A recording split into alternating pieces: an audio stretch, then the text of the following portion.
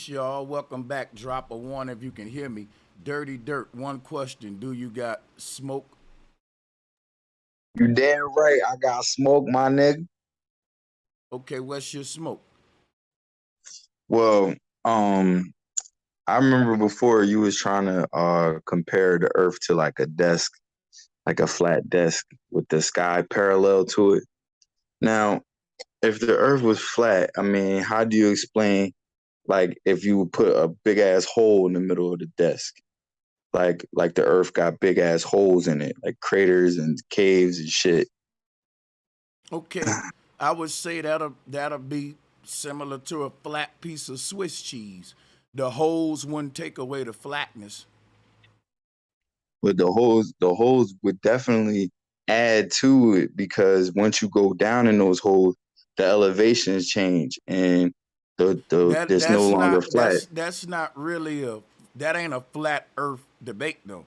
That's a It's a hologram that debate hold though. It's on a hologram. that's a what's under the ground and digging and all that debate. We talking about the horizon line when we debate flat Earth and globe Earth, and we ain't really talking about what under the ground and all that. Now, let's somebody want to make a globe Earth argument for volcanoes or lava tunnels, then we can go underground with it. But as far as holes in the ground, that I mean, that don't really prove globe or flat. Just to be honest, Well, only because only reason why I'm saying that the holes bring interest to it is because they add a different shape to things too. Because some of those caverns go down in all different shapes and like levelness. well then that would be a flat cavern versus round cavern debate. We talking about the Earth Well, though. I'm saying there's some places there you could be upside down, and the only way you would know is you upside down is because your blood is heavier than the air. Well, that's a So, upside down debate. Still ain't a but flat Earth globe Earth debate. it is, but I'm saying just the debate of it being flat and stationary. I think that's the points that I'm trying to say. The shit ain't flat and the shit ain't stationary because of holes and like even if you took all the water out, all that shit still wouldn't be flat. It'd be big ass valleys and shit down in there. Like that shit got slopes and inclines. Like how can you say that's That's flat? called a flat versus round under the ocean debate. I don't know if you know what flat Earth versus globe Earth debate mean. I've been doing these debates for a long time, and I'm telling I'm you, not wait a saying minute, it's brother, either wait a one. minute. I'm just telling you the stuff you bringing up that ain't that ain't what I deal with in a flat Earth and globe Earth debate. In a flat Earth and globe Earth debate, we deal with spherical geometry. We deal with the horizon line, levels, compasses, plumb bobs. We go out. It gets technical. It goes into the field. We deal with shooting azimuths. Like I'm when a person like what you doing. That's like I've been debating a long time. Flat Earth versus globe. I wouldn't really say that's really a flat Earth globe debate what you having right now. Now I can show you some globe earthers that can show you how it's done. That can come up here and get the flat Earth globe Earth shit rolling, right? But what you doing, that ain't it, man. I'm talking about I done debated the big time globalists from red rhetoric to the big time people who, and it's very technical. It's very what you doing. I'm impressed though. It's cute. It's cute though. I like your effort, man. I can't lie. I'm talking I'm talking about how I was talking about the levels. Levels do change. Like and the level change based on like pressurization. Because yo, because like air, the higher up in the air you are, the less air pressure it is up there and shit. And then that shit has an effect on the way we view gravity and shit like that. Like how you explain gravity then? If you that has to be something that I don't um explain gravity. I let the globalists do that. I know. Well, only reason why we feel gravity is because our blood is heavier than the air. If our blood was lighter than the air, we'd be able to be upside down and wouldn't feel the change in the way our blood is running. But we do feel that. So we not upside down on no point on earth because we would know. But the inclines and declines is what takes away the flatness. That's the only point I'm trying to make. Anybody got something else for that?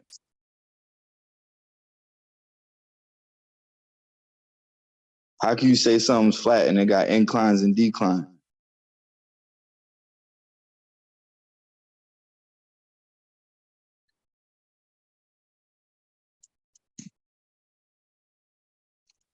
You hear me? My bad. I'm still here. I just stepped away from the mic, but I can hear your question. So I answer you right now, right? I'm gonna answer you right now. I'm gonna get 2 sheets of paper. Okay. Inclines, declines. Now these sheets of paper are flat. They're flat. Now I'm gonna incline one of them, and I'm gonna decline the other one. Incline, decline. Both of the walls of the pyramid are flat, but they're just slanted. See, this is a flat, look at this like a flat wall. It's flat. No matter if I slant it this way or slant it that way or incline it that way or decline it that way, that's a flat wall, man. You just So y'all slant, you still just saying? wait. You're just slanting the flat sheet of paper. Wait a minute, brother, I'm not through. You asked the question, I answered. Now, I want to ask you a question before I retire the mic. Well, a couple questions, and I'm going to challenge you and see if you can do this. I want to know if you can just answer yes or no, because I swear I'm not going to ask you no deep questions. The question is this sheet of paper flat? Yes. Now, I got another question. Is it still flat? I mean, yes, but you changed the Okay, incline, you said decline. yes or no. It was a yes or no question. I know I'm changing the incline and decline. I just said that incline. I just did that. So So you saying that no, flat hold up. Earth No. and globe Earth the same? What I was saying was you failed the test. All you had to do was answer yes or no, and you couldn't do that. You couldn't do that. I said, is it flat? You said yes. You did it the first time. Second time, is it flat? You went into a bunch of stuff we didn't need. I was challenging you, just yes or no. I said that before I even went into it. You couldn't even do that. All of that ain't necessary what you doing, because the answer is yes, it's still flat. And like you said, I just changed the angle, incline, decline. End of story. I answered your question. There should be no more fucking mystery or nothing like that. It was very simple how I did this with the paper. So we can move on to the next thing now. Because if you still stuck on that right there, bro, that's crazy when we just So you just agreed moved it's it. So still. you agreeing that it moves? You agreeing that the Earth moves and it's not stationary? I didn't say that the earth moved. Where did you get that from? I just said, for example, right? When you in the South, the ground is lower. When you traveling from the East America to the West, you actually raising in elevation. Because in Utah, you up high as fuck. You can feel your ears popping. But if you driving in the car, you don't feel the inclination because it's a very small inclination. It'll be like me doing the paper like this. And over Now that you feel long it from the ride. pressure.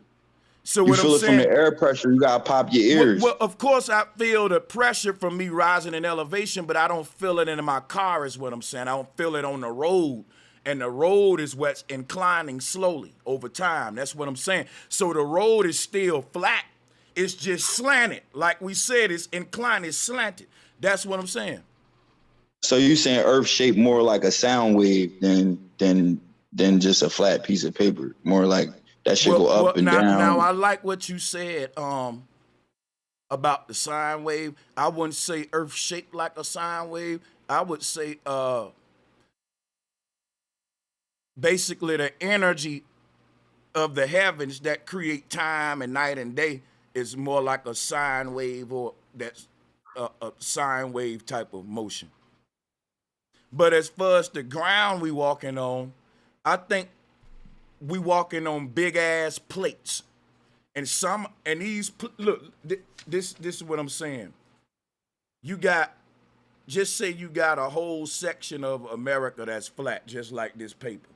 But then if you drive thousands of miles, right, the road right here start to incline a bit. But you don't know it, because that's what I'm saying. These are flat, they call them plate tectonics. But the reason they call them plates is because each plate is flat. It's just, it can be slanted, boom, boom, boom. I ain't saying that there's no inclinations and declinations in a lot of these uh, on our surface of the earth. Because like I'm saying, when you driving from east to west, you definitely you raising in altitude. I'm just showing you how it's still a flat. And when you going north, you raising altitude going north. Mm-hmm. And south, you lower in altitude, but then you raise up again, because I know there's some mountains down there in like Mexico, down in like Central America and shit. They got some pretty big mountains. It's probably bigger than the mountains that's across the North America, like Canada and shit. But like I said, you know what I'm saying? This is, I don't know. My smoke is all right. So all right, here's some other shit that I've been thinking about. So I was reading, I'll be hearing people talk about like Genesis and the Bible and stuff like that. So it talk about how God made man in the image of him. So I was looking in the dictionary what exactly is what image means. So image mean like a reflection, like a picture or something, a thought. So that kind of confirms us living in some kind of computer simulation, because we was created in the thought of God, or it means God is man. I mean, I'm willing to debate that man created everything here that we know of through the manipulation of whatever. He figured out how to do this, how to, I don't know, make this reality through the image, the reflection. You think like, all right, go ahead. My bad. I'm just rambling. Yeah, so I was just gonna say to Eugene, Gaston, and to Joshua, how you brothers doing? I'm good, boss man. How you doing, bro? Yes. I can't complain. What brings you brothers here today? Thank you for coming, by the way. I actually had a question I wanted to ask you about a video. Seeing if you've seen this video called it was a commercial actually by Hennessy called the Picards, the Picards, I Where believe, they something went like up that. into the waters above. Yes, sir. Yeah, I was just wondering what your thoughts was on that, and how, because you know it really was about his son and entering the water and all that, but the way they switched the imagery, it made it look like he was piercing the waters above, like you said, versus switching the angles to his son going down into the water. They made it look like he was going up into the water. And then I remember you touching on the eyeball, and also in that commercial they show the eyeball for like a second. The eyeball was like the earth, and then it was like his ship was leaving the eyeball with like the sun behind the eyeball. it was crazy imagery for sure. I just want to know what your thoughts on that, if you've seen that or not, but you obviously have. Yeah. Well, it's exactly everything I've been teaching as far as the waters above, and they just showing you in the commercial. You know, um, if I was to play the commercial for the people, you know, they'll say, "Damn, this is what he teach about." I mean, yeah, that's basically, I don't really know what else I can tell people. Like a lot of folks say, "Hey man, what you think about this movie that came out where they saying exactly what you was saying about this?" And it's like that's confirmation what I'm telling you. Like You know what I'm saying? And I always say that the movies come out with this shit later, the commercials do it and all that stuff. So Right. So I you just think yeah. you think that there's people, let's say, because I remember a few days ago we was touching on the way that they're giving us this disinformation. Do you think there's people out there like Hennessy who got people in the background who don't mind kind of showing in a subliminal way, kind of how they did in that commercial? You know how to. You think there's not so evil people who know things that That's you know? not, that commercial wasn't for you or me. That commercial's for them.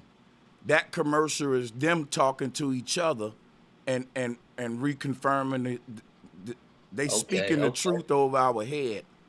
If I crack mama and daddy's sex code, I don't think daddy wanted to leak me that information. I think right. that I see.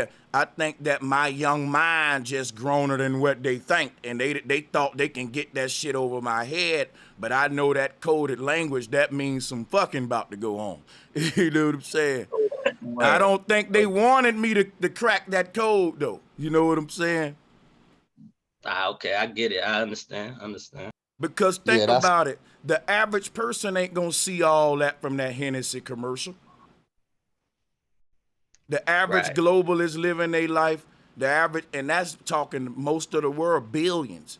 It's only a few of us that's gonna be like, oh, that's the waters above and shit like that. The rest of the world, man, most of like 90 some percent, it's just another commercial for them, man. It's just some water in a commercial with a dude going up there. Dope commercial. You know what I'm saying? We can see the symbols in it. See, the average person thinking whoever designed that Hennessy commercial, that was so creative. Who would have thought to put water in the sky? They never saw a Hebrew cosmos. They never saw a Mesopotamian cosmos. They think these guys creative. And I'm like, man, that's the waters above in the flat earth model. The flat earth, what? The waters where? Bro, pass the Hennessy. You tripping, man. It's just a good commercial, Sanchez. You see what I'm saying? You Yeah, you could yeah. sail a boat west in the Pacific Ocean and go back in time, technically. If you take a boat and go west in Hawaii and keep going west, you go past the international date line. So technically you go back in time.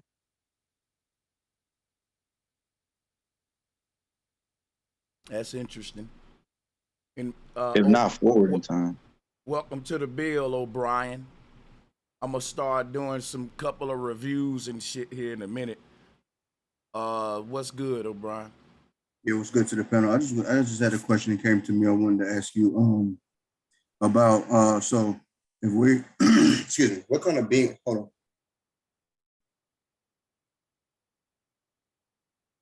He muted himself. All right. Well, what kind of beings will we be then if this is a flat earth, but it's a torus field? We wouldn't be necessarily human beings, right? Because that would mean that the earth was sometimes it made me feel like it had to be like the earth had to be round for us to be full human beings. So that means that when we be God, when we be God and all the conflict in the world is God just having conflict with himself, which is what we call like the devil. But we are like God because what I kind of think, beings on this yeah, flat earth? I think, and I wouldn't go into flat earth or globe earth with this conversation. Again, sometimes we go into the shape of the earth with a conversation that don't require it. This more of a spiritual bill about who we are and what they are. You know what I'm saying? I ain't even gonna put the shape of the earth in my answer to you. I'm just finna answer you right there on that, because the thing what I see in the world is this. I think that evil is disease. I think that the creator of this whole thing has to cancel out all probabilities. And that one of the probabilities it had to cancel out, it had to create sickness, disease. That was a probability. So at the same time, every time the creator go to cancel out a probability, is is probabilities within that one to cancel out. For example, when the creators say, well, look, I gotta manifest disease because that's a probability and we doing the process of elimination. So when the creators manifested a universe with disease in it, then the creator had to cancel out the probability of, can I heal disease or cure disease? So now the creator became the demiurge, which is, I'm going to get myself sick so I can learn the nature of sickness and experience sickness. And then I'm going to learn the nature of healing. And that's a whole lesson that this whole world is about, healing and sickness. And all of the gods in this world were healers, and people, and they were giving people sicknesses and plagues. This whole world is about the natural environment versus the non-natural environment, and that's the sick environment versus the non-sick environment. And what polarity is in this universe is your ability to heal yourself spiritually so that you can break free from this simulation. And if you can't heal yourself spiritually, you have to stay here, which is to say that God didn't cancel out the probability that I mentioned earlier, because God got itself sick. That's the easy part. It's easy to get in trouble, but hard to get out of it. Now God got to literally become a savior. God got to become a healer to cancel out the last part of that probability where God went to explore this thing called sickness and healing. That also plays out as ignorance and knowledge, because part of sickness and illness is mentally, physically, and spiritually. So God got to conquer all the illnesses that it actually manifested in this test realm under Saturn. And each being God must cure the sickness that they was born with as an initiation to get out the test. God got to cancel out that probability, and God is manifested in each and every last being, which is what awakening is. It's healing. It's healing. So it no matter how many incarnations it takes God into its creation, for each individual God to master this thing, that's the journey, in my opinion. And there will be many more. An initiation to basically be God, like the Kabbalah. Yeah. Yeah, we definitely are a very advanced, high power than what we think. We think God is this we say God is this all knowing, all healing, all working, just none sleeping being. Have you ever thought about the divine intelligence inside of your body? That if you cut yourself, it's going to start healing. And then you don't have to teach your body how to do that. Your body got an intelligence that your fucking body's smarter than you, because you're not your body. Your body do things every day that if I was trying to explain it to you, you wouldn't even comprehend it. There's an intelligence inside of you that's beyond anything you can fucking imagine. It's the same intelligence that knows when you put a seed in the ground to turn it to an orange versus a watermelon or an apple or a pear. And you ain't got to teach the ground that nor the seed that. This intelligence is already inside of everything, and the thing that is inside of has to wake up in self-discovery to unlock the divine wisdom that's already there. This is not learning, this is awakening. It's sound. Sound is it. Sound is the key. I think sound and vibration is what make a lot of people move and make people understand, and like through language and through everything. Like sound is everything.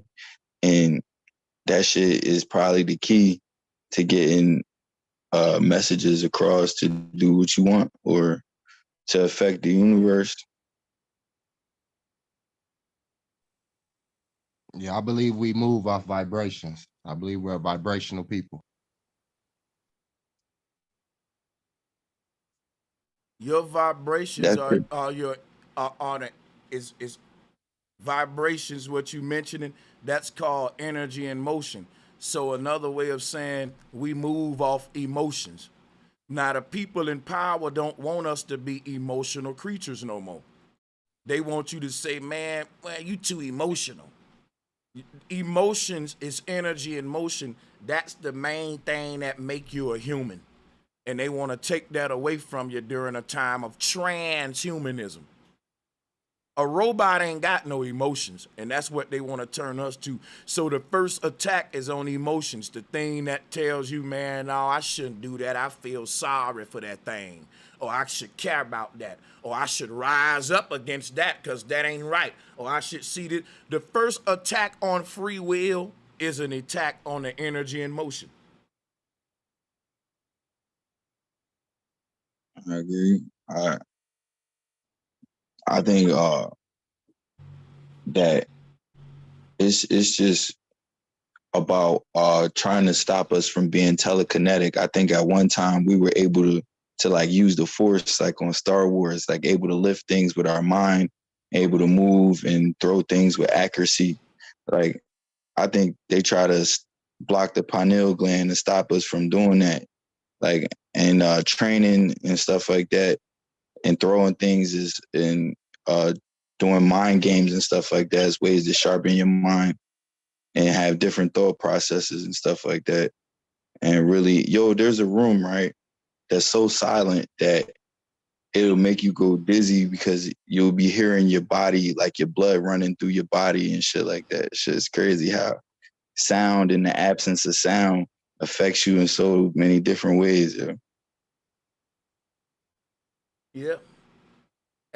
Hey guys, let me get in the chat room and holler at y'all. Salutes to the people on the panel. Hey, what do you guys want to do? Are y'all ready for the video reactions and reviews? Drop a 1.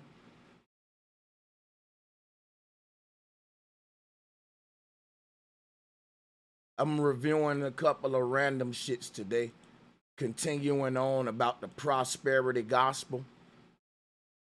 And I wanted to point out, how many of y'all ever heard of a YouTuber by the name of Nino Brown? Grapes, drop a bomb for him. Up, the bomb didn't come out. Becky must be like, nah, fuck that. I'm just... That's the dude with the crown on his head. He look like a king or something. Yeah. Yeah, no. He be like, Jesus. Hey, Grapes. He named himself after a pimp, murderer, and drug dealer called Nino Brown, but he's preaching the gospel and the Bible. Hey, Sanchez, I got some smoke with you, man. You know what? Hold on about, well, you know what? Come on with your smoke, because I was about to get it. I really hope you slowly not turn into Uncle Ruckus, man. I really am, is Uncle Ruckus? You know who Uncle Ruckus is. You already watched the Boondocks. Fuck? But listen, why would you hope such a thing? I'm just saying, you say a lot of things that be down in black people. I'd be like, man. Tell me one of those things. Just one. You be saying like, this motherfucker's just ignorant niggas. Like you be sounding like Uncle Ruckus. Now, can I ask you something? This niggas, the white man is this, the white man is that, the white man is that. Now let me ask you something.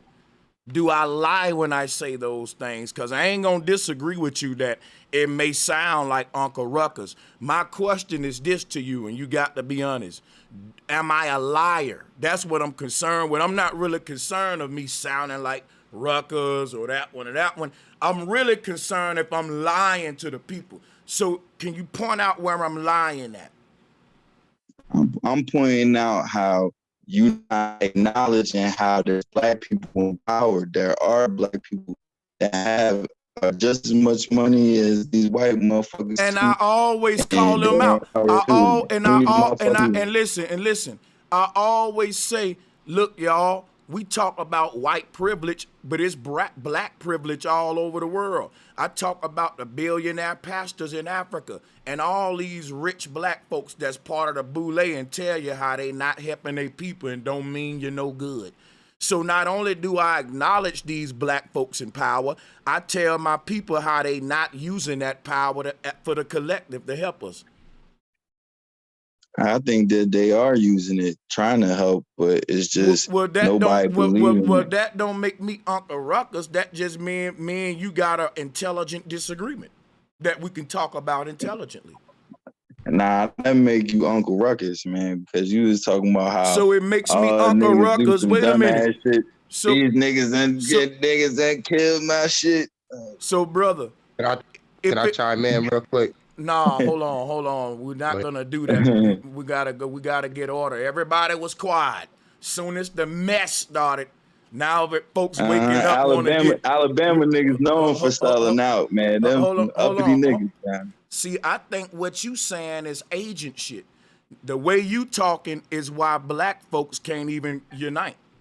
If you ask me, the same shit people saying about me, they saying about Charleston White, and he's not from Alabama. Guess what niggas is doing? We're speaking out against the part of our culture that's a cancer. And it's niggas like you that's scared to do it. See, it's niggas like you that'll see these. Nah, brother, it's my turn to talk. I'm gonna let you get it. It's niggas like you that'll see these young boys self-destructing on demon time and call a nigga like me a coon for saying, look at all them young dumb niggas throwing their life away.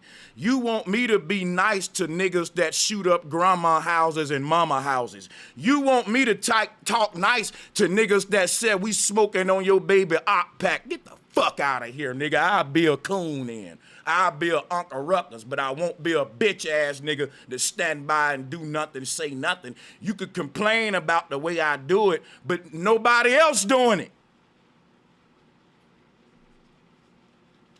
Yeah, Charleston White trying to do it. I mean, man, why did you let that? Don't let him distract. I just brought him up to make a point. Don't go on a Charleston White thing. Just don't miss the point, brother, that I just brought up. The point is we need more brothers. The point is you being divisive with all that Alabama nigga, Georgia nigga, New York nigga shit. It's niggas like you why our people can't unite. Because when we come together with a disagreement, you sound ignorant and foolish. And then when I point it out, you say I'm a damn Uncle Ruckus for saying the way you talking is some foolish street ignorant shit. And that's why we can't unite, because a nigga saying fuck them New York niggas, fuck them LA niggas, you Alabama niggas, you Georgia niggas. I thought we all was black brothers and sisters. Don't identify me by the state that a white man control. First, have that much respect for your black brother. You trying to check me about black people when the way you coming at me is clearly the problem, brother. Yeah, I'm just trying to kick the horse. And laughing about it. It's a joke to him. So I'm gonna be Uncle Ruckus too. Go ahead, Eugene. So Huey P. Newton, the Uncle Ruckus too. Huey P. Newton, nah. I'm from Chicago, fam. So it's a lot of ignorance that's going on in the community. So for you to say when somebody speaks out on the ignorance that's going on, how that make them an Uncle Ruckus? Because it's just the way he be saying, like, black niggas don't be winning. Nigga, we be winning, dog. Hey, nigga, when I don't wait. I don't never say black niggas don't be winning. I don't even talk like that. I point out the niggas that ain't winning and I roast their ass. The niggas that are winning, they be right there with me, laughing with me.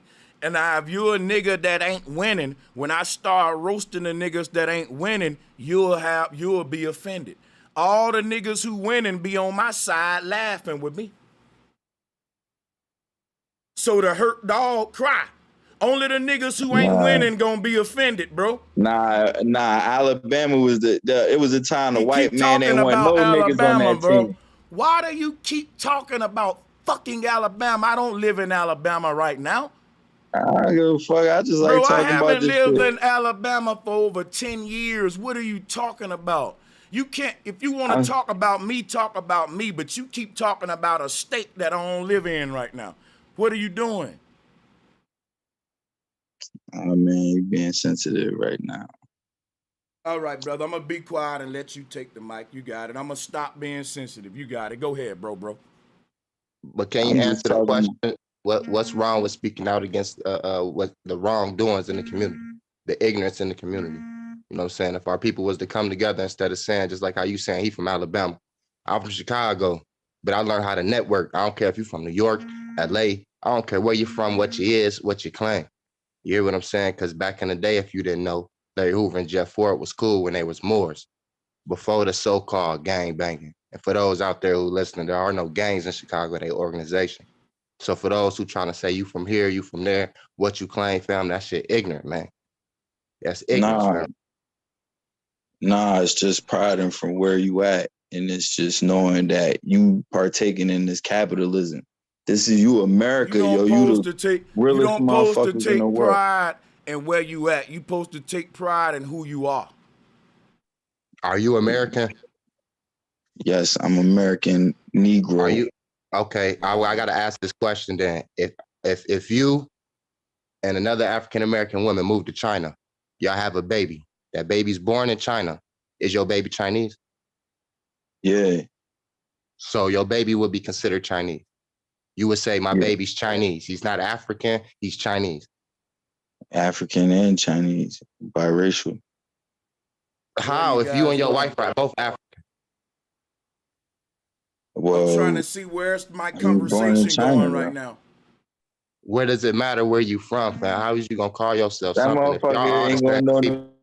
All right, I'm gonna go to the If next y'all are person. the same people, if y'all are the same, Hey, Eugene, can you explain to my audience what's your point and where you're going with the conversation? We're confused. my bad. It don't matter where you from. You say you was born here, born there. If you the same people, you gotta learn to come together, man. All that where you from and what set you claiming, fam, that is ignorance, man. Learn to Yeah, come I together agree. as a people. Say I'm from everywhere. I'm not saying you from everywhere. I'm just saying you got people from everywhere, man. You got to look at our people like you say you sound like you might listen to rap, right? So Pac told us we got to look at each other as we brothers, right? Instead of just saying, "Oh, this nigga from Alabama, this nigga from here." Instead of looking at like, "Oh, this my brother who grew up from here." Because I got family. Me and my brothers didn't grow up in the same state. So if I'm supposed to say, "Oh, my brother from he from Ohio," so I shouldn't rock with him because I'm from Chicago. How that sound? I mean, maybe that brotherly love shit was the reason why the white man got the upper hand. You know what I'm saying? Try to be all friendly and shit, and was able to get food Now I back ain't in saying being history and friendly to shit. them. I'm saying to each other, to ours, to the ones who's righteous. Right. You know what I'm saying? Not the ones if you see ignorance, like he was saying, if you see ignorance, you point that out. So those who are righteous can see it and they can peep Trust me. game. Oh, he ain't righteous. But I So, can then agree, yo. There is a racist element in our society in America. I can agree with that. That's that there is one. Yo, there was a guy that got hung in Pennsylvania like a month ago, yo. And they said it's a suicide. That shit was fucked Hey, up. hey, but see, it still don't make me a Uncle Ruckus, and I'm sorry that happened. That's all. See, what I would do, I would say, what are the niggas in Philadelphia that's supposed to be tough and so gangster, and why they didn't retaliate for that black man? Now, when I go to talking like that, niggas would be like, bro, Sanchez hate his people here, Uncle Ruckus. But in my mind, that's some real shit. That's the type shit that get me called a Uncle Ruckus. See what he just said? What I would say, I'd be like, see, man, black people ain't shit. Cause ain't nobody Mhm. retaliated for that man in Philadelphia but them niggas killing each other and pulling up on each other. And see, that'll get me called a Uncle Ruckus when I say some real shit like that. But Hey, that if the shoe fits, I'm just wear it. showing Huh? you what happens though. And if that's what's gonna get me called a Uncle Ruckus, bro, I'm a Uncle Ruckus. Shit, I'm gonna drop a bomb for Uncle Ruckus if he's saying real shit like that. Real talk. Yeah, I Real heard that. talk. Yeah, That's and like shit. somebody, yeah. We got white Nobody, bitches and all that. We got white bitches and all that. folks will call you a coon, Uncle Ruckus just cause they can't call you a liar. Now everything I just said was the truth. But Hey, look, since Sanchez. nobody won't be able to say, well, you're a liar, they'll say, well, you're a coon. You don't put, you know what I'm saying? That's all that is. Yeah. Yo, Sanchez, you got the white bitches in the back dropping the bombs and all that, my nigga. Hey, brother, grow up. It's just a fucking it's just a computer button. Becky is a fucking stream deck, my dude. And somebody made this for me. A black man made this shit for me. Let me drop a bomb for him. Yeah, he likes snow bunnies too. We all like them, nigga. Don't hate. You know what's crazy, bro? I got about 10 Bro, white bitches right now, nigga. you know what's crazy though? But the black man that made this is with a black woman, to my understanding. I'm gonna have to ask him. But my thing is, it ain't a matter of sexuality and who men like though. Like, why did we go from intelligence to sexuality? You know what I'm saying? I think that's, bro, this is crazy. But anyway. I'm talking about females, dog. What you talking about? Okay. Talking about snow bunnies, bro. But I don't want to talk about snow You bunnies. like it, these snow bunnies. You like snow bunny? But whether I do or don't, my audience don't care is what I'm telling you. Okay, I like snow bunnies. I like all kind of women. Now what, bro? I'm a grown man. That's a childish Me conversation. too, motherfucker. Shit. That's a It's some childish badass snow conversation. bunny. Yeah, man. Like, this is a very advanced, intelligent channel. If I go to talking about what kind of women I like and shit, folks will go to yawn and like, bro, we don't care about your dick. What up with them symbols, though? I'm just fucking with you, bro. I know it. Yeah. I'm just fucking letting you know, though, Lido. Go ahead. Hey, salutes to the people on the panel, to the people joining the call. What's good? Yo, Grand Rising, everybody. Much love, much respect, bro. Sanchez. Much love and respect to everybody in the panel, everybody in the chat. Real quick, my brother, I got a little friendly smoke for you. You know what I mean? Salutes to everybody, and yeah, for sure, OG. Yeah, last night you was talking about, I agree with the Pan-African movement. You know, you're talking about the Aboriginal movement being a part of, the chaos and confusion. I feel like part of mainly the Aboriginal community is ones that's going against the lie of the out of Africa theory and all that bullshit. And basically that we were born here in America and we're American bred. That's the part of the Aboriginal community that I feel like is genuine. You know what I mean? And I don't see that part working for the system. Well, then my shit won't apply to them then. That's that simple. Then it won't apply to them. Because one thing you agree with is that there are agents in every group, even Flat Power. We just don't know who they are. So when I go to showing the people what to look for in these groups, including the Aboriginal groups, it don't mean I'm calling all Aboriginals out. I fuck with the Aboriginals and shit. Consider myself one if I had to choose between any of these identities. But yeah. Yeah, and that was my biggest thing, because I figured like part of the Aboriginal, I mean, we standing on the truth that, we did our genealogy or whatever. You talk to our grandparents or whatever, And that's not what I'm going against. None of that. My whole thing about my shit about the Aboriginals, OG, was anybody that's promoting the worship of Quetzalcoatl ain't doing that, but doing the same shit the Pan Africans doing. That's Pan. That's Aten. Yes, sir. You know what I'm saying? Yeah. And that's all I wanted to talk about, my brother. You know what I mean? And one way we promote the worship of Quetzalcoatl is with the wearing of feathers. But that don't mean that everybody who wear feathers are that. We deep, man. We deep with the knowledge. So a lot of folks wear these feathers. They don't know all this shit, but that's all. But yeah, you got it. Yeah, much respect. That was my friendly smoke, because I much respect to you and the platform and us free thinkers. You know what I mean? So much respect. But that's all I wanted to highlight. And salutes to the Aboriginals that's keeping their feet on the Pan-African necks and promoting just that truth and that truth only and not the mythology.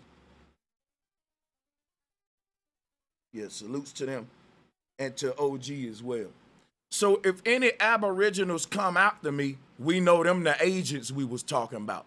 Cause all the aboriginals ought to be like, yeah, brother Sanchez, appreciate that. That's gonna get them infiltrators up out our group. But if a Yes, nigga sir. come out getting mad at me for that, then he must be the infiltrator. So y'all be on the lookout for whoever come out to Sanchez for dropping the truth about Quetzalcoatl in the aboriginal community. Good evening, bro Sanchez. Good evening to everybody on the call. Thank you for joining. You got it, brother. Oh, I noticed you guys was talking about flat Earth, man.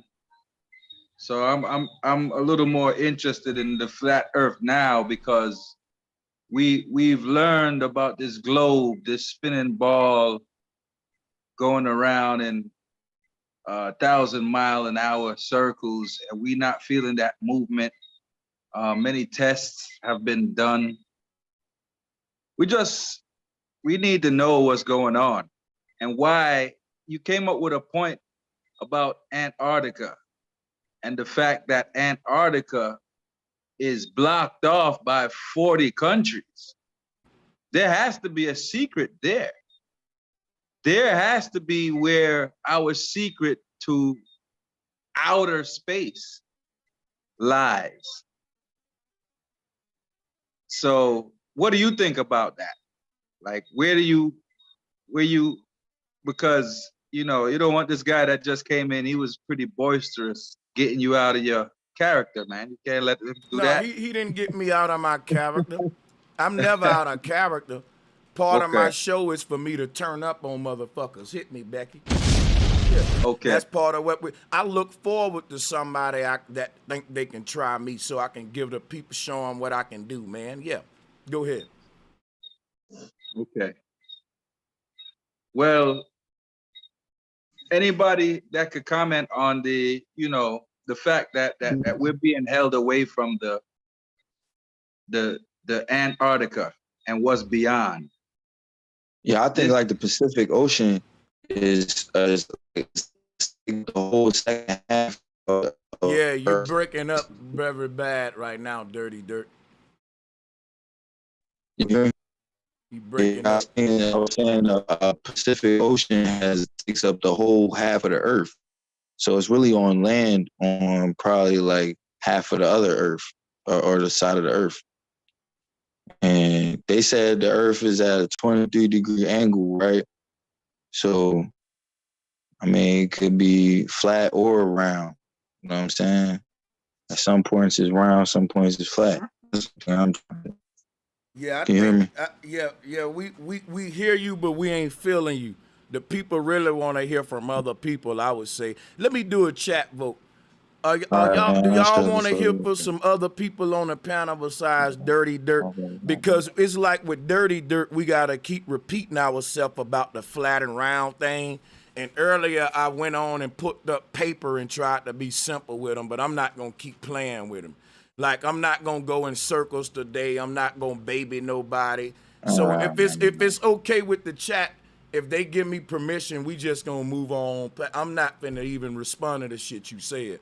I'm going to just let the next person go because I don't want to keep repeating myself to you with this sheet of paper, man. Like, I made it simple, bro. But anyway, yeah, give me ones if I can move on, y'all. Twos if I got to pull out my paper again. So you said flat is round, basically. Brother, It's the same I'm tired thing. of explaining it. I'm tired of Same explaining. thing. We aced that. We talked about inclination and declination. I brought the paper out. Like, we aced that, bro. Why we going back there? I thought we was together on that. I ain't finna keep playing with paper like this, man. Like, it's simple. I wasn't talking about paper. I'm talking about the ocean. I'm talking about the Pacific Ocean. I'm not. I talking about the don't even ocean. want to. Look here. It's called sea level, man. Go figure. Sea level, brother. Sea level, brother. Level. I got a question real The quick. ocean go up and down. Okay, brother. You right. That's what a waterfall do, brother. That's what I'm trying to tell you. It ain't flat, motherfucker. You know what? You're right, brother. Let's let Quaworks go, y'all. Let's let Quaworks get exactly. the I win. Yeah, I win. He can't stop talking. He can't stop talking. I told him he won, bro. Chill. Let Quaworks go. This man is fucking crazy. Quaworks, you got it.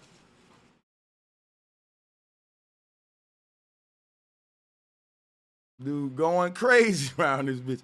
Quaworks, you got it. You got to unmute your mic. All right. Anybody else want it? All Big right. ass Mexican. All right. You don't think Hey, y'all, this dude, Dirty Dirt, his pussy is really hurt right now. His little vagina bleeding right now, boy. That nigga panties all in his cooch right now.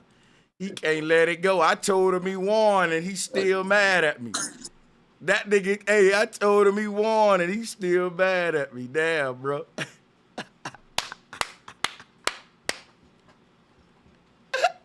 We know he mad right now and aggravated, and I'm getting paid to do this, and I don't take it serious. But when I see a serious brother that's a hater, it do get funny though, man. Let's hit the laugh button on that clown. I'll knock you out, boy. I'll knock you out. Hey, come on, let's pass the mic, boy, man, for real. Don't take this shit too serious, Dirty Dirt. I love you, man. Moi. Go ahead, Yeah, let's pass the mic, bro. You can't get me mad, man. This shit is just a job to me. Go ahead, guys. My name is Quay, not Quan, by the way. Anyway, I had a question. I don't know if it's off topic and all that, but I wanted to say, you know how we be decoding and watching about like how all these celebrities and all that, they be down with like, you know, like the boule and all that type of shit. I'm trying to figure out, like, since we've been talking about like Christ and all that and Jesus, I'm trying to figure out, do they got the knowledge that we need to know, minus all of the weird shit they be doing, like the sacrificing and all that? Like, do they got the knowledge we need to know, or should we just avoid all of that? Because I'm really just trying to figure that shit out, man. Sacrificing, doing evil things, causing torture to children and babies, all of that is because they know the knowledge of karma, which is the knowledge of ascension and descension. Good karma will allow you to escape this earth and move forward and move on. Bad karma will keep you here. So these people do a lot of bad things, sacrificing, animal sacrifice, because they rich as fuck and they trying to stay on the earth. When they die, they don't want to go to another level. They ain't trying to be good and go to the next land. Their heaven is here. And if they want to anchor themselves here spiritually, they got to kill shit. They got to do wrong. Like, that's the opposite of what we trying to do. We trying to do right so we can move on. They have to kill things. They have to kill. Doing wrong is what keep you stuck here. And that, to me, I think, in a nutshell, a lot of the evil they do in sacrifices is just to buy them time. Because the more wrong you do, is like the more prison time you get. Like, you ever saw somebody they go to prison and they start running the prison. Like, they the man up in the prison. But it's time for them to get out, though. So what they'll do, they'll get in trouble on purpose because they ain't ready to get out. They don't want to go home because when they go home, they just another nigga. But in the prison, they the fucking OG. They run in the yard. So them type of niggas will do wrong on purpose just to get more time. They heaven is in jail. They nobody in the world. So they will do more time. They'll just beat a nigga up for no reason. Just because, man, I need to add some more time on my shit. I'm getting too close to getting out. So that's the way these people doing with that beating up, sacrificing animals. That I kind of look at it like that. But, you know, I don't know everything. That's just what my research make sense out of this bizarre behavior and ritualistic behavior. But go ahead.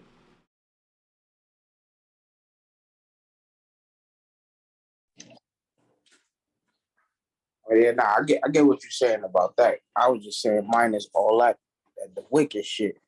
Like, do they got some knowledge? You know what I'm saying? Some knowledge that could benefit I just the told regular you. people of the world. Why would you say minus all that? When I just literally gave you the knowledge of ascension and descension. And this is why I say, man, I don't think my people really gonna be able to compete like on these levels. Because the knowledge don't have nothing to do with what the knowledge. The knowledge is knowledge, but knowledge is power. Knowledge is power. I'm asking you a question. I'm asking you a question real quick. Ain't knowledge power? Knowledge applied is power. Yeah. Okay, I can do that. So I'm saying they applying the knowledge of ascension and descension, because what they know, because the root word of knowledge is know. What they know is just the bad, the worst shit you do, the longer you're going to stay on this earth. And what I know is that they want to stay on this earth long. So to me, I put 2 and 2 together. And I get rid of all the spookism and some high knowledge. They just trying to stay on the earth. So I try to simplify it. I don't think these guys are smart as what we fucking think. It's simple. The Hindu said the more evil shit you do, the more time that you gotta serve in this underworld. These people don't want to leave here, and they do a lot of evil shit. Put 2 and 2 together. Put that, like, I can't do the critical thinking for y'all all the time. It's right there. Think about what I just said. What they know about the afterlife is that if you do evil shit, especially to children, man, your karma, you ain't gonna be able to evolve to the next dimension of your evolution. They don't want to though. So that would explain why you would just kill a fucking innocent baby. Now somebody'll say, well, they get power from that. That gives them a turn on. That all this spooky stuff. Guess what I'm telling you? When folks try to go into the spiritual knowledge, what I do know about the spiritual knowledge is karma is real. And you can use the law of karma to your advantage if you don't want to leave the earth. Like if I was a rich ass person and I never wanted my spirit to go no further than the earth, I would pile up so much bad karma, and that would explain why rich people do a lot of evil shit. All I do is try to put 2 and 2 together, and I think I'm narrowing it down on the right track, but you don't gotta take my little explanation, but you ask me though. And that's all I can give you, but salutes to you.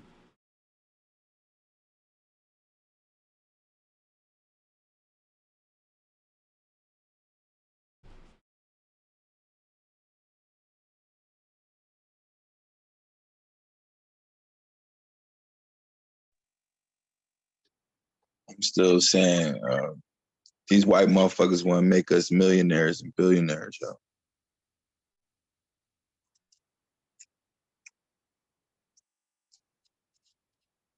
I can get that.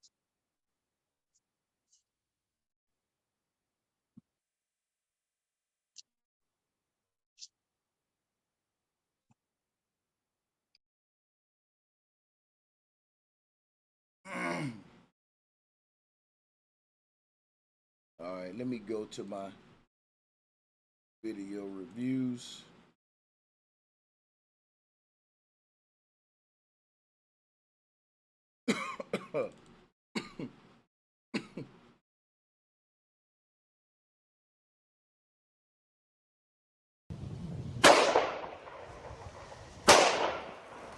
The greater the struggle, the harder life becomes, the more challenges you face. That's just the enemy challenging you. That's just the enemy letting you know that he sent signed assassins to kill you. And you gotta keep fighting. And the more you look back, and the more you look right and left, and you stop fighting, the enemy coming with them goddamn assassins, he gonna try to kill you. And guess what you gotta do? You gotta keep fighting. Yeah. You got to be strong. You got to be smart and wise and understand that you a winner and God chose you. Yeah, I and appreciate that's that why feedback, though, Will. the enemy coming, because he know your black. Hey, so now y'all was quiet, yo. Now I'm playing a video and y'all talking. You don't think I set up and it was so quiet. So I said, okay, I'm gonna go to the videos. And I said in my mind, if I hit play on this video and niggas start talking, that's gonna look a little suspicious.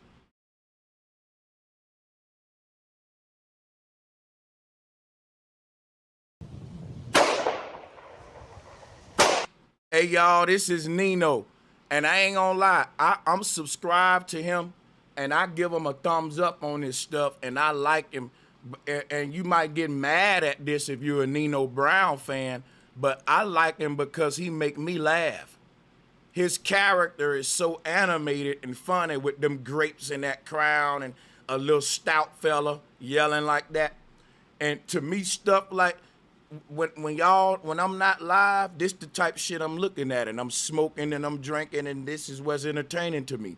And not only that, he say some things sometime that's actually motivational too. But overall, I ain't gonna cap. I'm subscribed to this nigga because his character is funny as shit to me. I'ma hit play on this shit, but the reason I'm hitting play on it is because I got a problem with his message though. Now, I'm gonna be honest with you. I'm a hypocrite sometimes, and I'm gonna call myself out on how I'm a hypocrite. I don't really pick on people that I fuck with and what I like. Like when I go in on these Christians and shit, I'll only pick on the Christians that I don't fuck with. I've been knowing Nino Brown say the same shit, but I like Nino Brown. I'm subscribed to him, and I like his energy and shit. It give me a good feeling to watch him. So what I'm gonna do today is keep it real, and I'm gonna call him out too. But I ain't gonna cap, I'm being biased. I'm gonna be more nicer than him, cause this my dude, man. I like this nigga. How can you not like a nigga named Nino Brown saying grapes? That's fucking Brandon. But what I don't like is with that Brandon, you're Nino Brown, but you preaching the Bible. Now that is a big ass hypocrisy when you think about it, right? But let's play this video, because in this video, this message is the shit I'm talking about. It's a placebo effect, and it's pacifying our people, and it's not really a overall good message. But he got other messages that I think is better than this one. So not everything he's saying I disagree with, but this is an example of what I be talking about how this Bible got our people messed up. The greater the struggle, the harder life becomes, the more challenges you face. That's just the enemy challenging you. That's just the enemy letting you know that he sent signed assassins to kill you. And you gotta keep fighting. And the more you look back, and the more you look right and left, and you stop fighting, the enemy coming with them goddamn assassins, he gonna try to kill you. And guess what you gotta do? You gotta keep fighting. You got to be strong. You got to be smart and wise and understand that you a winner, and God chose you. So one day when we get rid of the Bible, the enemy coming, this big ass monster gonna come out of the ground, probably be like a hologram dragon or some shit. Can y'all hear the video that I'm playing? I don't think they can hear it. That's nah. Bad.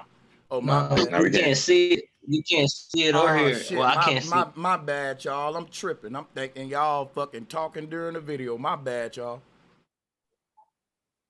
I'm gonna take it back for them, y'all. I think this is some fucking classic content. Now, I watch this shit and it's all fun and games when I'm watching it, but I gotta put the jokes aside and go and tell you the truth about this kind of message though. But we still gonna watch it though. This nigga here went in. You can't deny this nigga's energy though. the greater the struggle, the harder life becomes, the more challenges you face. That's just the enemy challenging you. That's just the enemy letting you know that he sent signed assassins to kill you. And you gotta keep fighting. And the more you look back, and the more you look right and left, and you stop fighting, the enemy coming with them goddamn assassins, he gonna try to kill you. And guess what you gotta do? You gotta keep fighting. You got to be strong. You got to be smart and wise and understand that you a winner, and God chose you, and that's why the enemy coming, because he know your blessing is great. Now that's the part I want to pause and talk about. I mean, is he lying? Well, let me talk about it, and I'm about to go into it. He said, well, God chose you. And that's why the enemy mad, because the enemy know your blessing coming. And the reason why you going through so much is because your blessing coming, and the enemy want to fuck with you. I totally think that's a lie, and I disagree with it, bro. I not only think it's a lie that I disagree with it, I think it's dangerous to teach it. Where shall I begin? Check this out. True. When you talk Run about, it. Let me hear it. I'm finna show you. I'm finna show you right now. Hear me out. Hold on. Let me mute it. Your monkey Let me mute everybody. Let me get this pussy dude dirty dirt up off of here. He the only nigga that can't be a man. Every man on here acting like a grown man and an adult, and he want to keep acting like a little child, cutting in, talking crazy to grown men. Now, if all of us was standing around like that and he did that, that nigga would be on the ground shaking like this, because I've been to hit that nigga in his mouth so fast, so hard, he'll be foaming at the mouth. He think I'm something to play with. And that's what I'm talking about. Little boys don't respect men. Guess what I learned about living in this world? You better respect everybody, man. Respect niggas. That's why I carry it the way I carry it on here and in real life. But a nigga like him is a little boy. All he need is a grown man like me to give him a good ass whipping, to humble him out, to make him mature up and quit playing with grown folks. You think I'm something to play with. Stop, man. Man, I know Relax, bro. kung fu. Stop, goddamn. Man, I know Just relax, man. Be a man. It's a bunch of men on here. We having a Keep your mature French toast. conversation. Bro, we having a mature conversation, and you keep cutting in like a little boy and shit with little name calling and jokes.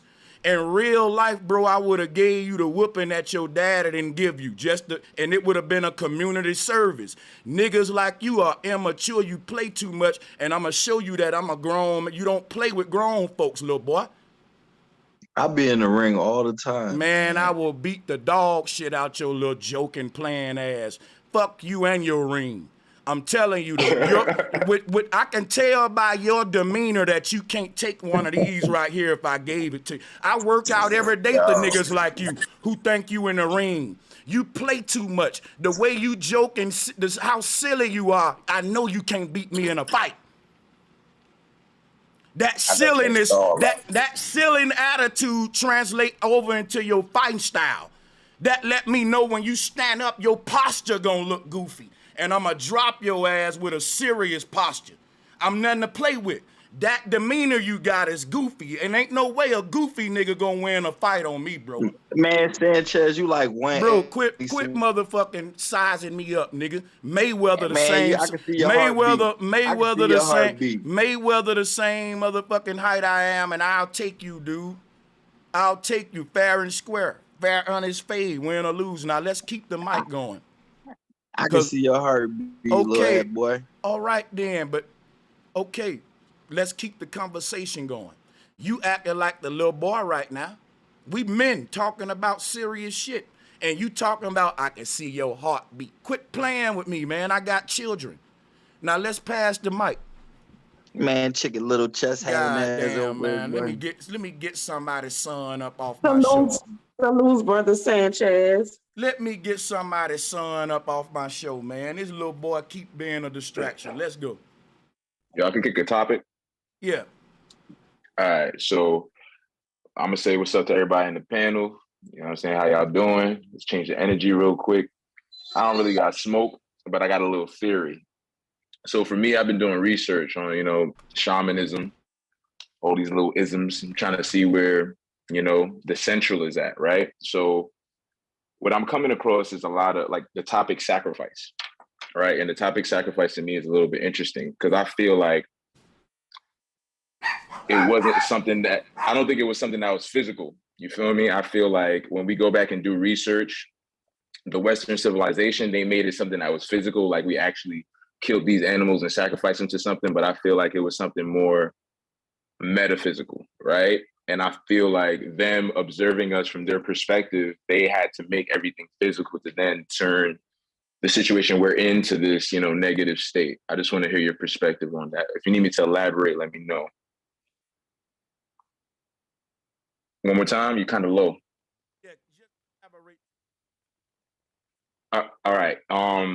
I feel like all right, when I'm reading my shamanism book and they're talking about these initiatory states or them going through their initiation, they sometimes, I feel like the Western civilization, when they're telling the story, they get stuck on the sacrifice part, like where they're sacrificing a goat, a horse, to ride the spirit up like an arrow and things like that, right?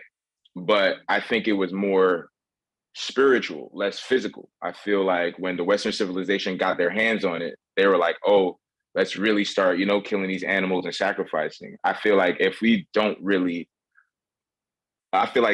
really eating the animals at a certain point, why were we sacrificing them? So I feel like the Western civilization has us now eating animals and then also believing that sacrificing is normal. Like, it's like desensitizing the people.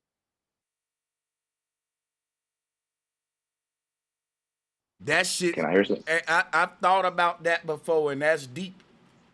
Yeah, I need that. That's what I'm trying to get to. The whole thing about us eating meat every day, and maybe it's the reason why we can't just die and go straight to Asgard. The Mayans even said, even the Egyptians, when they earlier in their teachings was saying it's a series of incarnations to undo all our karma and lifetimes. We just ain't gonna die and end up in the promised land. The Hindu said we're gonna have a couple of lifetimes because the karma that we building up. So like, can I tell you something? I'm sorry to cut you off. Yeah. Go ahead. No, go ahead.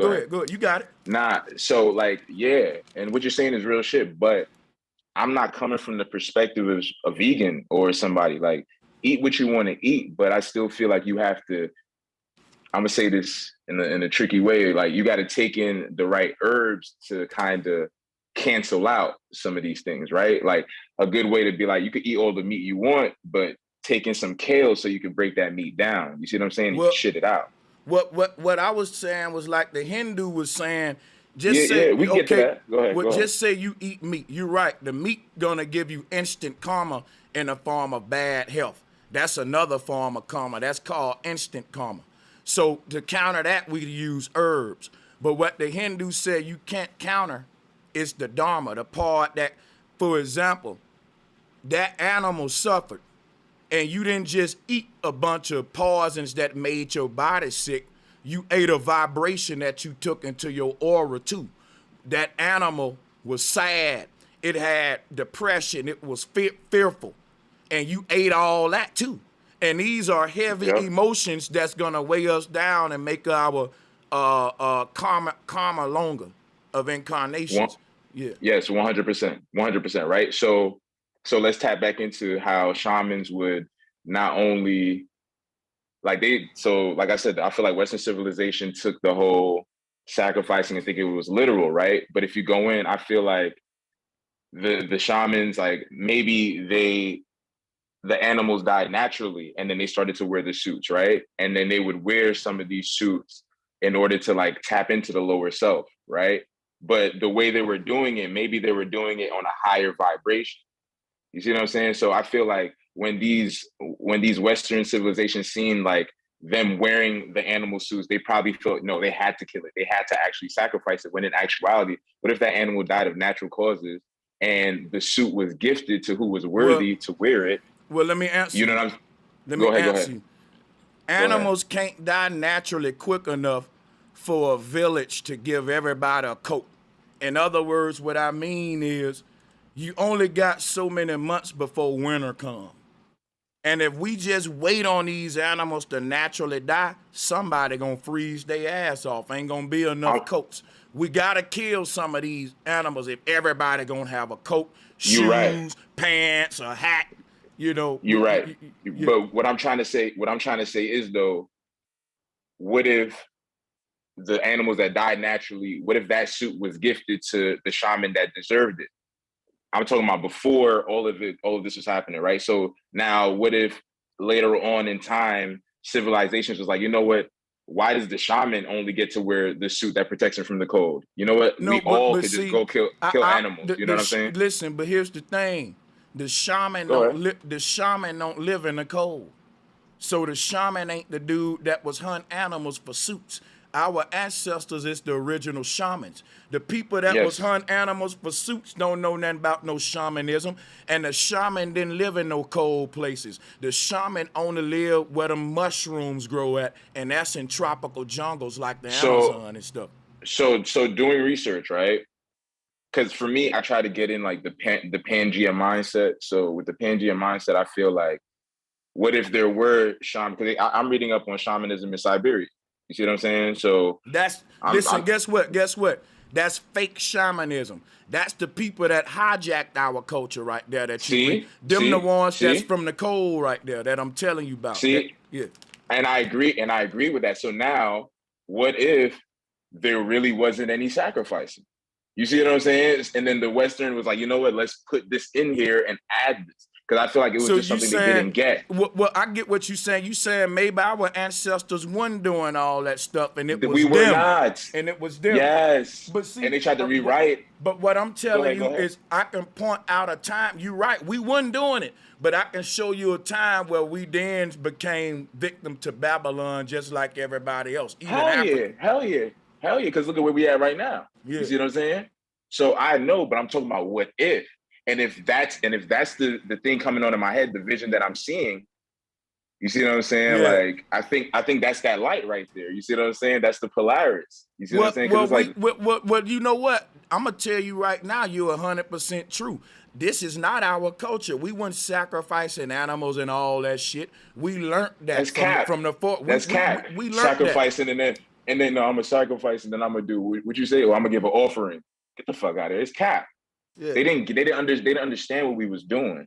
You see what I'm saying? So they had to rewrite it in this way. Because if you understand, they still don't understand. You see what I'm saying? And then when you compare that to Christianity and all the books that they write, it's like, wait, they really don't get this. So they have to make it, is this allegorical or is this physical? No, we understand the metaphysical, but they don't. You see what I'm saying? And when I'm talking and I want to be clear, when I'm talking I'm talking about those colonials that came over here with manifest destiny. Yeah, and I agree. I 100% agree with that. I feel like they totally didn't understand. And this is coming from a perspective of someone that I feel like I've seen, you know what I'm saying? I don't know what to call it. You could call it Garden of Eden, you could call it the heaven. I've seen what some of these places look like, and I've seen certain beings. So I'm coming from the perspective of like, yo, these people capping, but they really good at it. You know what I'm saying? It's like, they should get an award for it, and they really have awards for it. You see what I'm trying to say? The whole system is based off of like they really get awards for capping. So it's like, yeah, they do a good job at it, man. And we were never, you know, I don't want to say it like this, but we were never cappers, you know. Authenticity was always our thing, and that's why, you know, people like Brother Sanchez get so worked up, you know, because we'd really hurt somebody if we have to, but at the end of the day, it's like we can see through all the bullshit. That's all I gotta say, man. My name is Kyle. Holla at me. Hey, good shit, brother. That was a good bill, man. You're very intelligent, brother.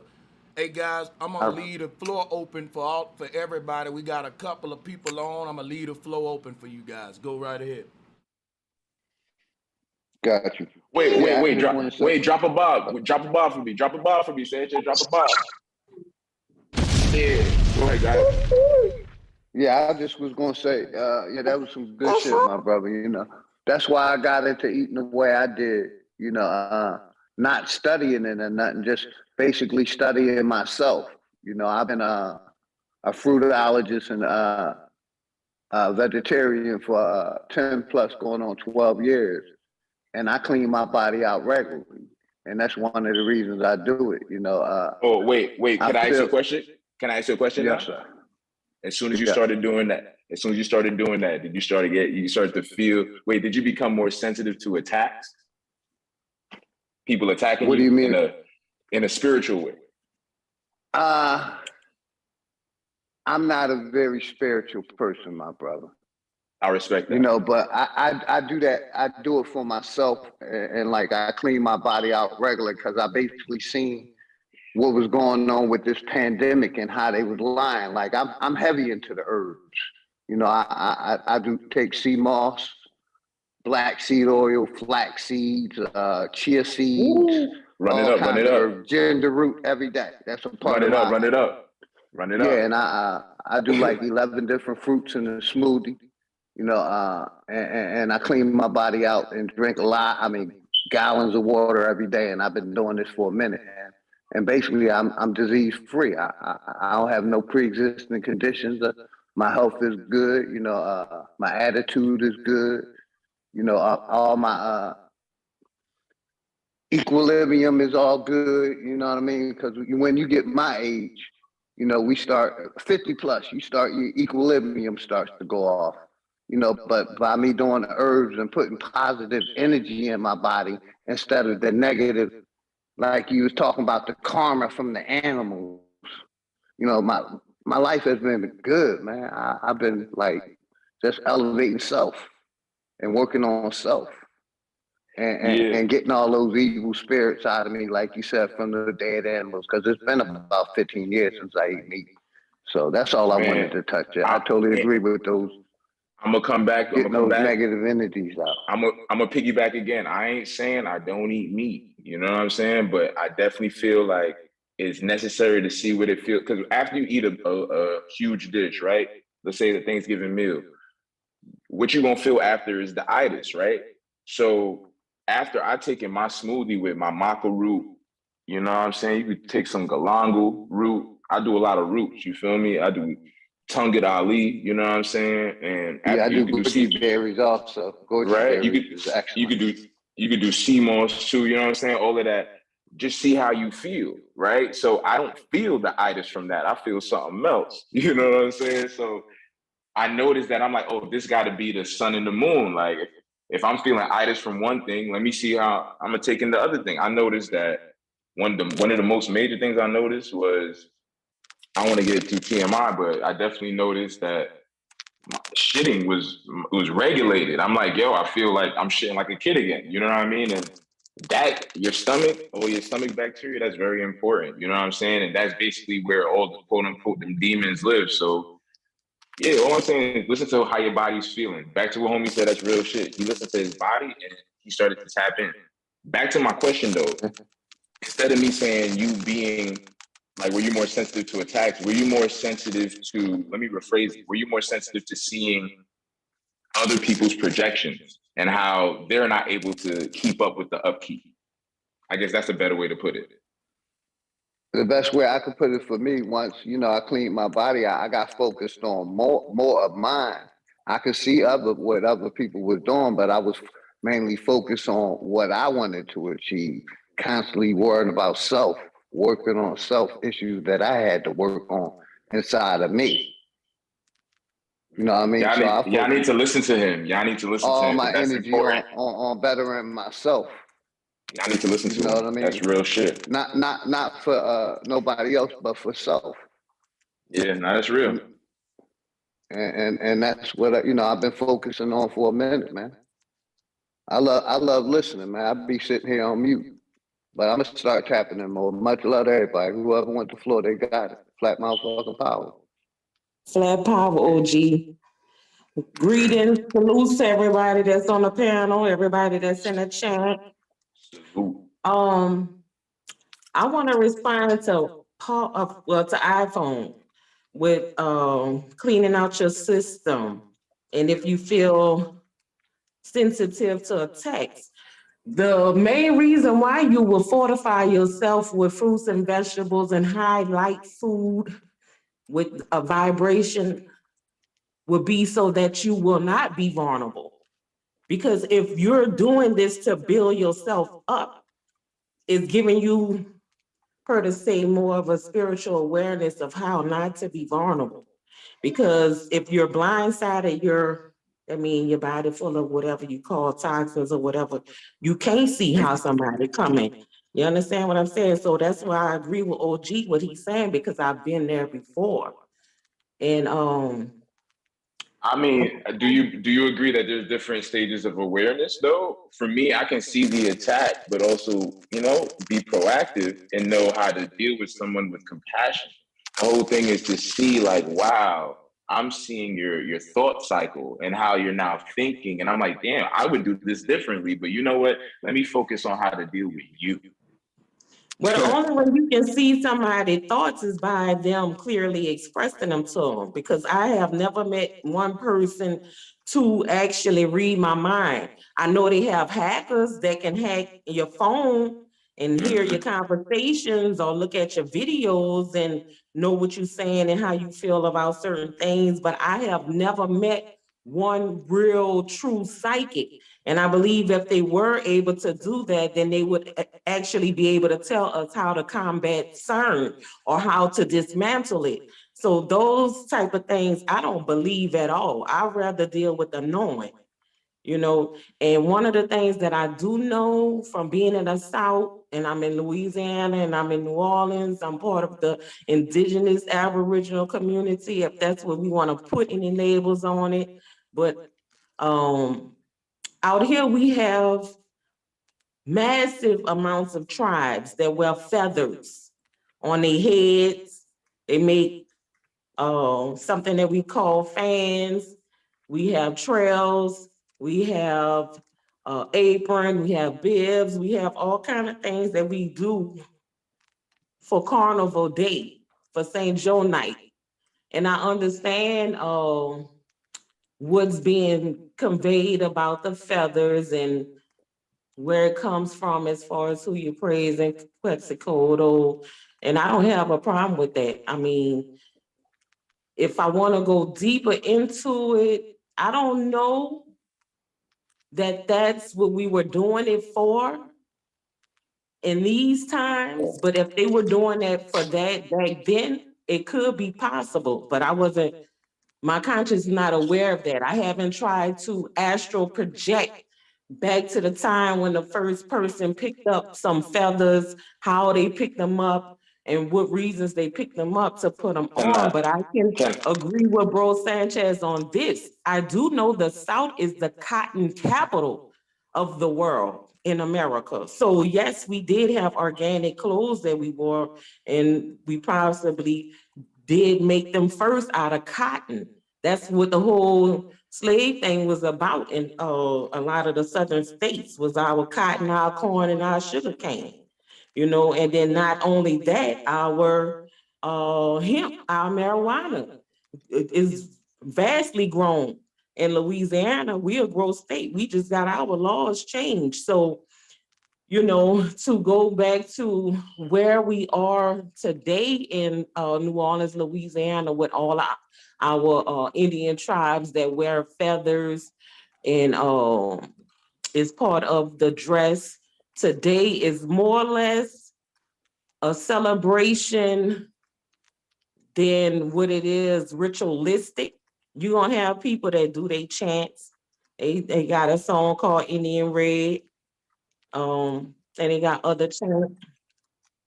What I was pointing out in my video is that's not our original identity. When you talked about hemp, we made our clothes out of hemp, and you can go do your research on that. That our original ancestors didn't chase after their clothes. They didn't wear feathers. They didn't wear snakeskin stuff, cowhide, none of that.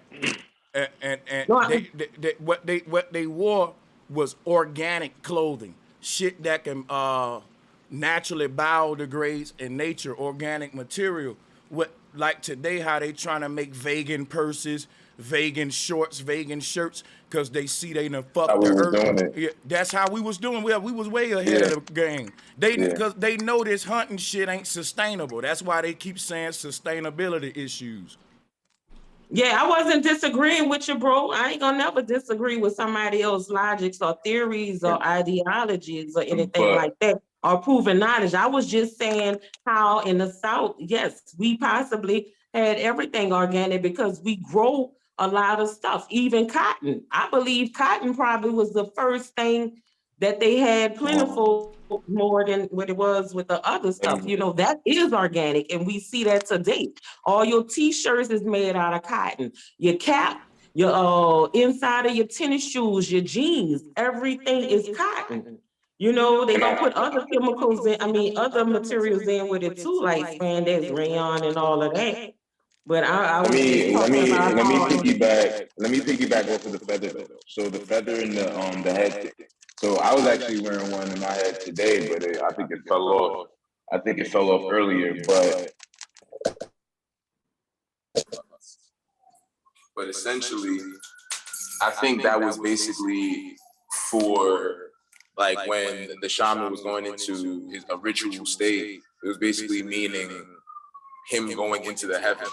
So it was him going into his bird-like spiritual self and getting his bird-like spiritual helper to help him go into the heavens and then reach to get whatever message he needed to get. So that's what the whole feather in the head thing is about. But the thing was, they didn't literally put a feather in their hat. They had a feather above their. They would carve a deity in the wall, and they would have a feather on their head like Ma'at.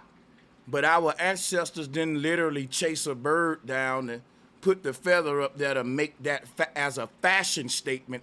It was a spiritual statement, and it was just the way that you explained it was spot on. But the people who didn't understand the spiritual statement, they literally put a feather in their hat and took it literally, and they don't even astral project, but they got a feather in their hat. Now, the people who showed the artwork with the feather on the head was talking about what you talking about, astral projecting. But the people who looked at that and took it literally, they just put a feather in their head and they didn't even learn how to astral project.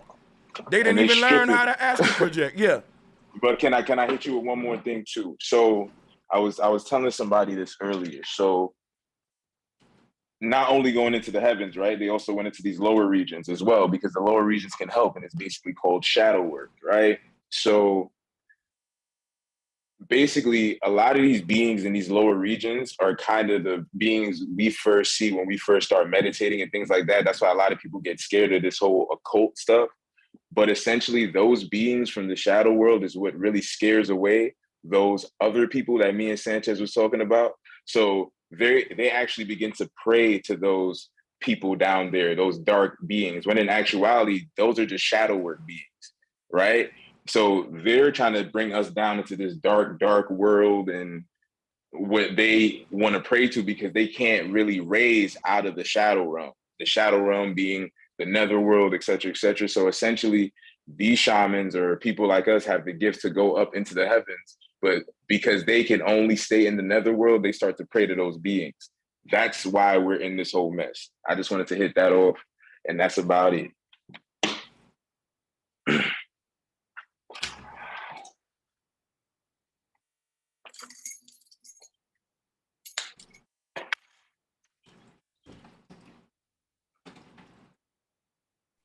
Say, man, I had some smoke about flat Earth.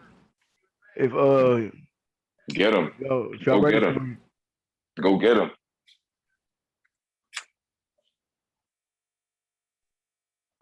I just shared this streaming about 7 or 8 groups on Facebook. What's good, my brother Sean? If they don't come on tonight, if they say any goddamn thing in the future, I'm gonna roast their ass, man. Cause I'm telling their ass, just y'all, here's y'all chance to come and bring your smoke.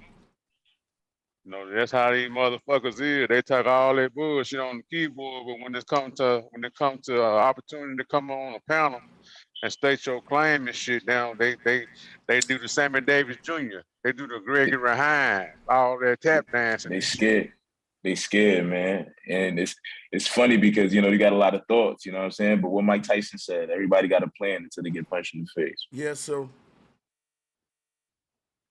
I will never get no aboriginals or anybody else to come up here and debate me on the origin of wearing feathers. And I knew I wouldn't, because I'm a chess player. But I want to say I hope I taught people something with that. And I'm glad whoever brought that up, thank you for bringing it up. Yo, so my name is Kyle, right? I'm not gonna use no nickname, but my name is Kyle. I know it just say iPhone, but my name is Kyle. And thank you for having me on your platform, my brother. Oh, you welcome anytime. Wait. Can I get a bomb though? Oh, for she, hell yeah, for the brother Kyle, man. Shit. I don't want to do the feathers, but I like to wear a hairband and know my political science. We could talk about it, brother Sanchez. Okay. Hey, I just hopped in. You just let me in, so I don't mean no disrespect to nobody, but I do want to talk about that. That's very interesting. Oh yeah, salute. Hey man, I had some smoke for that flat Earth. You feel me? I Give really it to Bring him. it. Listen, this is what we're gonna do. Everybody can go one at a time and bring what they got, and let me say thank y'all for joining. For sure, that's why we got it open. Y'all got it.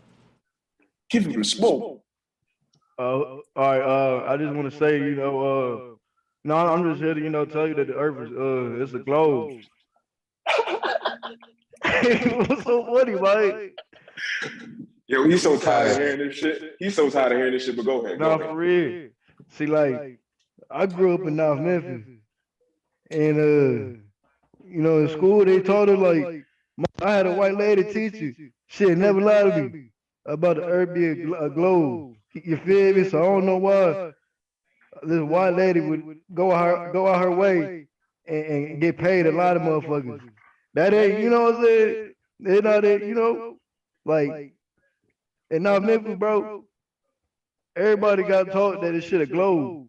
So you can't come around here talking about no flat Earth. You feel me? Like, Sanchez, get him. for real, like, Sanchez, please. Just I don't know how quick you gonna do this, but I feel like to each their own. It's free will. You feel me? Believe what you want, but that's not even the real thing. You should really be trying to tap into, your higher self and whatever gives you power. You feel me? But if you want to believe it's a globe, you want to believe it's flat. You know what I'm saying? If you want to believe pussy's pink, it's all up to you, my brother. Hey, what I heard from him was, I'm from North Memphis. My teacher was white. She said it was a globe, so he can't come around here with that flat Earth shit. Is I that bet what I he, heard? I bet if he stand up on that goddamn pyramid right there in downtown Memphis, he can see 385. Goddamn, I bet he can Right. see that shit. Right. Hey, I just want to ask the brother real quick. Do you believe they landed on the moon? Fuck out of here. To the globe earther. Do you believe they It was landed on the moon? yeah. That's why we had the whole Russian shit. Like, what you mean? all right, bro.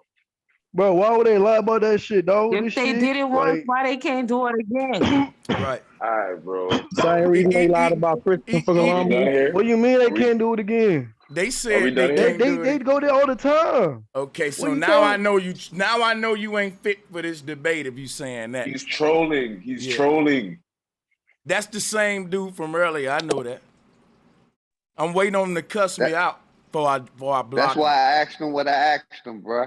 I want to see how deep Why he would you into block me, that shit. dog? I'm not from early. I just got on here. I came the a couple of days ago when you had that little flat Oh, Earth and globe Earth debate. That's when I came, but I ain't come. I work all day. oh, You feel me? okay. I All just right. hopped on. Hey, well, listen.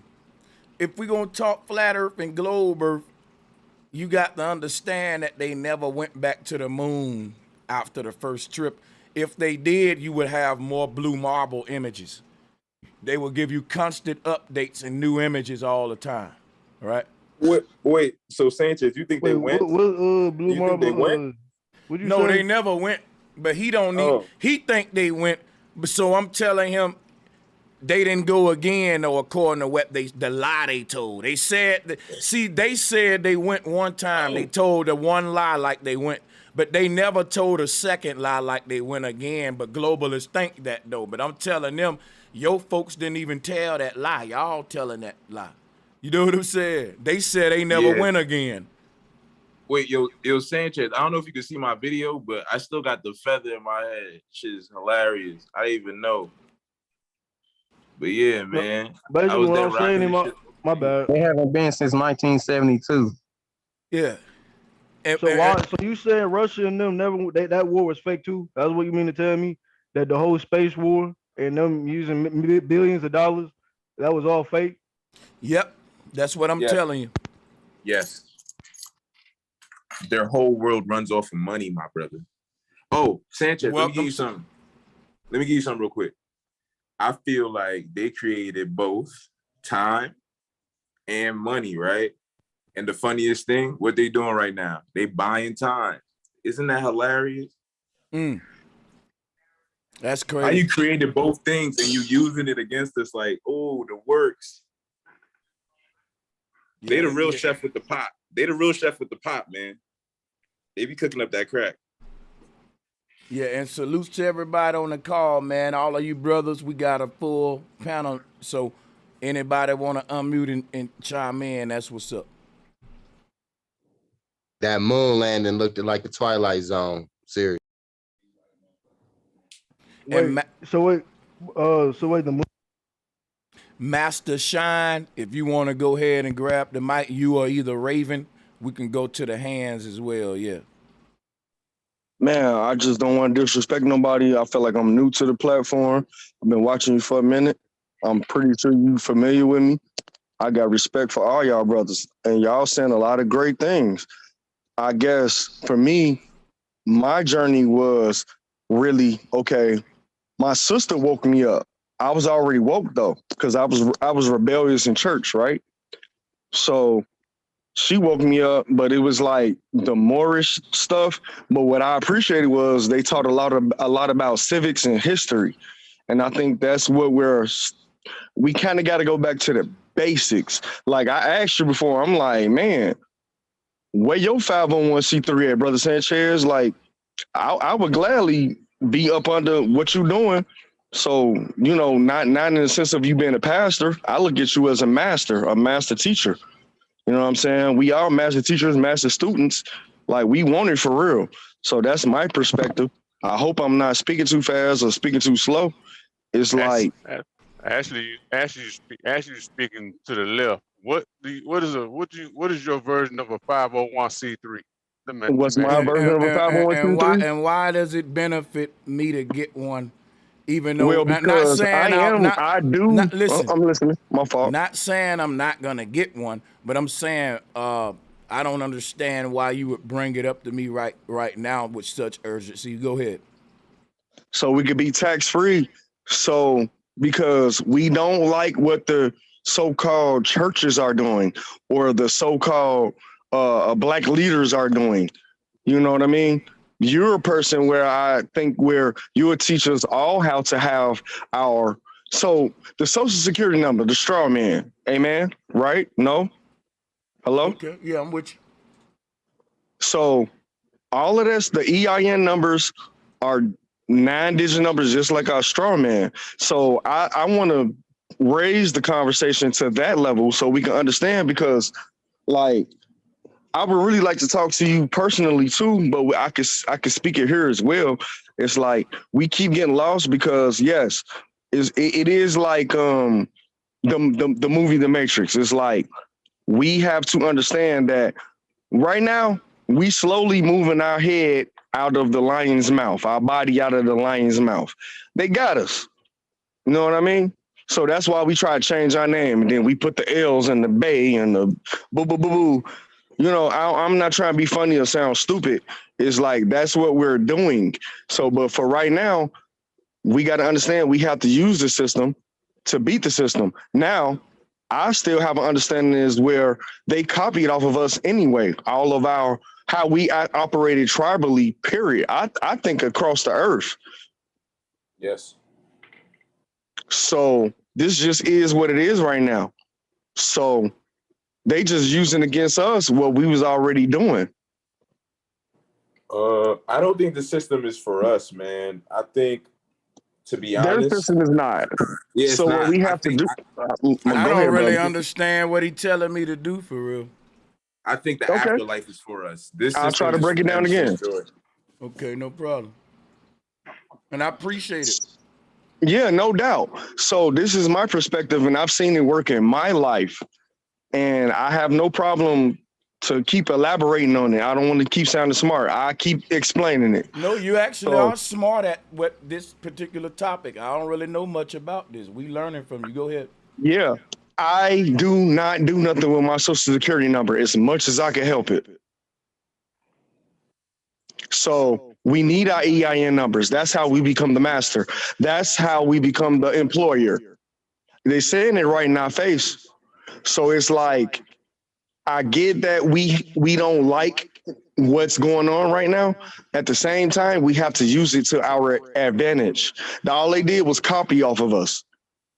So I say it like this. So we don't own enough land. We don't have our own county. We don't even just have our own section where, so like I could be like, oh no, I'm from Brother Sanchez tribe. And yeah, this the coordinates, and you know, like this is where we're at. This is our land, and you give me a driver's license. You give me a state ID. You give me a tribal ID. You get what I'm saying? See, I'm gonna tell you the truth. Niggas ain't gonna respect that. I mean, they will because you know I already put the smack down. But see, I'm a young brother from Chicago, bro. Like I just got out of county jail, so I'm telling you what's real. And I'm telling you, like I got a couple lawsuits right now, just because they violate us. They so quick to try to lock me up, bro. They forgot to tell me they reasonable, articulable suspicion, what's going on, and I was already handcuffed, and they then they was like, oh, let me read him his rights. No, you already fucked up, my man. I'm going through this shit for real. They had to I-bond me out. I'm in Illinois. I'm in Cook County. They don't do that in Indiana. So to me, I want to elevate the conversation to that level because all of this sweet booty, sweet talk ain't gonna help us. Now, Hey, either we gonna respect our brother Sanchez's or we not. Because when he really... Do you drive without a license? Why do I need a license to travel? See, what are we talking about? Exactly. Just wondering. Because I'll walk out this room right now. I'll start walking on my legs and start walking all over the west side, all over the south side. I need a license to do that? Why do I need a license to fuck a bitch? Man, Come on. lying.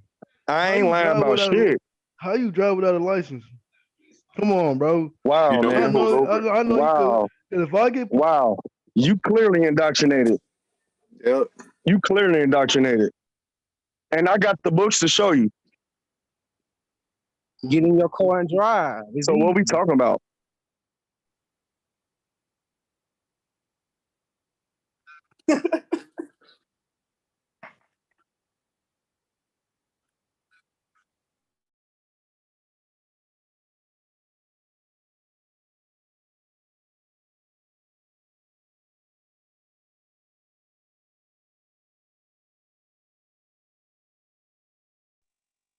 And I don't do no disrespect to nobody.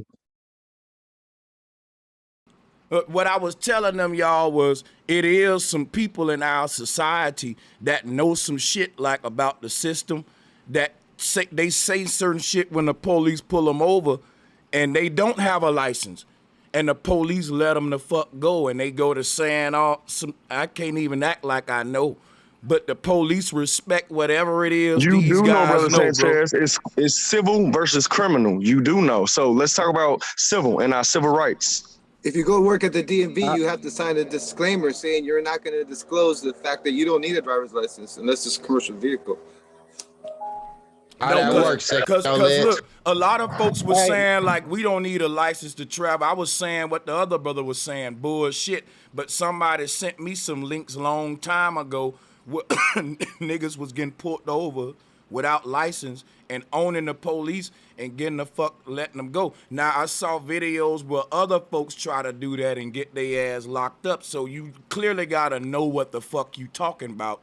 And yeah, you gotta know what. I did nothing criminal. You gotta know what words. You can get away with that because they don't. Yes, you can. If they can arrest you from not having your license. You have to be doing something that is deemed probable cause.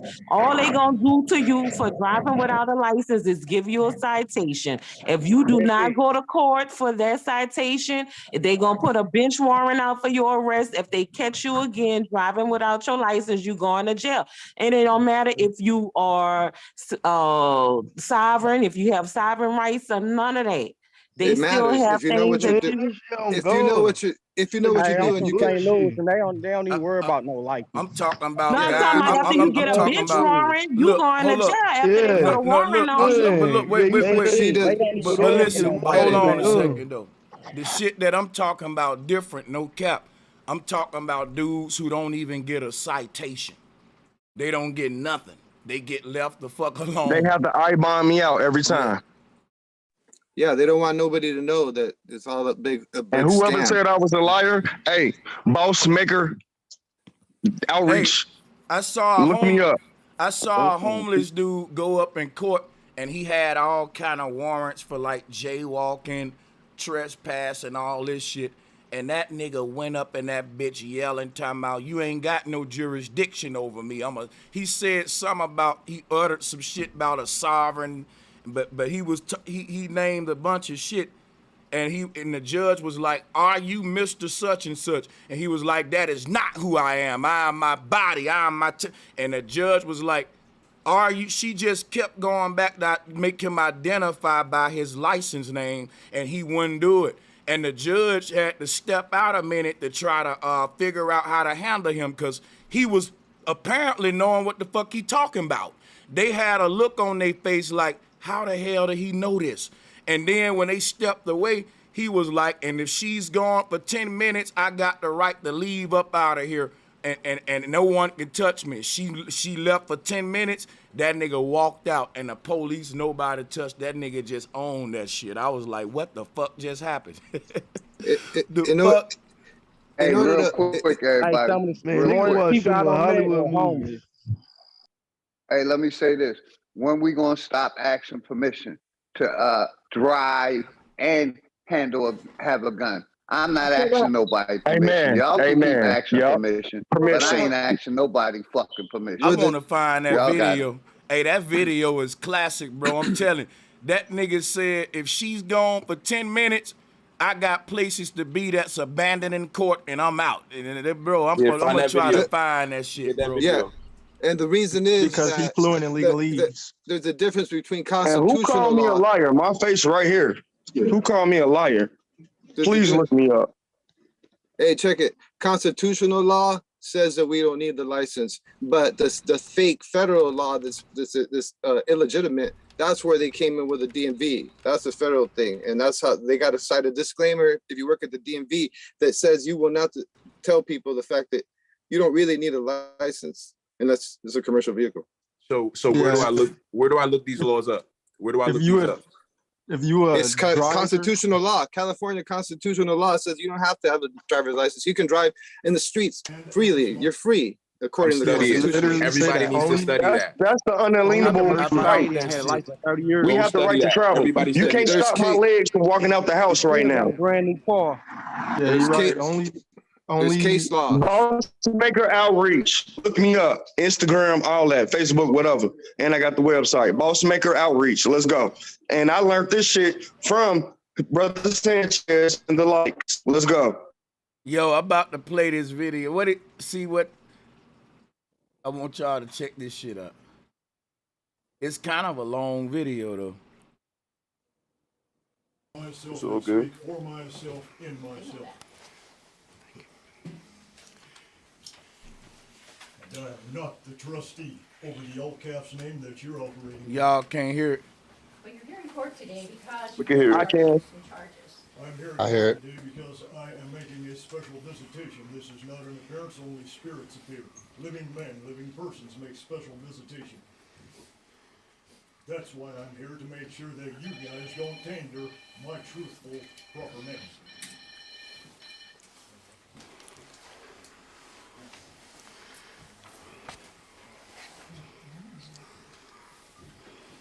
This was the dude, man. That is a storage unit that I sleep in from time to time. All right. Can y'all hear it in the chat? I am the living man. It could be a little louder. Yeah, this I can't help it. That's the footage.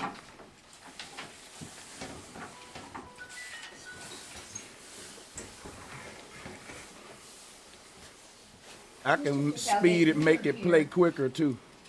You were seen by Mr. Cutts on 9/3/13, and you asked, at that time he appointed you a public defender. Did you apply for the public defender? What use have I for a voice of ruin? They can only speak fictitious legalese to you. I speak natural living man's English to you. It's called common English. That's the only thing that I work in. That's fine. There will be no legalese used here.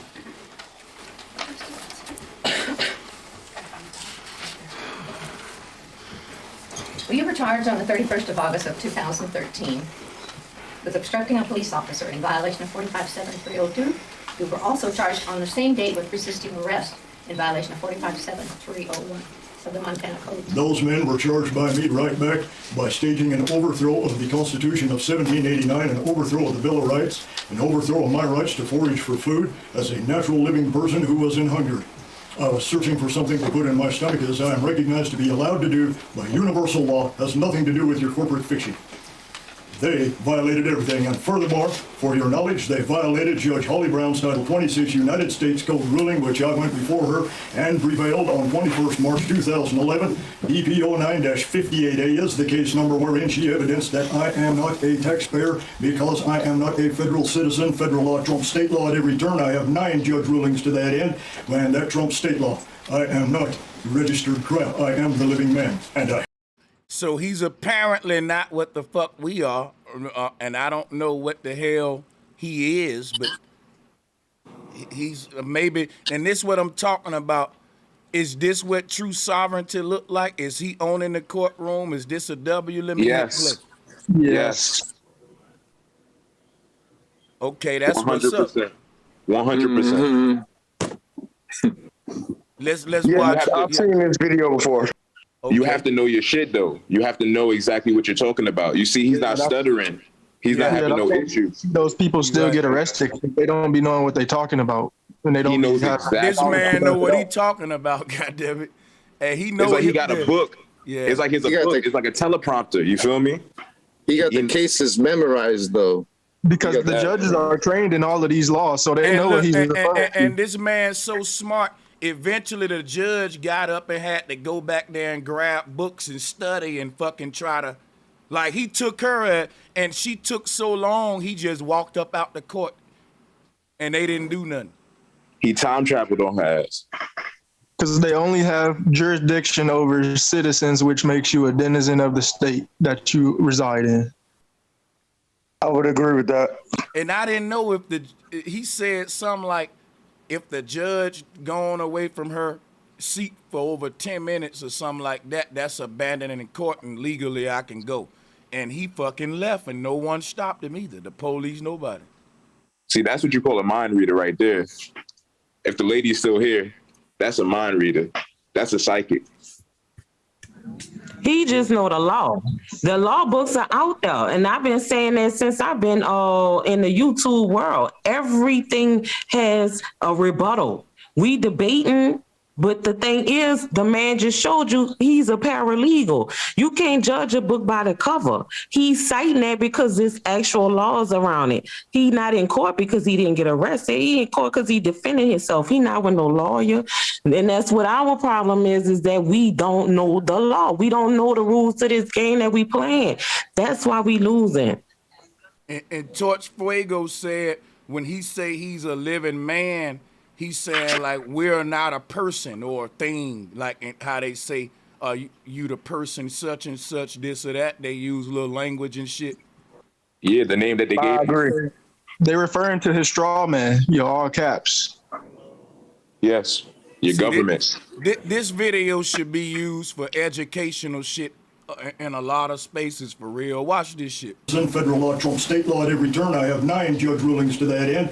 Man, that trumps state law. I am not registered crap. I am the living man, and I have the right to forage for food when I'm hungry. Forage for food. Right, because they trying to lock him up for food foraging and stuff, digging in dumpster, stuff like that. They call it dumpster diving. But he said under universal law, it's foraging for food, and he have that natural right. And that sound like he's right, goddammit. And he's saying you don't got jurisdiction over the living man and his universal right to forage for food.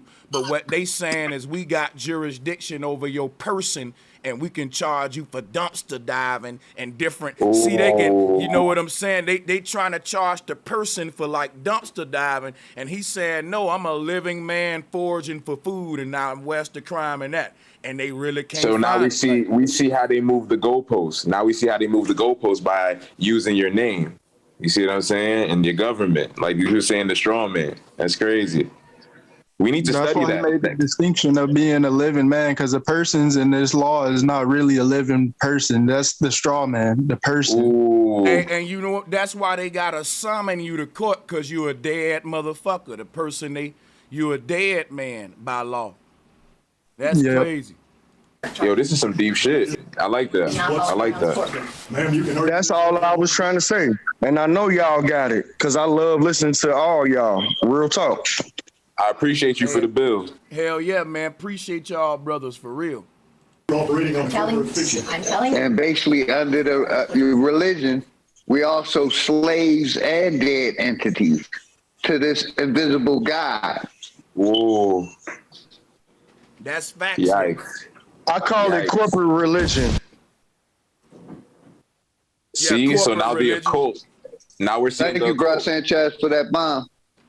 Oh, hell yeah.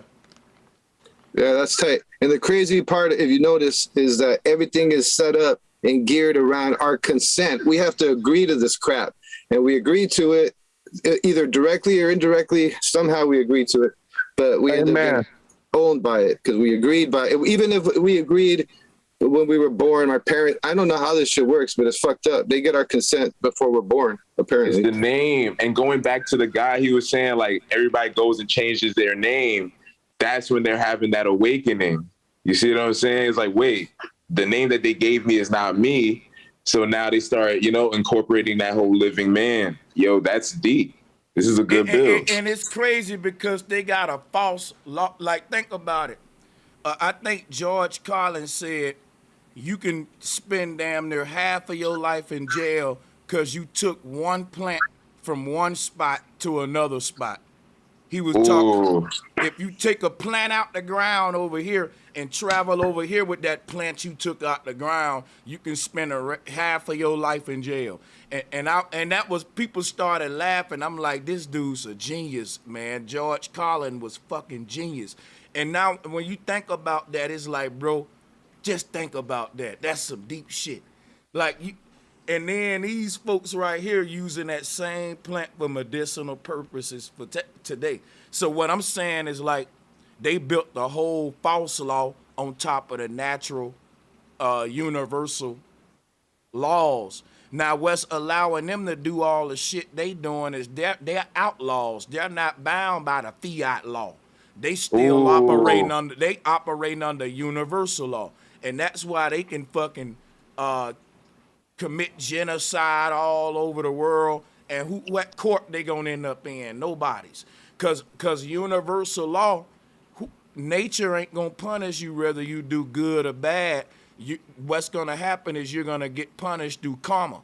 And it's a natural punishment system. But the thing about it is, the police can't really enforce law. They can enforce policy. That's why they call the police. They enforcing policy. You know what I'm saying? But yes. Yeah. Yo, she looked like a reptile. She looked like a reptile crazy. Where you paused it at? I'm sorry. My bad. I had a moment. And policy ain't law for real, man. Really, they got the whole world following policies and procedures. In the military, that's called your ass being drilled. And basically, the whole world is being governed on some militant, tyrannical dictatorship. But they think they in the land of the free and they got a constitution. Say the wrong thing and we're going to show you about your freedom of speech. Yep. Big facts. And they got a phone watching you as soon as you do it, right? But it all goes back to what somebody on the panel earlier said, belief in this system, because the people that's still under these laws, they believe it and they haven't did no research like we on the panel have done to figure out that by not standing up and disagreeing verbally or legally, you consent to this, and they take that into account. And now that we know how to disagree, you know what I'm saying, to stand up for yourself, now that you know the words, it's like only a dumb person would be the person not studying. You know what I'm saying? So now we got a lot of work to do. I like that. Yo, it said that's Judge Judy, little sister. Yo, is that not a fact? She got the Jimmy Neutron hair, do everything. She killed it.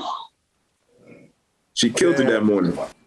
And may I, since I did kind of get us into this realm over here, this perspective, look, we have to set up our own because we keep falling up under the Cook County and the Lake County and the, whatever county. And so we talk about Black Wall Street, it's like, no, we don't have our own jurisdiction where we're standing on it. And it's like, no, this nigga country, like, so y'all make my ID. Like y'all gotta respect Brother Sanchez a lot more. I know it's arguments and people get, issues with each other, but at what point do we not respect each other and realize, we're gonna have to fall up under something. Now, it don't have to be the only one thing, and that's where they kick our ass at.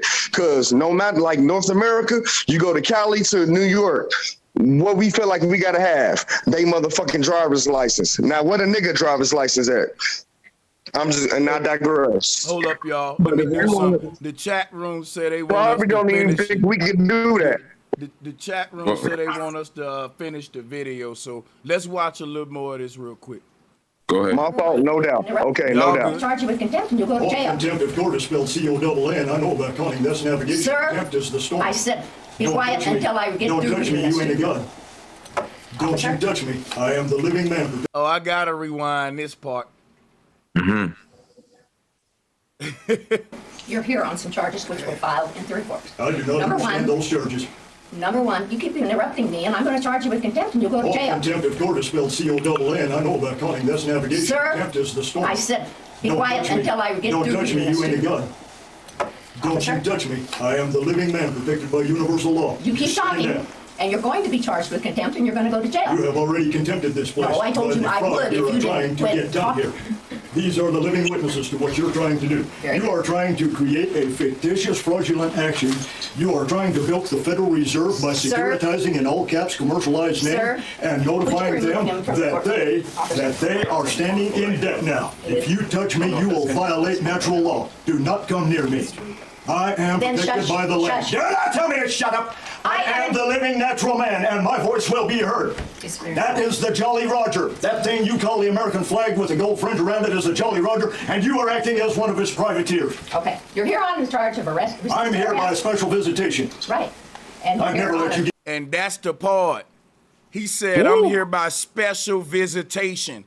And that right there is a loophole I don't think a lot of us know about, because she kept trying to. Right, she kept trying to say, you basically here because we summoned you by order and all that. He was like, nope, I'm here because I want to be here. I'm here by special visit.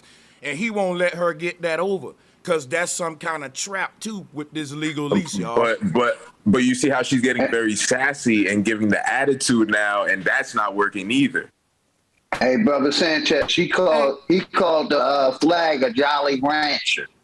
Hey, and you know what's crazy about all this, Leo and everybody? Just check, like, you never wondered, like, to now when I saw this video, like, when you go to court, they do a bunch of shit that don't make sense. Like, they know who you is, they know all that, but they'll get up there and be like, are you the person, Broderick Paris, boom, boom, boom, and I'm like, oh, who the fuck you, look, you notice me. But it's all, like, part of this whole, they gotta get your consent to sort of, this is making sure you don't know the fucking law, basically. And then, are you here today because we I'm like, why the fuck would you ask me that? You know why I'm here to, but they getting you to agree to something else. This is something else they just getting you to agree to. Yeah, that's the reason why the police. Yeah, they do the verbal contract and then they want you to sign yourself on that paper.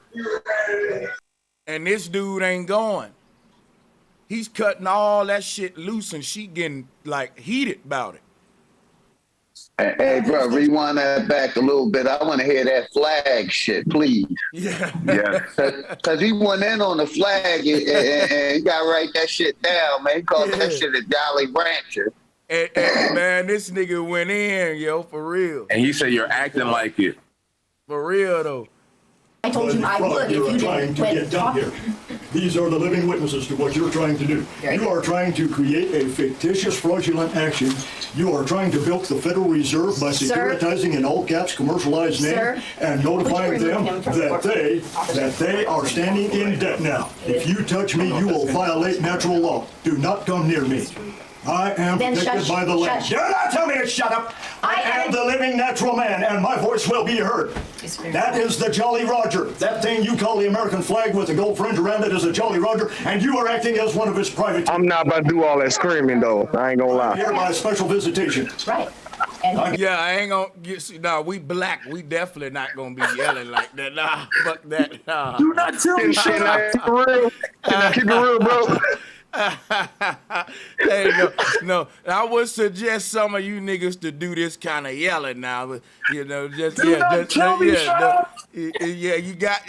have to do it a little different now, my brothers. Now, natural man, and my voice will be heard. That is the Jolly Roger. That thing you call the American flag with the gold fringe around it is a Jolly Roger, and you are acting as one of his privateers. Okay, you're here on charge of arrest. I'm here by special visitation. That's right.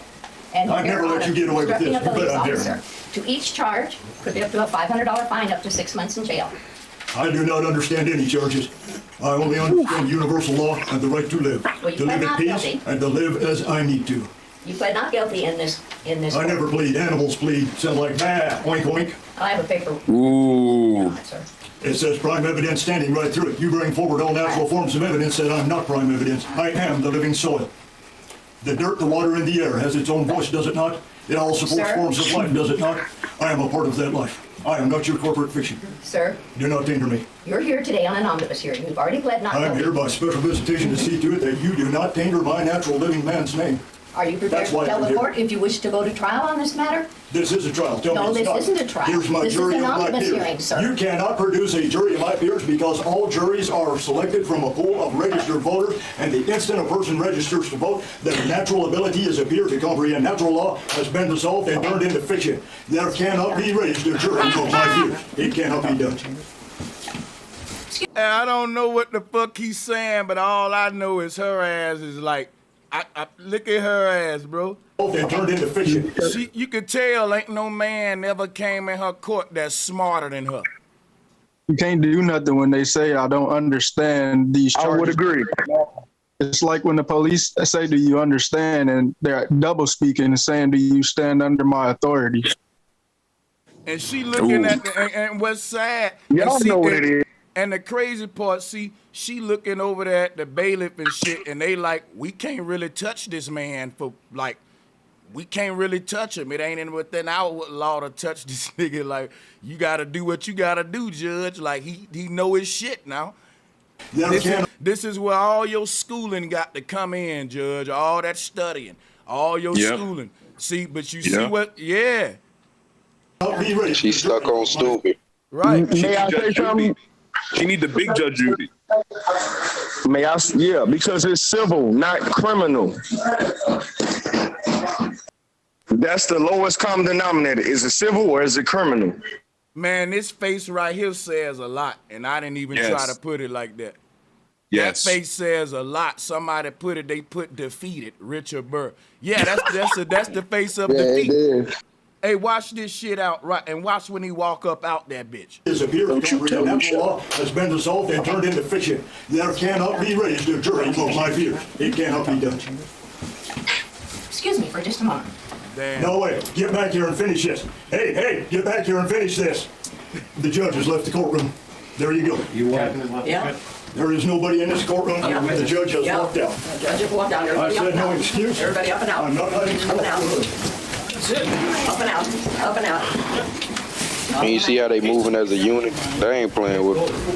And the police just standing there. Look, and the judge. Look at the judge. Look at the judge. Oh my God. Look, she said, look, she went back there like she got to figure out how to win this argument, but he was right. She was wrong. Like, he know his shit. So she really went in there like like take her breath. Like, yeah, you been schooled. You just got done in. And then look, that face of her and the damn bailiff and the police as he walked out the school and them was priceless, nigga. That ought to go on a t-shirt.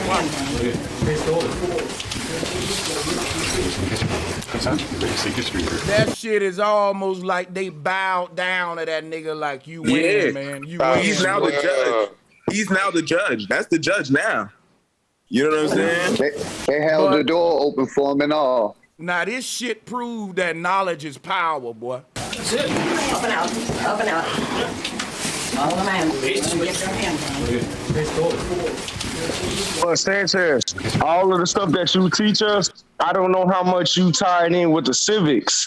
It's like in the history, like law, like this type of stuff, like what he was saying. So maybe I'm not trying to tell you what to do. Just pay a little more, because the type of great man you got, I know when you tap into that, to me, this is what I got out of Moorish science, simple, whatever they want to call it. So, and I'm much respect to them. I love them.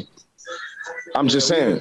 No, the Moors are very, I learned a lot about this kind of stuff from them too. You right. Thank you.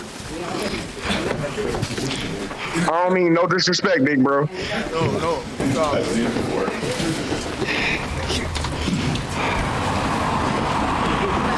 Wow. Man of the court.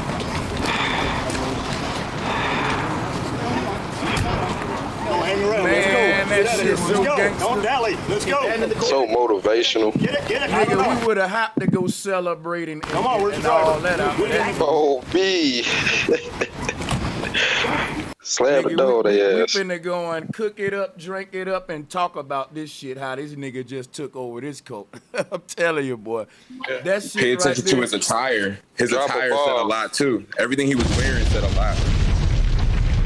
And real quick, you see he brought his witnesses.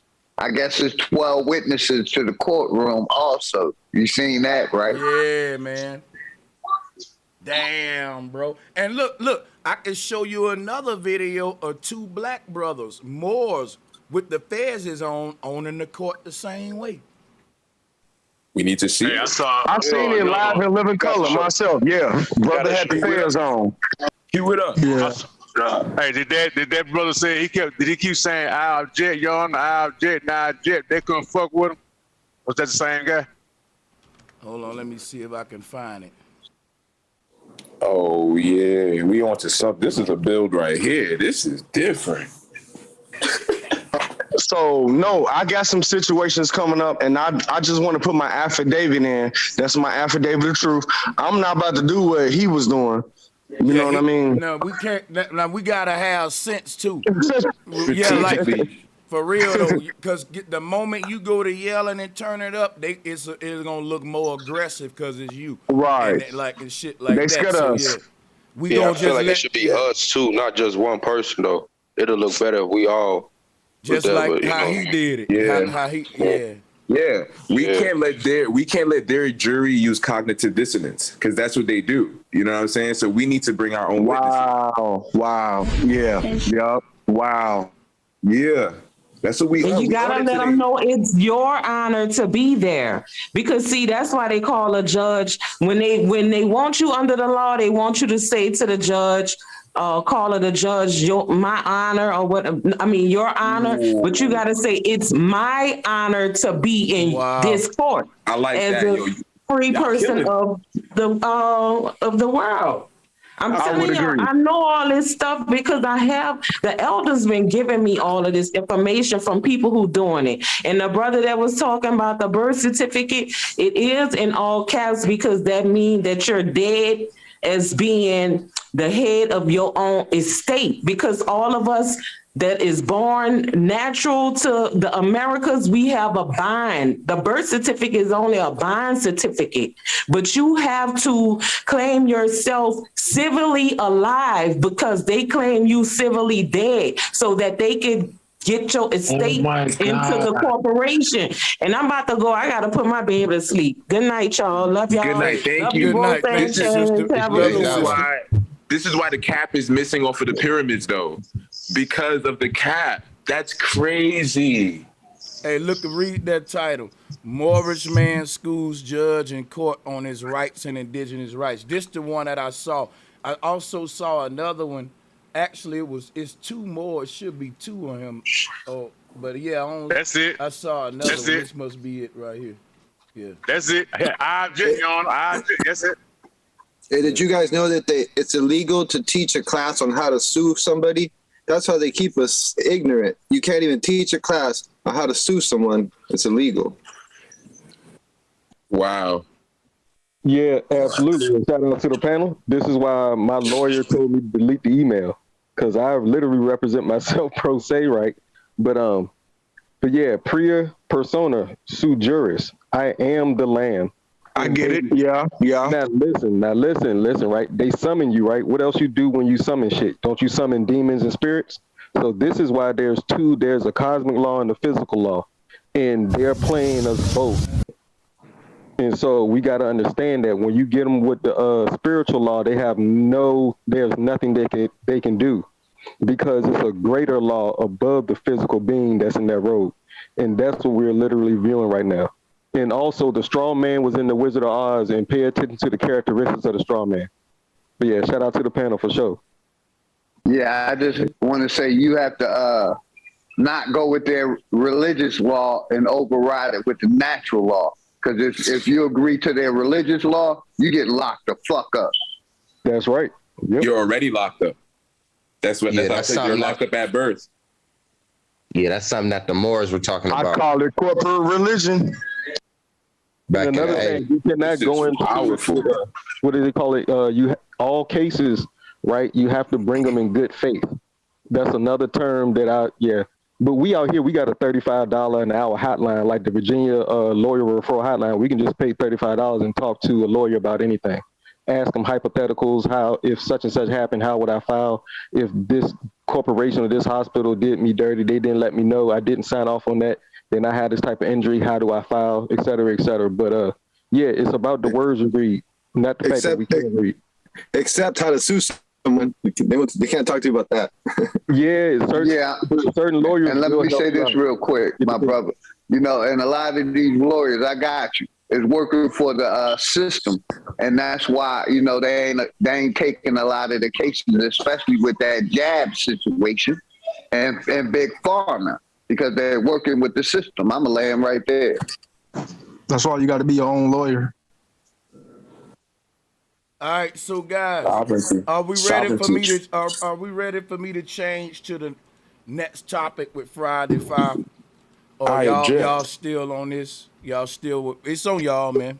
No. No. Go ahead and switch it, cause No, you got to keep doing what you're doing. Just please keep me and y'all, man. I appreciate y'all. I appreciate Brother Sanchez. I've kind of been on Brother Sanchez like this because I think he's a big chief, and y'all gotta respect it. I don't like sometimes when he get disrespected, and I think it brings negative, perspectives when it comes to other situations that could really help us elevate, all of us that really want this. So that's just me.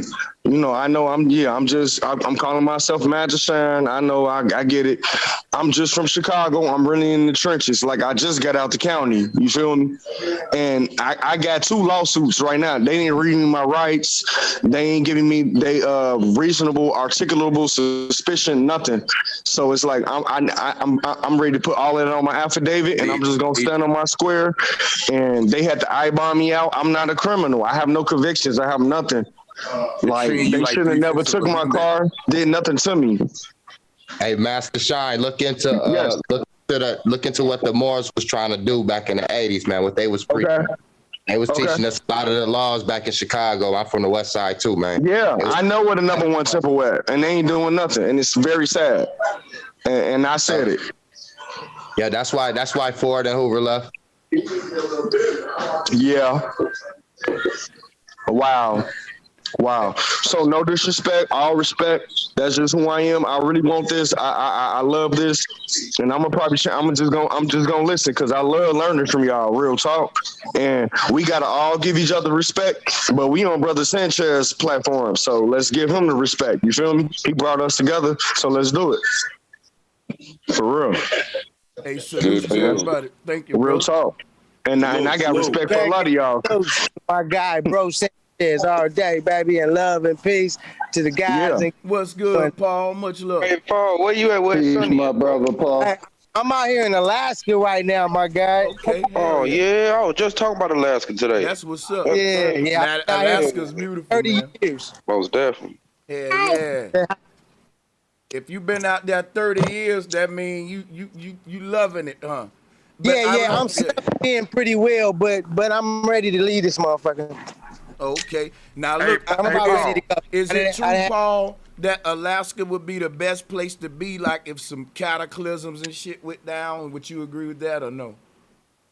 I don't think so, because in the wintertime shit freeze up and it's hard to move, you know. Yeah. Cold in the front ground and shit. Africa. Damn. Hey Paul, do they still pay people to move up there in Alaska and stay there? Yeah, you get a dividend every year. It depends on the budget of the state at that moment, but it varies sometimes. You can get anywhere from about $5,000 to $1,000. Yeah, I got family up there. Yeah, you right. Yeah. Hey, Paul, real quick question. Are you past Anchorage? Because once you pass Anchorage, are you past Anchorage? Yeah, I'm in Anchorage. Okay, because once you pass there, you basically, you're pretty close to, the wilderness. No hospitals, no nothing around. I'm at my son's house right now. He live in a really nice neighborhood and shit. Let me put a spotlight you. That shit beautiful. Hey, excuse me, brothers. I just want to listen to y'all because I know y'all about to turn up on another level. Brother Sanchez, how do I really, just hit your email and you got my email? Look out for iamshine@gmail.com or lawell@bossmaker.com. I really want to talk to you, for real, for real. I'm okay, but I don't need nothing from you. I just kind of. When you email me, put your name, Master Shine, in the subject joint so I can know that's you too. Okay. All right. Thank you, Chief. For real, for real. Okay. And we all got to respect each other, but let's put some super respect on Sanchez. For real. Man, I appreciate the love. No, I'm not even bullshitting. For real, I love all y'all. I'll be listening to all y'all. My family, if my cousin around me or my daughter, y'all be funny as hell. Be like, what they just say? What? I can't make it up. For real. I'm living this for real. So I love it. Okay, Chief, I'm gonna do that, bro, Sanchez. All right, for sure. So look out for me, please. Okay, will. thank you. No, for real. And all y'all, I got respect for all you brothers. For real. Hey, Paul, that's good stuff, much respect, man. my brother. Hey, that's good stuff, bro. Hey, Alaska is really beautiful, though, man. It is, man. It actually really is, especially in the summertime, man. It's hella cool. And bro, Sanchez, I wanted to say real quick, Alaska got that triangle like the Bermuda, but they got that, they got 3 different triangles over that, John. So shit happen over there all the time. Mysterious shit. Don't they see the northern lights at some point in Alaska? They run through that. Yes, sir. Yes. You see, that's a common thing. You see that quite often. That's not unusual at all. Dang, that's crazy, bro. I've been had a fascination for Alaska. I started to move there. That's bro, crazy. Bro, Sanchez, salute, man. This Pop Trey. Tracy Ali, much respect. Salutes, brother. Thank you for joining. Much respect. Appreciate you, yo. I just dropped a link for you to pull up, man, real quick. It's in the back chat. What you got? Yeah. Okay. It's on my podcast, Pop Trade Two Trade Podcast. Oh, okay. I gotta go on. I'm gonna have to go to your channel real quick. No, it's in your link. It's in your chat. It's in your chat. Oh shit, man. I smoke too much. My bad, bro. Shit. You good, bro. Yeah, let me about to scroll up. I actually drop it one more time. My bad. No question. I'm gonna fall back in the chat, bro. All right. Hey, why that happened, right? Paul, real quick question. You know about Nome, Alaska, right? Has the highest UFO traffic, supposedly. I don't know if you know about that. There's a movie called The Fifth Kind where it goes into the owl image. Yeah, my bad. Go ahead. More motherfuckers come up in Alaska than any. So there's some, I don't know what the fuck the freaky shit that's going on and where niggas come up missing, but they could be getting close to that spot, you know what I'm saying? I'm gonna tell you something. Everywhere you got these big miles and miles of wilderness at, it's gonna be a lot of missing people cases. Cause a lot of sick folks like to live in these kind of areas too, to use that as they benefit. Yep. Yeah, Real man. tough. Like Real in, tough. in Montana and shit, they got mountain men, and these mountain men, yeah, your family and shit go off in the mountains thinking it's beautiful and all that. Yeah, you never come up, you never seen again. I might be thinking out loud, but it might be some underground shit too. That's only a certain spot in those mountains of wilderness is. They got something called the 60 wait. Yeah, my bad, OG. Now, I was just going to say real quick, if y'all get a minute, look at Life Below Zero. That's talking about life in Alaska, living on the wild. Life Below Zero. So the thing about, it's a lot of benefits to that kind of living, but one thing that I say is people that's living in places like Alaska and shit, they got extensive gun collections, let's just say. Your gun, yeah. Oh, my bad. Go ahead. No, you got it, Paul. You live there, so hey, yeah, tell us about it. Oh yeah, that's real. Gun range is something we frequent around this mug. You know what I'm saying? Just because it's the thing to do out here. So that's real talk. What you're talking about right there. I already know it. Cause listen, when you stand in places like that with all that territory and shit like that, and then, hey, you ain't got nothing to do but get your aim right. Because when you look around places like that, and I'm trying to be careful with my language, let's just say, Paul, no, everybody else is at the range every day, so your ass going to be at the range every day. Hey, for real. Most definitely. It's almost like, yeah, because think this out, too. Not only are you hunting, folks ain't really... I know when I stayed in Bama back home, I didn't buy fish. I went and fished for all my fish.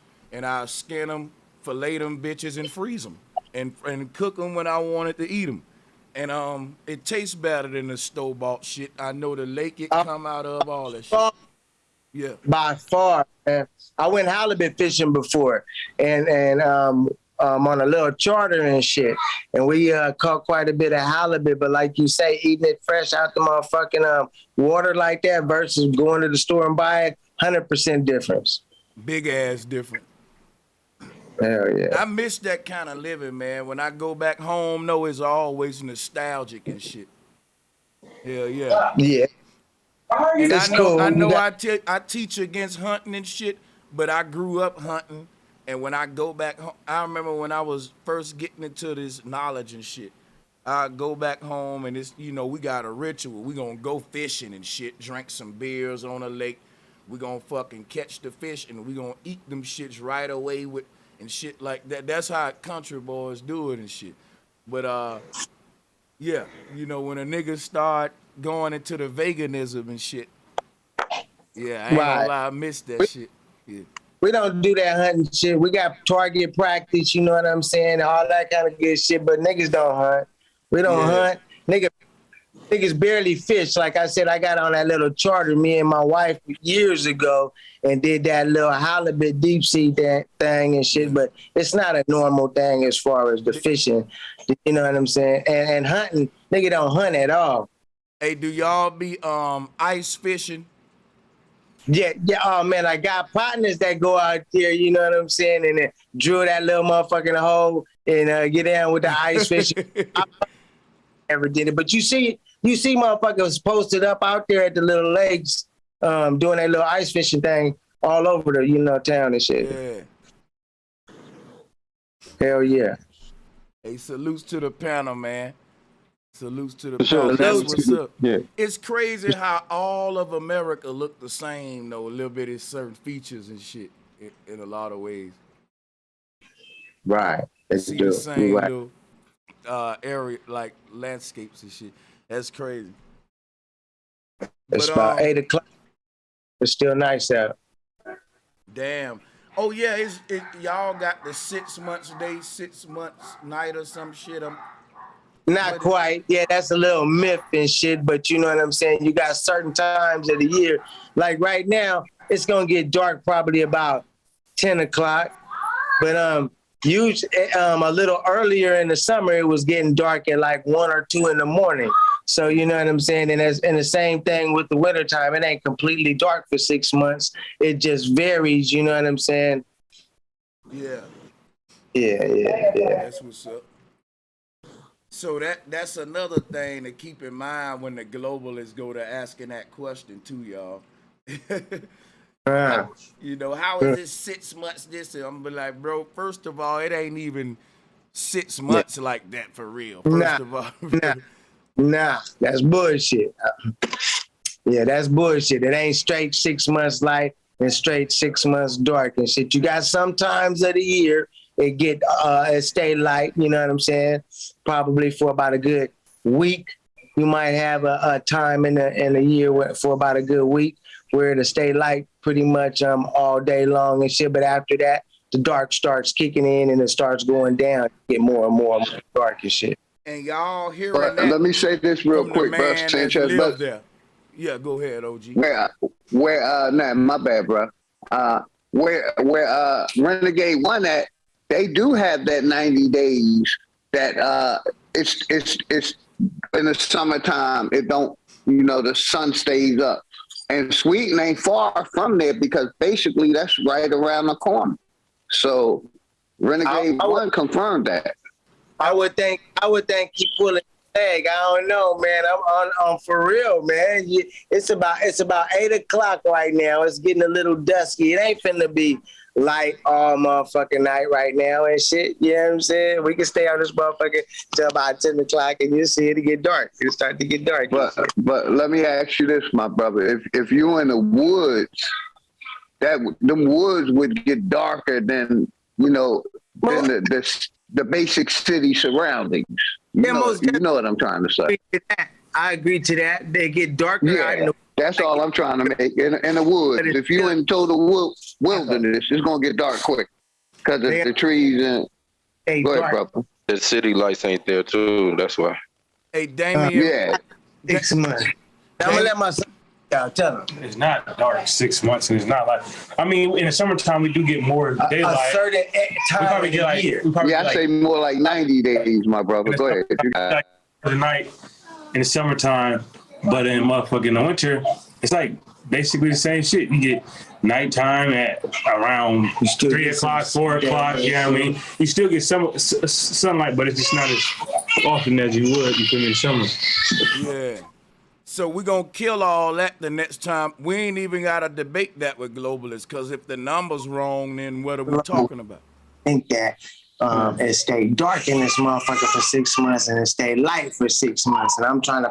I didn't argue with this with people that try to tell me, like, I lived here my whole life. Yeah, I understand. Right. Yeah, this nigga, he was born and raised here and shit. Hey, Paul, think of how stupid they look trying to argue with somebody that lived there about how it go with the sunlight. For real, that shit cracked me up. You know what I'm saying? And I had to pull out my son. You know what I'm saying? Show you, I don't fabricate shit. Everything I say is no matter what. I'm in that, you know what I'm saying, time of my life where I don't lie and shit. They can keep it real. Ain't got to. You OG status. Real shit. Yeah. But I tell you what, though, man. It was something I was gonna bring up, and I ain't picking on Christians. You know, I'm back on my Christian shit. But I was gonna ask y'all this, right? I hear this a lot. People say, get the haters from around you so God can bless you. I heard that coming up in the church. I heard a lot of people say, man, get them haters from around you so God can bless you. And I heard pastors say, yeah, that's the reason you ain't got your blessings yet. You got all them haters around you. And it's like, it's crazy because they give God so many excuses to why he just won't bless his people. The people giving you tithes, they time, they soul, and you just can't help them get by in life on light bills and shit because a hater right there. God can't do his job because a hater right there. I can still do my job despite the haters. But God can't bless his person because a hater. God saying, man, I was going to give you that $1 million, but look behind you. Look behind you. Look at them haters back there. That's why I ain't give it to you, man. I'm like, what the fuck? God going to withhold my blessing because a hater was right here. That's real pimp. That's pimp knowledge, because it's pretty much telling the people your blessings ain't here because you ain't associating with our organization yet. And once you pay your dues and go ahead and subscribe to these subscriptions every month, pay this amount every month, come to church every week, et cetera, et cetera. So it's different type of pastors out there. And gospel is just the spoken truth out loud. That's all gospel means. But you got pastors like Don Magic Juan, who is a literal pimp and a pastor. Yeah, bro, you know, and man, I really want to play this video, but I'm not picking on my brother Nino Brown. It's just, and it's a lot of niggas. I can show you, look, what, this ain't even Nino Brown. Let me show you. I ain't gonna even see. Nino Brown wears a crown, and he say grapes, and he deliver all of these preaching messages. But let me show y'all where he done started, why I said I need to address it. Look, this where he started. Look, now you got other niggas with crowns on with the same message. Look, get them haters from around you so God can deliver the blessing. Now look, here go Nino Brown. Get them haters from around you so God can deliver the blessing. So he's starting a whole, look, the beard on with the damn crown. And everybody know that he wear the beard with the crown. I'm like, look, let me stop this leprechaun little following for it get to hold on though. But no, I got to talk about it though. Get them haters from around you so God can deliver the blessing. You know what I'm gonna tell you, man? That's a bunch of bullshit. Haters can't stop me from doing nothing. So haters should not be stopping God from blessing his elect if he love them.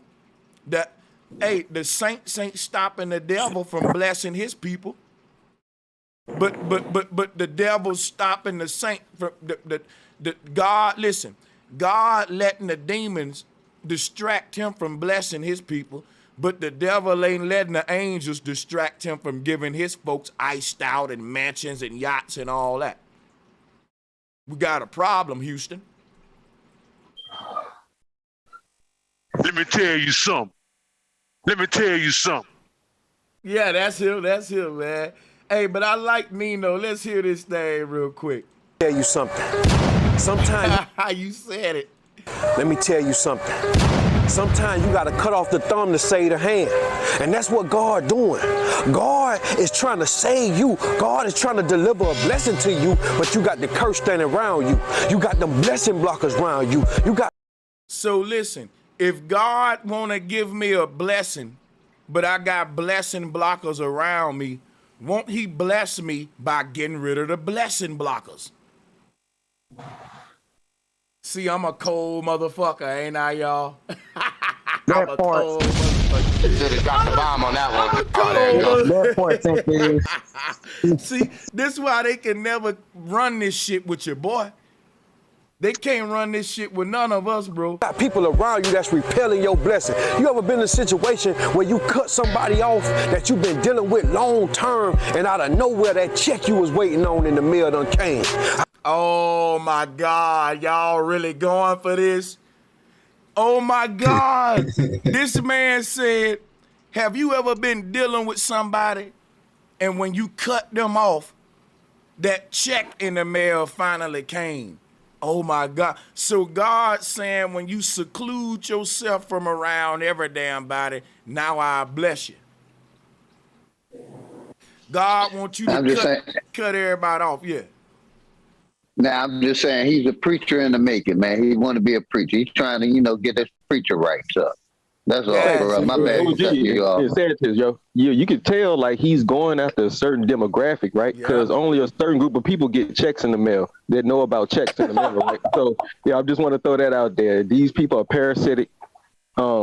And yeah, it shines a bad light on true believers who really want to give the science of all these so-called religions. And then Like you the got people QVC like commercial. parasites out. Yeah, man, it's weird. But yeah, Yeah, I'm subscribed to him too, though. But yeah. it's like, have you ever noticed things weren't going right in your life, and you just got rid of that nagging broad that was on side of you, and next thing you know, you became a millionaire. Like, yo, really? Out of nowhere, you got approved for that house. Out of nowhere, you just got a new car. Somebody. Oh my God! Can you imagine? Can you imagine the time you cut your cousin off because and when you got rid of your cousin, you got rid of your friends that was around you. Out of nowhere, man, you became the richest man in the world. Out of nowhere, you own all. Next thing you know, you sitting up in Queen Elizabeth Castle. And you couldn't have done that if you didn't cut that broad off. See what God had for you? God had the whole world for you, but you had to stop calling Tiffany. And you had to tell Paul, man, look, I ain't fucking with y'all no more. And now look at you, man. Now look at you. Look at all that money you got. Yeah, Boy, you can go to his convention and sell holy water. That's crazy. I got to fuck with this. Out of nowhere, you got approved for that house. That's so crazy. On term, and out of nowhere, that check you was waiting on in the mail done people around you that's repelling your blessing. You ever been in a situation where you cut somebody off that you've been dealing with long term, and out of nowhere, that check you was waiting on in the mail done came? And ain't nobody ever been through that, but every nigga in the comment section gonna be like, yeah, I've been through that, man. Yeah, as soon as I cut him off, it's gonna be a damn bum on the street saying, yeah, man, my crackhead wife, she kept nagging me, and when I got rid of her, people started putting more change in my cup. I've been at that store every day asking for change, and when I got rid of that broad, my cup overflowed.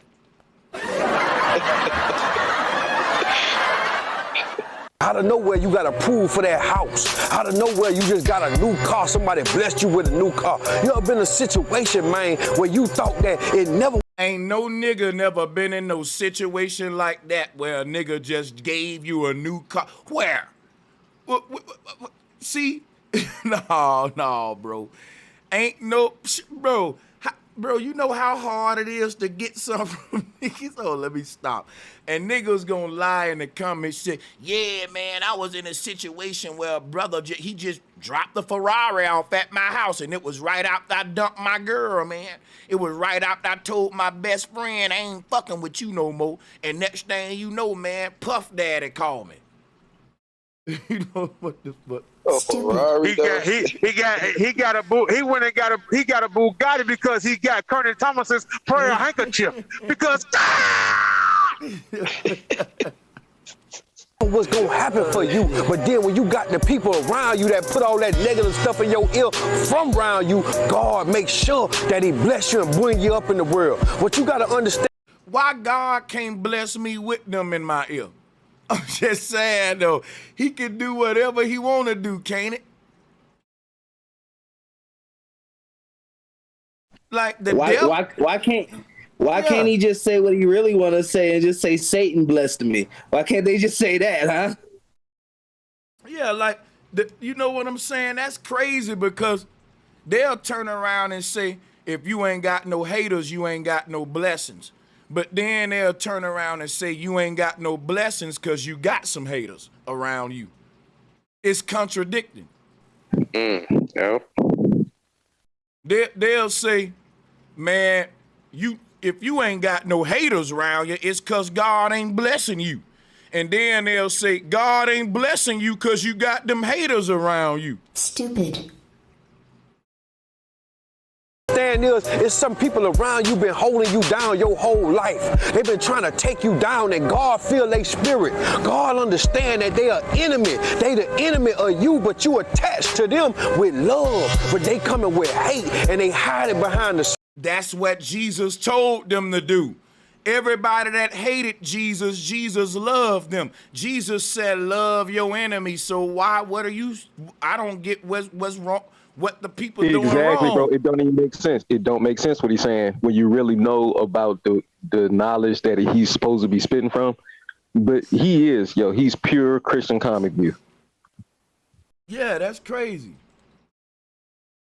Smile. They hide it behind the hood. That's why he ain't blessing you. God ain't gonna bless you until you move them curses from around you. People don't clap when you win. People ain't happy for you.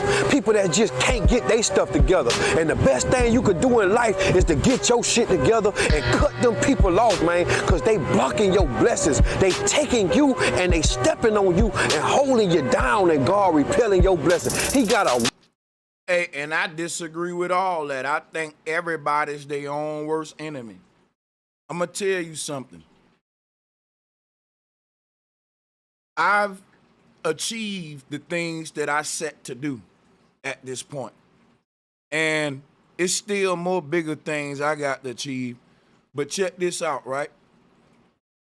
I never had a point in my life where haters ain't around. That's just impossible, bro. This the real world. So for him to say, God ain't gonna bless you till you remove all the haters from around your life, that's impossible. If you got a job, it's gonna be haters on the job. If you go to church, it's gonna be haters in that church. It's gonna be impossible to really not to deal with haters in day-to-day life. So God should be able to bless you regardless, man. Like, if God got something for me because I'm such an awesome saint who following his word, why God gonna say I ain't giving it to you because you hanging out with that person?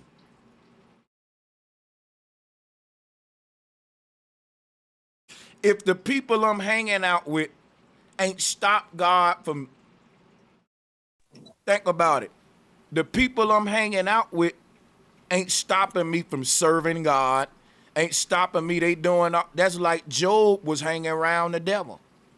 When God sent the devil to Job, God sent a hater around Job.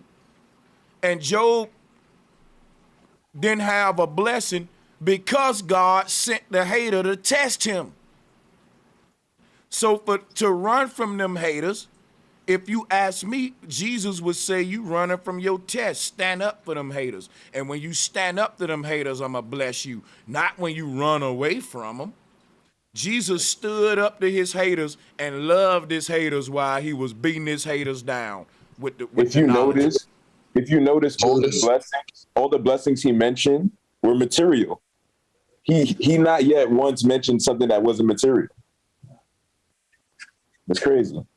Facts, and look at the background. Like, every young nigga want to be there, don't it? In that Miami setting with them yachts, right? I don't want them shades, bro. Speak for yourself. He's definitely selling you a lifestyle as well. But what this is another form of hood niggas who done learned the prosperity preaching game. I hate to say it like that. Yeah. You can hear it in the tone. You can hear it in the tone. It's the tone. They mastered the tone. This is the street version of Creflo, yeah. Okay. Prosperity. This is not the same shit Creflo say. The reason your blessing ain't came because you got all them strads around you. That's how Creflo talk. But Creflo blessing come no matter how many haters around him, though. Long as you put your money in that plate, his blessing gonna come.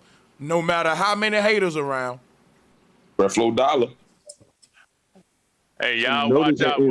Y'all watch Nino Brown on Instagram too. He preaching that same shit, but at the same time, he posting old ass celebrity news on Facebook, and motherfuckers liking and commenting and getting all emotional and shit. Like what one of Sanchez words say? Like a fool. Yeah. Like he posting all that old shit on Facebook. These motherfuckers liking and commenting and all emotional and shit. But y'all watch out for that shit, man. But I ain't gonna lie, this part right here was hilarious to me. Let me skip to this right quick. Know that it's something inside you that he can't let get out to the rest of the world. He can't let them see your greatness. He just can't. Do y'all see the feet? Do y'all see him shooting that gun? Let me take this. Bro, I got to rewind this, bro. Everybody hit the like and share button if you've been entertained with us on a Friday night. We just having fun. And you know something about black men? When a nigga shooting a gun, he like to bite his bottom lip. Like, bitch.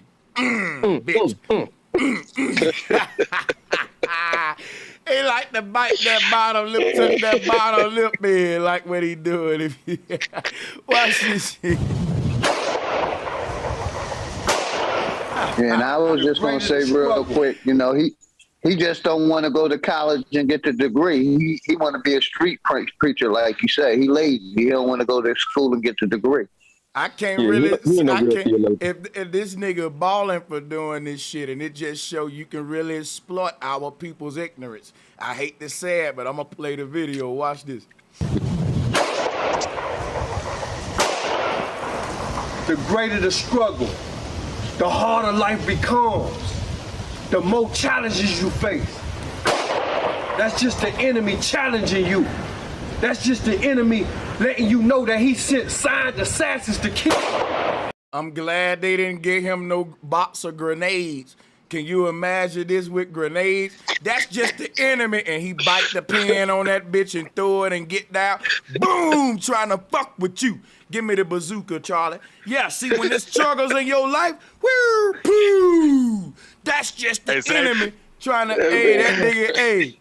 I'm telling you, I'm glad they didn't get that nigga that goddamn rocket launcher. Hey, come on, y'all. $4 with a gun. Sanchez, that motherfucker had the same story as Bruce Lee's brother would. He had that same goddamn story.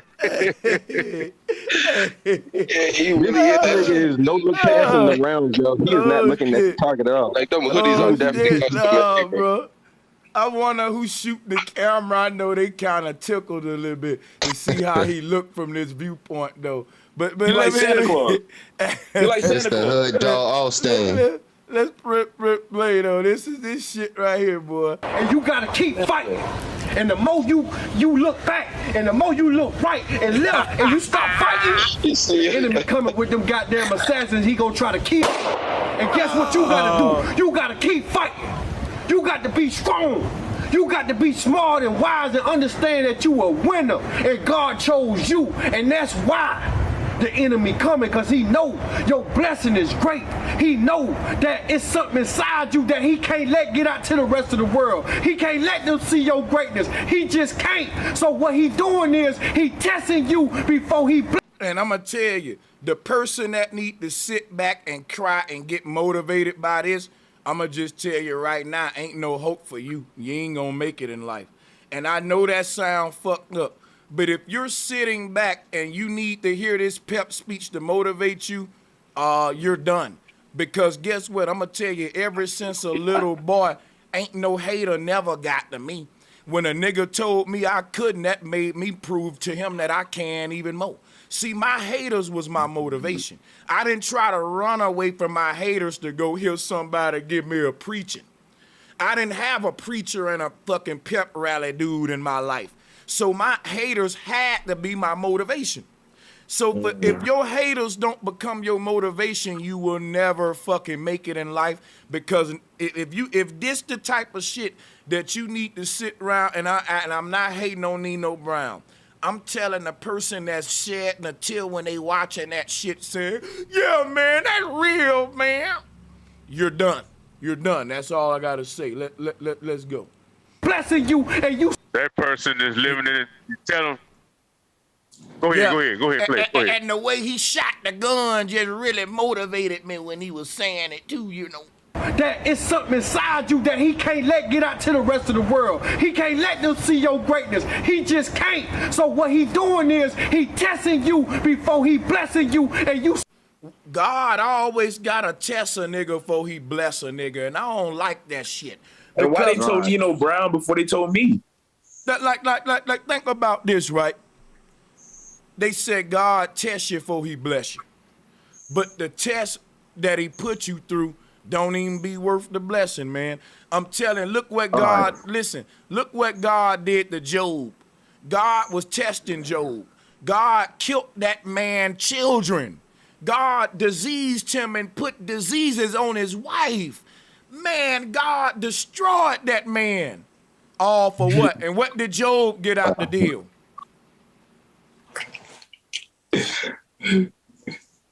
Why the fuck, like, my thing is, they said God know everything. So if God know everything, why he gotta test me? He already know I'm loyal if he can see my heart.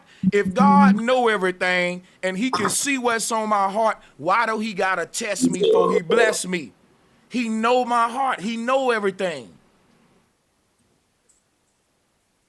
God tested a lot of folks' loved ones in the last 2 years, and they lost their loved one due to the big V.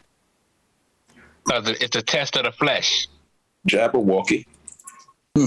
If you say God, if you say God need to test people, then we got to say God don't know everything. Exactly. Ooh, God that was trying deep. to right because I see what you did there. Right, because if God need to test me, he trying to find it out. Trying to figure that out. I see what you did he wants you to figure it out. Hey, you know what though? My thing is this. I figured it out the moment I dedicated my life to Christ. And that should be rewards for that. Christ was the solution for my life. And Christ didn't say, I'm going to just test your ass every goddamn day and play little tricks on you like how God did with Job. Nobody signed up for that. And the devil ain't even playing them games with his people. Only thing the devil want to know is how loyal you are to serve me. And he know his people because the more evil you are, the more blessed you are. The devil is very straightforward with his people that follow him. The more evil you are, the more blessings you're going to get from the devil. Now, Jesus ain't the same. It should be the more good you are, the more blessed you are, but Jesus don't do that. My grandma was good. You know how many people grandma was devout saints, but a nigga like Creflo Dollar get all the blessings? So why don't Jesus do what the devil do? The devil gonna bless you according to how much evil you're doing. And God should just bless his people according to how good they are and quit all this game playing. Well, see, Creflo had the blessings of Babylon. I think that's the difference. Well, I gotta go by what he say, not what you say, because only God can judge him. I got to give him his same respect with his relationship with Christ that I got to give you, Madonna. You know that. I can't judge that man relationship, and you shouldn't be doing it if you really want to follow the book. I'm gonna hold him to what he said. He said it come from Christ. He said it come from Christ, and I'm gonna take what he said and use it against him. Well, I think we look at the way I see it is like a lot of us when we get caught into Christianity, we looking for God blessings from the Babylon paradigm. So a lot of the blessings we want is the Babylonian beast system, which belongs to the beast system. What other kind of blessing would we receive on earth? All I need is love and I think all you really need is just good health. You can just, good health that can sustain you to do whatever you want, whether you off the grid or on the grid. And you want good health so you can do what? Go and produce more efficiently labor to make more money ultimately, right? Well, not in certain cases. Some people, it ain't about the money. It's about some people like to barter and trade, or they try to get up off the money system. So I think it's your parent, it's the perspective you want to go with. I'm saying any kind of blessing that Christ would bless you with on earth, it would be to get so that you can get ahead on earth, right? Jesus don't want you behind. Hold on, wait. So let me ask you a question. Do Jesus want his saints to be behind everybody like how the saints pole, but the demons out there bling-blinging and balling? Is that what Jesus want, Madonna, for his people to be behind economically? That's the only illusion of being behind. The Messiah just wants you to have peace of mind and acknowledge. Well, let me tell you something, dude. I go to these. I grew up in the church, and I never saw poor broke people with a peace of mind. They stressing every day about the bills and everything else. Now I see a lot of evil men who don't stress about their bills and shit. Dope boys and all that. They ain't got a care in the world. Balling it out every day. They don't even want to know the price tag on it. You're exactly right, and it's unfortunately that we have So no, if I'm right, then look, but if I'm right, you're wrong, and you're not being real, because if you were real, no, you're right and wrong. But no, I'm just right, because check it out. When these Christians in church praying for a blessing, brother, it's about money, man. You can't deny that. They talking about they No light doubt, bills because and that's the Babylonian system. well, that's what I'm saying. They live inside of the Babylonian system. So if Christ know that we live inside of Babylon, why wouldn't he give us some little advantages to help us in this Babylonian system? Why would these people be wrong for asking a God, hey God, could you help me with this light bill? Why would they God say, man, that's Babylonian shit? Like, yes, God, I'm in Babylon right now. Help me out. I need your help. Right. Well, I mean, I understand the point you're making, but it kind of like, you remember the story of Daniel in the lion's den, when he was like, "No, we don't want, don't give us the food that they eating here in over here in Babylon. We don't want this food. We don't need this. All we need is this right here that the Most High said we can have." And everybody was amazed how Daniel and all them came up out of there. So basically, what you saying, Christians should kind of quit begging Christ for so much and be more like Job in the Bible. Nah, I'm saying be more spiritual, focus more on the spiritual than the physical. Well, let me ask you something. Ain't they all connected, mind, body, and soul? Nah, they under the spell of the preacher. Wait a minute. Are you telling me my mind, body, and my soul ain't connected? Yes, it's connected, but there's no. That's all I need to know. No, you don't know my health condition. All I know is my mind, body, and soul is connected, but you can't go to diagnosing me with fractures and all that. We just gonna stop with the diagnosing part. You don't know my health. Hold on, wait. You don't know theirs either, brother. So let's just be careful here. Now check this out, dude. The mind, body, and soul is connected. So if my body ain't right, my mind ain't gonna be right, and my soul ain't gonna be right. If my mind ain't right, my soul and my body ain't gonna be right. If my soul ain't right, my body and my mind ain't gonna be right. So a person in church that's asking a God, listen, you made my soul right, now can you just touch my bank account? They all connected, right? Because God said, let thy will be done on earth as it is in heaven. And the spirit part is the heavenly aspect. You touch my soul and I'm feeling so good. But God, I'm stressed every day because you didn't touch my bank account yet. You got to touch my mind, body, and soul. And when it come to my body, that's the Babylonian secular aspect that we talking God to touch. If I say, God, there's a demon of lust in my soul, take that lust out of my soul so that I don't be lusting for women. I can go to hell for that. And God say, okay, gotcha. Got that lust demon away from there. And I think everybody like, God, touch me. I'm no longer lusting. God is good. And I say, okay, God, there's this huge debt that I got collected. Can you now touch my bank account and get rid of that debt? Now God got to run all these series of tests and procedures and all of this stuff, you know. Now, when it came to God getting that demon that lustful demon out of my soul, he just touched me and it was gone. But now that's the soul. Now let's talk about the body, God. My body is sleeping on the street every day because I'm broke and homeless, though. Can you touch my bank account so in the morning I can start at least getting me a room as a homeless man and start seeking a job? God want to play games with me when it comes to the physical shit, the body part. And that's important, too. God just can't neglect that. He, you know, if he could take away that damn lustful demon, he can surely take away that debt on my Capital One card. You praying to a God, Madonna, to pay your rent next month. But before you see that rent, that check to pay your rent. I don't pray to a God to pay my rent, man. The Most High gave me the energy, the will, and good health and strength to go get what I need, man. I look at it like so that. you pray. I mean, unfortunately, go ahead. So if you pray to the, you pray to the Most High to pay your. Only brother. I only pray for knowledge. Only pray for knowledge, wisdom, and understanding. That's what I pray for. He prayed to the God that can do all things, but help his people economically. Okay. Well, I think he's helped our people economically since we've been here.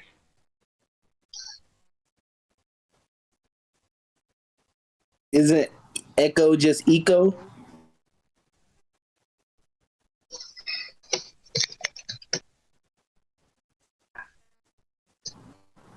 And just remember, prayer. Look. Prayer without works means nothing. Like y'all should have just hit them with a little, last days scripture. It don't say you can just pray without works. It's gonna happen. You got to put in the work. Now, I just wanted to say, how did he say people that he allowed to be enslaved? Let me tell you something, y'all. I'm finna mop the floor with the prayer without work shit, and it's gonna be so funny. Y'all know I grew up in the church. So a nigga can't tell me nothing I ain't heard and ain't mopped the floor with already. When a nigga tell you prayer without works, tell him this. How come when I work and I don't pray, I still get what I want? But when I pray and I don't work, I don't get it. That means it's my work that's responsible and prayer just bullshit. Think about what I just said. I can work and get whatever I want without praying. But if I pray, I can't get it unless I work. You don't see the game, bro? That's telling you it's your work doing it, dummy. Facts. Stupid. The prayer was supposed to get you to a certain frequency so you get to work. And then once you start working, you realize that it was all interconnected, but you got to work. How does prayer get you to a certain frequency to be a better worker towards your goal? Awareness is key. So if you know what you need to do, you gotta then go get it. But our people know what we need to do, and we ain't none of that have manifested yet. You know why? Because I disagree with the whole prayer thing. I think fuck praying. If you plan efficiently, whatever you trying to manifest, you can make a plan that whatever it is you think hard to do, you can come up with a plan, the right plan, to make that shit easy to do. And now it's easy for you to get up and go manifest that thing because you got a plan that's just a masterpiece. Yeah. It's just like it's replacing the word. So it's like prayer, manifest, everything. But the whole thing is prayer is what got people. They focus on the word prayer, so they thought that you didn't have to do anything. Prayer, manifest, it's all the same thing. You just got to go out there and go get it. But awareness is key. The first thing is you got to realize what you want, and you got to go out there and get it. People then they get stuck on asking for it. You know? Yeah, that's what I'm saying. Like, it's some dudes that get up every day and they work their ass off and they get whatever they want in life. And it's a Christian that get up every day and work their ass off and still ain't got what they want in life, and they working and praying. And it's some they're looking for an entertainer. You see what I'm saying? So when this some whole people thing get in the habit of living above their means. Well, but the whole thing of praying without works is just game they running on the people, because it's really your work that's gonna get whatever you want. That's why work stands alone and prayer need work, but work don't need prayer. And any preacher saying, yeah, that's what we want to take home on that. I'm gonna finish this video out real quick, guys. It's like 30 seconds. Sitting there letting him win because you start worrying about the challenges. You start worrying to see your greatness. He just can't. So what he doing is he testing you before he blessing you, and you sitting there letting him win because you start worrying about the challenges. You start worrying about the struggles. You start worrying about the obstacles you facing instead of just killing the. Oh my fucking God. Oh my God. Let's rewind that part right there. Worrying about the challenges. And he bit that. I told you, when a nigga shoot a gun, he gotta bite that lip. Watch when he shoot that bitch, when he bite that lip with it. You start worrying about the struggles. You start worrying about the obstacles you facing instead of just killing the enemy. Did he miss? Hey, yo, I didn't get to say honor and respect to the panel. Hey, I wanted to say one thing about when y'all were talking about prayer. And when we're talking about like the Hebrew Israelites, for instance, that's just one of them, right? We can talk about all the other ones, but when we talk about the Hebrew Israelites and we bring up the Lion of Judah, right? So if you praying, that means that you pray, and the Lion of Judah is just gonna pray on you. Think about that for a second. Hey, I got a question. Why when we shoot guns, we gotta bite our bottom lip, y'all? It's the same thing when you pump it, when you hand them pumps, when you in it, you do the same thing. So I think it's related. Nostalgic effect. Yeah, I'm just fucking with y'all. Hey, I'm just fucking with y'all. But I'm having fun tonight, and guess what? Y'all should go sub to Nino Brown, though. I'm joking, but it's some people out there that probably need to hear this kind of motivation, and I ain't gonna even cap. Salutes to them. I'm just trolling you. Never know. Different strokes for different folks. Hey, bro, Sanchez. He basically bite his lip because he know that recoil when he can't handle that recoil. That's why he biting his lip. That recoil is tough on there. Whatever he shoots. It looked like he's shooting a deagle for real, based off of the triangulation. He can't handle the recoil. It's just the nostalgic effect. It's just the nostalgic effect. That's all it is. I can't cap though.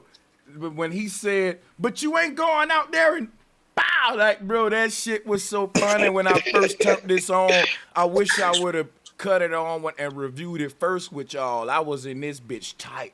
Oh man, and the way his legs was moving, I said, I got to goddamn show the folks this shit, right?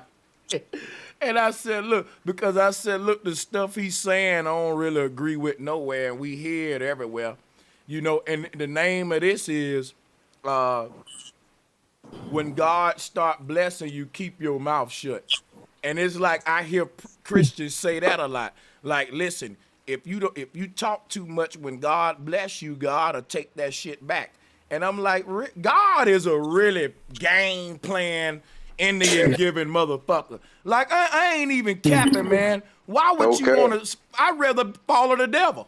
Because with the devil, all I got to do is just put in my stripes and be evil. And I'm good. He gonna take care of me. Man, bro. It creates jealousy and envy. It creates jealousy and envy when you spread news that you're becoming wealthy. And so that's why keep your mouth shut. Yeah, there's logic behind all of these things, man. Like when you read between the lines of. You know what? It's funny that I gotta keep my mouth shut, but Jesus can go around the whole world with his big ass mouth proclaiming that he the King of Kings and Lord of Lords, even died because of it. And but I got to shut up though. I can't be like my God. That's what they said he was. He said, "I'm the great I am." You gotta be Ernie Wayne and tell him, "Don't you tell me to shut up." You can spread all the news, but it comes with consequences. God saying, listen, I'm gonna give you this $1 million, but don't you tell no damn body. If you tell somebody, I'm gonna take every penny of this shit back. You hear me? Now here. Favoritism. That's crazy. They like everybody like, who gave you that $1 million? And you want to be like, to God be the glory, man. God, my God bless me. But you can't even give the glory to your God, even though he told you to give him the glory. See how I'm mopping the floor with him, y'all? Nah, I don't see it. But I think, it's safer. Hey, Madon, let me ask you a question. If God if God bless me, and I can't go out there with a big mouth telling the world about, look what my God bless. Look, my God is good. My God bless me. I ain't giving God the glory now. He can get me on that one, can't it? Well, I think it's better to not go out and do it like that. I think it's better to just. But how am I gonna give God the glory and let the world know that my God blesses his people? By providing institutions and different things for those that are unfortunate. And when a child asks me, how are you able to do that? Shouldn't I tell them, hey, all things are possible through God. God bless. I can't tell them that now. According to you, I can't tell them that now. I just wanted to say real quick. Y'all see how I'm playing chess with them? No, let me drop myself a bomb. Hey, drop that bomb. Wise religion based on belief. Yeah, man. Wise religion based on belief and not factual information. Because belief is the study of the unknown. Like, do you know you're gonna be here in 2 years? Hello? Is anybody out there? Nobody knows. Nobody knows. Exactly. So it's a belief, right? That's not a belief. So Nobody knows. How come you believe? You can only believe you can live to be whatever age you're gonna be within the next few years. What do you mean? You don't know that. You see? So belief is the best thing to hit the earth when you look at it. Belief is living. Look, belief is living your life based on what another motherfucker told you. That's belief. Bro, if you believe, like they say, if you believe, then you can't achieve, right? Madon, do you got children, Madon? No, I don't have any kids. Nope. Have you ever been a father figure or mentored a young man and gave him some good game in his life? Oh, for sure. For sure. All right. Hella niggas. Now, when you tell a man, hey, young man, if you put your mind to that shit, plan and work hard, you can do it, young brother. You can totally do it. When you tell a young man that. Keep the most high. And keep the most high first. And guess what? And you will tell that young man he can do it. Now, won't it? For sure. See? And you won't tell him you believe he can do it. You'll tell him, I know you can do it if you stick to that, if you follow that checklist. I know you can do it. See, that's what I mean so about. I know he can we do don't it, need belief. So he got to first believe that he can, though. You see? No. I'm gonna tell you something. The child that show up, and let me tell you something. Just say you got a basketball team, and the coach come up and say, "Hey guys, who believes we can win tomorrow?" And everybody go to saying, "I believe we can win." And one little boy stand up and say, "Coach, I know we can win." Who you think gonna get the coup? The coach gonna be like, "Oh shit!" Now he took it to the next level. He said, "Fuck believing." He said he know we gonna win this motherfucker. Now that gives you a whole nother kind of motivation right there. Because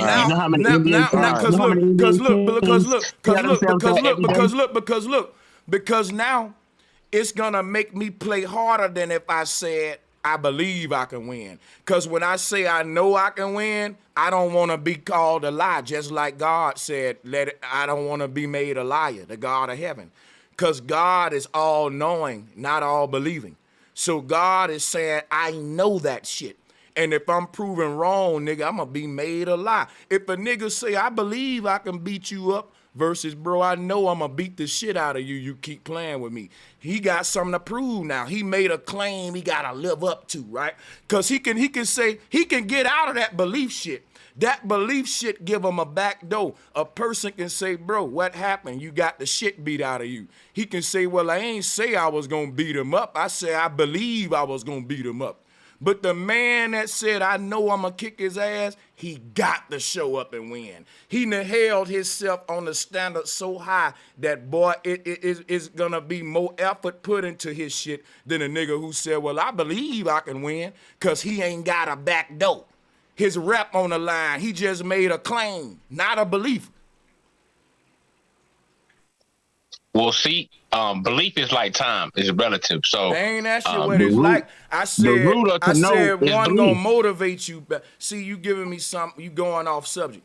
What I'm talking about is the man that know he's gonna succeed has a better sense of motivation in life than the man that say, well, I believe I can succeed. And that's just facts. I win on that argument. That's just, everybody know that's facts. Well, I mean, all I'm saying is this. Every NBA team tell themselves, hey, yeah, we know we can win this championship. And it don't matter if they don't. It don't matter if they don't win or not. My fact still stands. The team that said we know we gonna win and they lost played harder than the team that said we believe we gonna win and lost. That's my point. Well, I mean, I understand that, but like I said, man, belief it applies at different times. That's all I'm saying. All right, cool. Now, hey, Sanchez, I don't mean to cut y'all off, but so you believe in God, you just think he's a knowing God, according to what you just said. Or what's your version of God, or do you believe in a God at all, or are you an atheist? Who? Sanchez. Oh, I believe I'm God. And what's your definition of God? That's all I want to know. Me. In every, like, what do you mean by you? Like everything that consists of you? Like who are you? What are you? Okay. And then I have your understanding of what God is. I believe God is unlimited, infinite power and consciousness inside of a limited, finite body. And I believe that within this finite body, my job is to activate the infinite power that's inside of me. And that power cannot be seen, but it can be felt through my energy and vibration and messages. And it will mystify many. Even when I'm dead, it'll make them say, well, how did he even think to say that, come up with that, research that collage that? I'm tapping into some inside of myself that no other human in the world can do like me, even though they may have figured out the same knowledge I figured out. What I found out with this awakening, it manifests the uniqueness within a person. And uniqueness got the same root word of universe, uni. It connects them to the one, and the one will make all of us grow into the flowers that we supposed to be. See, and every flower will look different with its own little spots on it, but each one of them beautiful. And the thing about it is, I'm just trying to express my energy in a way that the higher self intended. When you put a seed in the ground, you have an idea on how you want that tree to grow. So when the Most High sent me down to the earth, I feel like I have an obligation to manifest at a certain way that I wouldn't be. So this whole thing about God, or I get off topic. When I say I'm God, I follow my heart. God is guide to me. It's the thing that is guiding me to do everything I do from the moment I wake up in the morning to go to sleep. Whatever that is, that's making that's doing that, that's what's creating this dude called Bro Sanchez. And I'm yielding to it. Okay. At any given moment, right? At any given moment, I can change my God or my guide and let something else motivate me. And at that point, I will be a whole nother different energy and message on this YouTube shit. All right, can I ask y'all a question? Yeah. Which word do you use more throughout the day? Believe or no? I say you shouldn't use either one more or less. And if you did, it wouldn't prove much. But what's the point? Because what I'm saying is this, all I'm saying is this real quick. Anytime you use the word think, perhaps, possible, all these words is dealing with belief. It ain't dealing with belief at all. Yes, it ain't dealing with belief at all. Think about it. Yeah. No. When you're plotting and planning what's possible and what's probable, that's called budgeting. That's using rationale. You got a calculator out. You accounting for loss. You account for profit. You saying, well, what's the probabilities of us going into debt? What's the probabilities of us not? You narrowing it down. You coming up with percentages that is not gonna allow you to fail at all. This is why the corporations win. That ain't got shit to do with belief. Belief is, you know what? I'ma leave it in Jesus' hand and I'm finna go play, girl. God'll figure it out. No, these people figuring it out themselves with calculators, accounting teams, and departments doing all kind of fucking research. That's so totally different than just believing. Dealing with probability, possibility, that's budgeting, that's planning. That ain't believing. And I was going to say that's exactly what the church does. They with the money that they get in, they basically do what Bro Sanchez saying. They put it to use and basically, you know, and that's why religion is $1 trillion business. He's trying to say weighing because of the plan. Yeah, he's trying to say weighing out the pros and cons is belief. No, that's rationalizing. No, I'm just saying that I think the Most High, I think whoever created what people want to call it, the Most High, the architect, whatever, I believe that it was installed in man to have belief as a basis. Me too. I'm with you on No, that. that's all I'm saying. That's all I'm saying. But look, you just So hit it on the head. Get away from belief. But we can never get away from it. You just hit it on the head though. Belief as a basis, not as a conclusion. So if the conclusion of your shit is concluding on a belief system and not a fact system, y'all in trouble. And most of the world have made their conclusion that it's all about believing in Christ, believing in Buddha, not knowing a damn thing when we know knowledge is power, madon. So you're proving my point.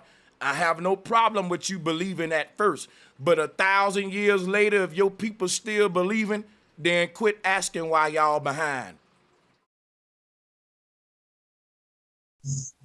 That's fact. But Don, the reason you lose, though, honestly, bro.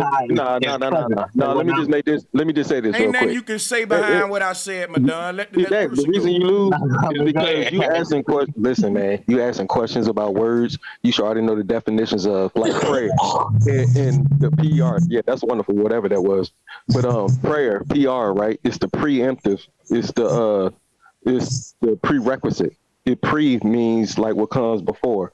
Belief, right? One of the keywords is be. Another one is lie, though.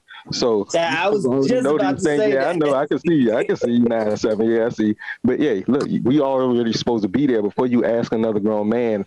But this is what. No, you're supposed to know these definitions already, and you're supposed to have 2 phones like me, and you're supposed to be talking on one and looking up definitions on the other one. Real time. And you in a panel with nothing but syncretists. None of us are gonna get over the fact that the word believe has the word lie right smack dab in the middle. Yep. None of us is gonna let that sit right on our heart. Saying that word. All you need is a gown. You'll be graduating. That's cap, bro. But I'm a true believer though, because I can really break down exactly what I'm talking about. And so that's why I was saying, like, if you're going to go at a brother like that, you're supposed to already have all this stuff set out. You're supposed to already see the game. You're supposed to see yourself. You're supposed to actually know you about to win based off how you prepared, which is the key word of pray. You were supposed to already win there and not even go to belief. You were supposed to stop there. But hey, shout out to the panel. I love these type of bills because it uses... for all y'all true believers. Prove the when I talk, bro, you believe the earth is flat. What are you talking about? They can't prove no prophet. I believe the earth is shaped like, when you look at it, I believe it's shaped like the eyeball. So whoever said that was doofy. No, I was talking to the other brother. So I'm just saying. Yeah, I thought you was talking to me. Belief, when I that word belief, when I type in that word belief, the LIE is capitalized. When I put that motherfucker in there, the LIE is capitalized. So when they see me type belief, they know what the fuck I'm talking about. That's just like that big dog just said. Let me ask you a question. Where did the word belief come from? Are you saying me? I don't know. I feel like that's something that you should know, not us. We just gave you the secret. The word belief. Of what it was. We know we're words supposed to be belief. We know we're supposed words to be come the truth. from words. We know words come from words. Belief comes from fact. To say, oh, it's a lie in the word believe, like, that don't mean nothing, man. That's just cap. No, that's just you not being able to synchronize the things that you see, feel, and know put together, and being able to have cognitive dissonance in something that you're literally looking at. Well, I mean, if you choose to go that route, King, it's cool, you know what I'm saying? But we definitely got to look past that, because old lies in the word believe, like, come on, man. Like, really? Belief you are in a panel with nothing but syncretism. Hold on, you're not going to get over that. Man, I've heard that argument for 15 years. I don't believe it. You should utilize it. Hold on, but belief kind of have 2 definitions. Belief is a belief that can come to a fact, and then belief can come to a situation where whatever you believing in, it did not come to a fact. So belief, it kind of go hand in hand with facts. Let me give an example, right? Exactly. Let's say I'm a midget, right? And we have a 10-foot basketball court, right? And so I'm the midget, and I'm telling you, I can dunk on this court. I can take this basketball, and on this 10-foot court, I can dunk the ball, right? So now you're looking at me as a midget. So what I'm saying is this, while you looking at me as a midget, if I'm saying I can do it, right? Now it's like, okay, well, here go the court, here go the ball, prove that you can do it. So if I'm a midget and I take the ball, whether I dunk the ball or not, now it's not a belief no more. So what I'm saying is this. If I'm a midget and I'm saying I can take this ball and I can dunk it, and I'm telling you this, you're left with a belief unless I can prove that I can do it. If I prove that I can do it or not, it's no longer a belief. I know I'm kind of rambling on. So what I'm saying is, it makes sense. No, it makes sense because after that, right? Oh, let me before you answer because after you do it, right? No, because after you do, because what he's saying is after you had that belief in the little person, whether he makes it or not, is now, the scientific method. Now it's a conclusion. So this is now part of a fact, whether it's a fact that he did or didn't. So I feel what he's saying. But yeah, go ahead. Hey, I'm glad you did that. So, yeah. So when you look at it right, you don't, whatever age you at, if you at 42, right? You don't know if you're going to make it to 43. You can only believe that shit. So all I'm saying is you can't escape belief, even if you do know. But after you make it to that number, it's not a belief anymore. It's not a belief anymore. It's a fact. Then you back to belief again. You have to believe you're going to reach the next number. And then know, and then believe. That's if you make it. You know what I'm saying? Okay. But don't you see the contradiction to that progression? No, it's not a contradiction. No, belief never goes away. That got nothing to do with belief, though. It is a contradiction because it shouldn't have two meanings. It should only have one. Yeah, you're creating a contradiction to your progression, giving you no progression at all. You feel me?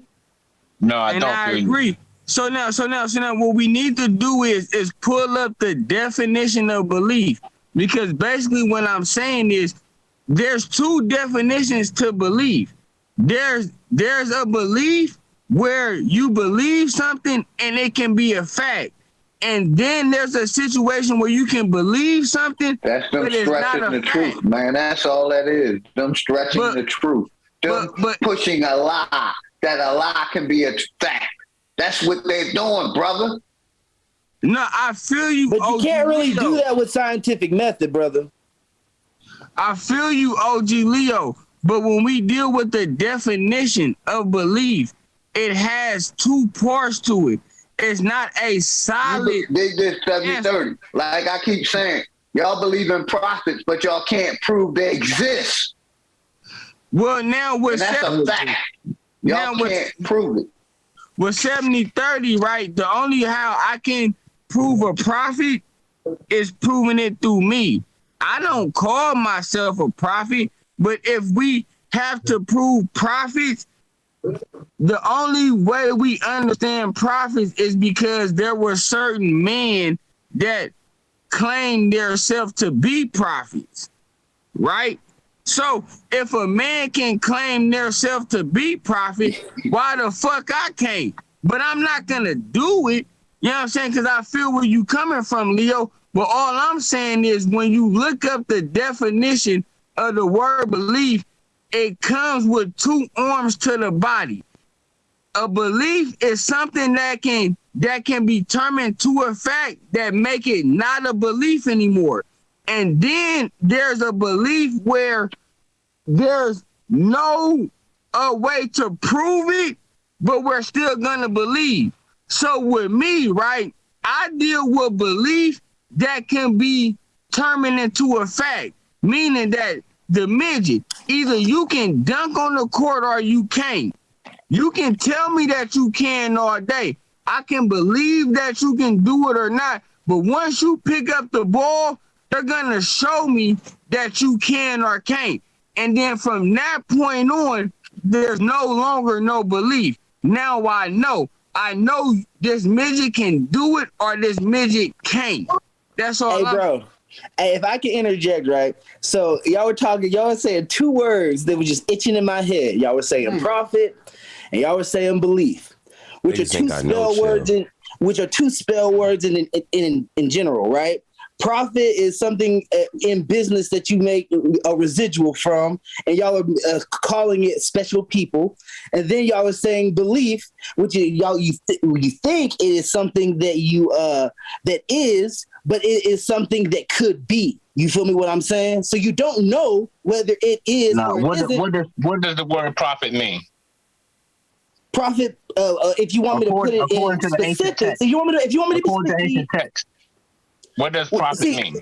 Prove one you're going on ancient Don't text. worry about the word. I'm giving you one exists. I'm giving you the spell word of the word profit because I'm giving you just like belief, meaning two different ways. You said it meant two different things, something that can be a fact and something that you can't prove to be a fact, but you believe in it, right?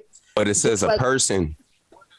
A prophet. Listen. When you say prophet, you are thinking of Messiah. Listen, when you say prophet, you are thinking of Messiah. When we say profit, it literally means in business, doing business and making residual. He was about to give you the definition, man. What does profit mean? Go ahead. Give me the definition if you got it.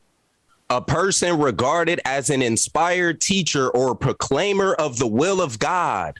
A person regarded as.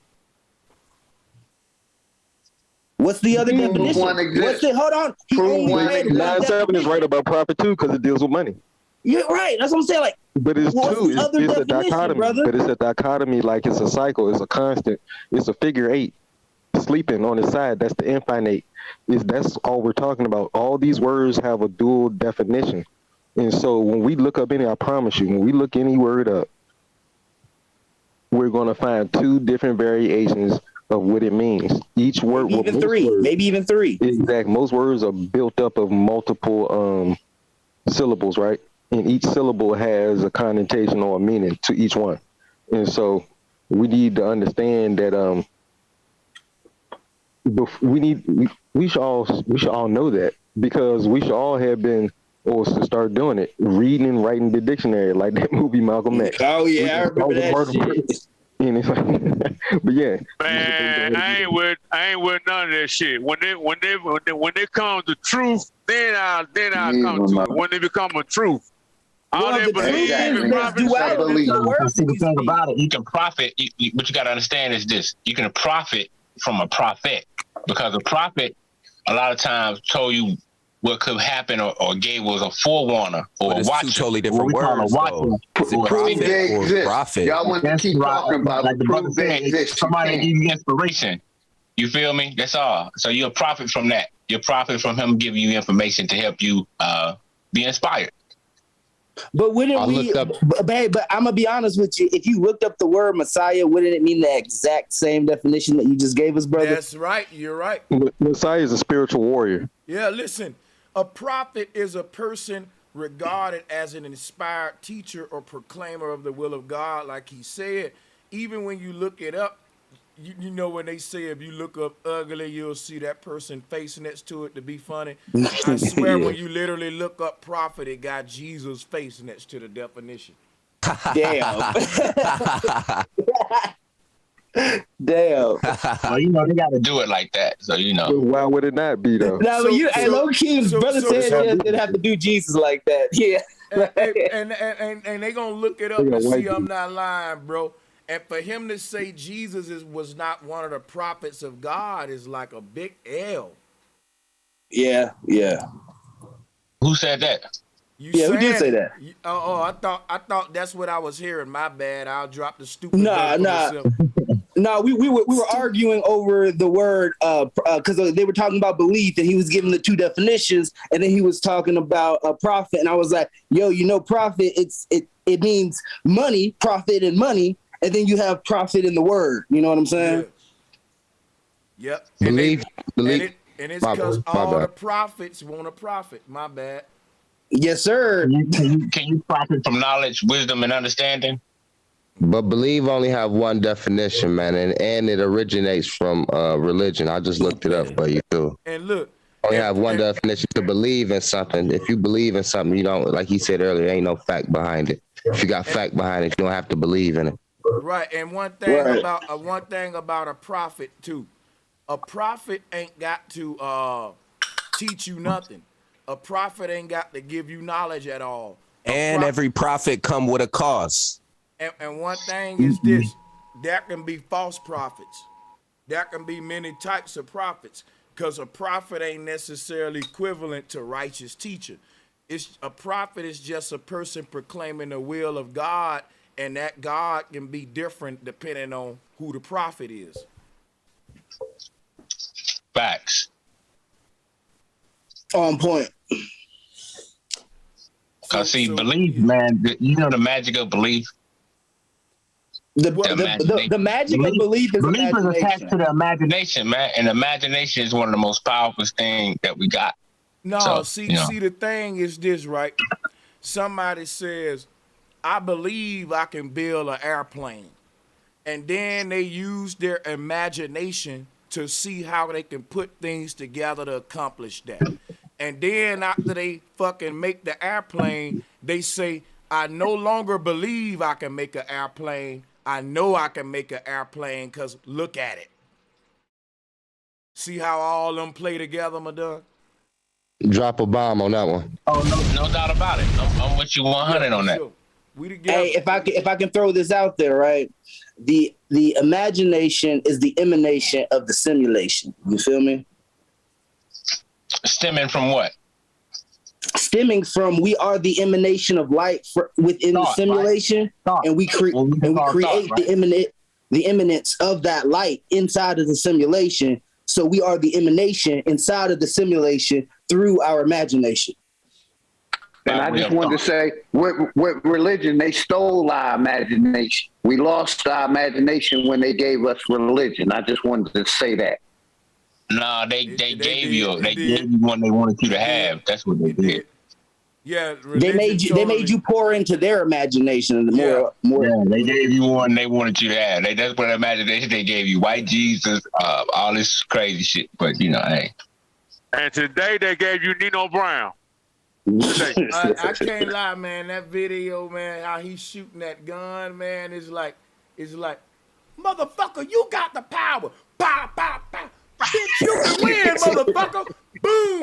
Bitch, you better go. Let me tell you something. Don't you let them haters get to you, motherfucker.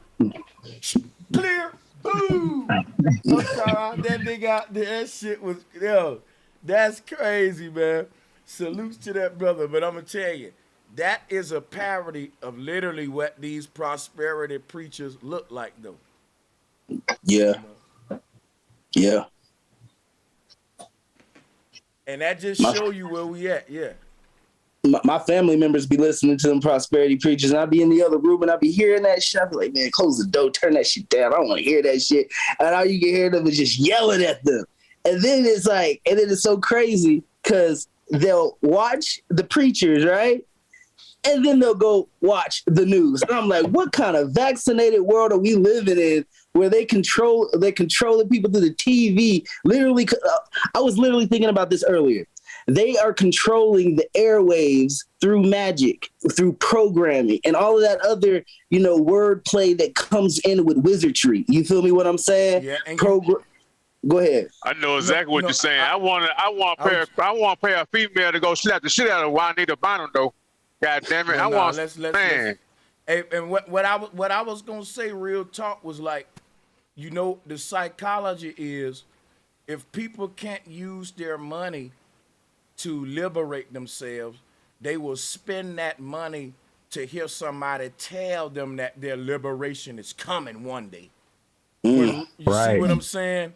So, so a person will get addicted to being told that, man, one day you gonna be balling out, man, to the point where they'll go spending their whole life savings on this new addiction to be told that, versus taking that money to work toward that. Mm-hmm. Back. Hey, Sanchez, they're like Umar said years ago about the church's money, Jesus' money. Grandmama paid tithes all them goddamn years. Then what the bank turned around and did was gave it to the land developers that kicked grandma ass out with her Jesus money. Ties into all that. Hey, that's great. Hey, yeah, Keith, you got it, bro. Welcome back. You Well, got it. It was like Sanchez said. I was gonna say, man, niggas that get their money. Oh, my bad. Go ahead, Tim. and niggas will get their money up just to watch another motherfucker get money. Hey, at the end of the day, it's about programming and money making. That's true, man. Listen, motherfuckers will go. I saw this, what he's saying, right? You can go pull up these prosperity pastors, and they will be up there iced out, 10,000 rolls. People talking about how they suffering in the chat. And the man would tell them, why y'all worrying about that suffering? They would make them feel stupid for being worried that with children that look my bills behind. And next thing you know, he will make them take the little money that they do got and go up there and throw it at his feet. And people will give you money when they need that money the most, just to hear you say shit to make them feel better. Just to hear somebody say, you know what, man, you crying right now, your lights off, your water off, your goddamn roof leaking, your children starving, they ribs showing, right? And a motherfucker would love to hear at that moment, guess what, dude? Guess what, nigga? Your blessing coming, boy, soon. Hey, listen to me. Listen, my nigga. Look me in my eyes, boy. Look me in my eyes, my nigga. Look. Damn. Look, bro. I'm telling you right now. I saw this shit. Nigga will be so serious with you. Like, hey, bro. I'm telling you, bro. Your suffering over, my nigga. Hey, nigga will go to crying and hugging on you, man. Nigga said, look him in his eyes. Look me in my eyes. If y'all think the prosperity preachers is a trip, man, y'all need to look at them African preachers, man. They exercise A motherfucker will convince you that your shit finna be over so soon that the little money you do got, you'll be like, you right, man, take this little money. I don't even know why I was tripping. Fuck this money. My blessing coming next month, nigga. I'm about to be a millionaire, bitch. Nah, every prophet comes with a cause, man. And then the lottery don't help. The lottery don't help. Every motherfucker that go to the church, that blessing is that lottery, and everybody banking on that. Everybody can't win the lottery. That's because God played the Powerball. Hey, now, hey, you hold said on. God played the Powerball? Yeah. Hey, now, hey, hold on. Now we laughing and joking, right? Now, who get the last laugh, right? Because when our elders pass away or whatnot, right? And we go to the funeral, they talking about Jesus all day. And what I notice is we not gonna get up and be like, hold the fuck on. Why you talking about this Jesus shit? Yeah, because Pete, we're talking about it now, right? And it's cool. But when the person pass away, why we don't have the same energy? Now at the end of it, you're not gonna get up and be like, I do. I had that same energy when they passed away, bro. Because people don't want to accept the lie. We've been lying about religion. They gotta let go of that lie. Right. They fuck around, read a Jesus passage or a Bible passage at any one of our funerals. Shit, we won't know. We won't even be here. Hey, yo, brother Sanchez. That brother made a valid point, man. Won't nobody come with the same energy as the situation. That's just a cold fact. Hey, I know we can go on this topic about preachers and all this stuff like all night. But like, I really want to. I came on this platform to really ask Brother Sanchez a really, really big thing that's going to be, embedded into our society in the next couple of years. I really want to ask him a question if he's on the chat.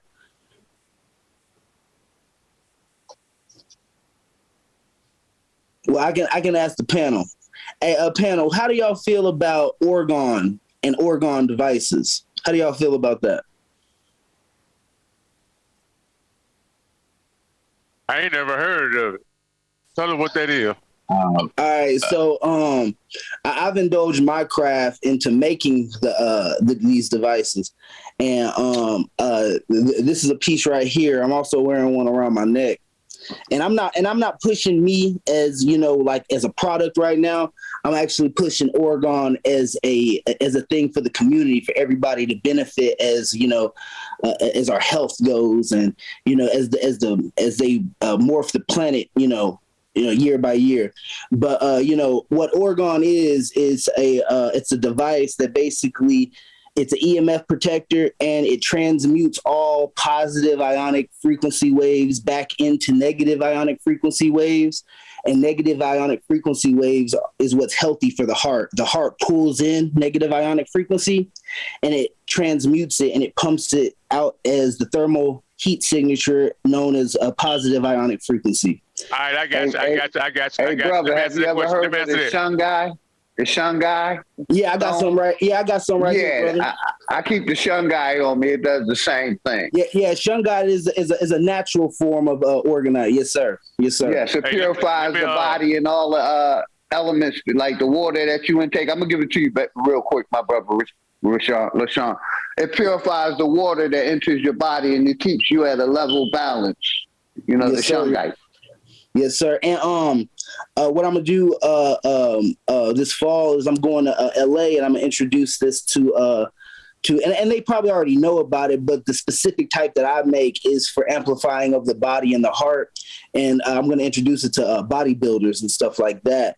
And I just think that Oregon is one of these things that we need as a collective. You know what I'm saying? To help us level up as the earth is leveling up. You know what I'm saying? You said you think? I think a lot. Okay, cool.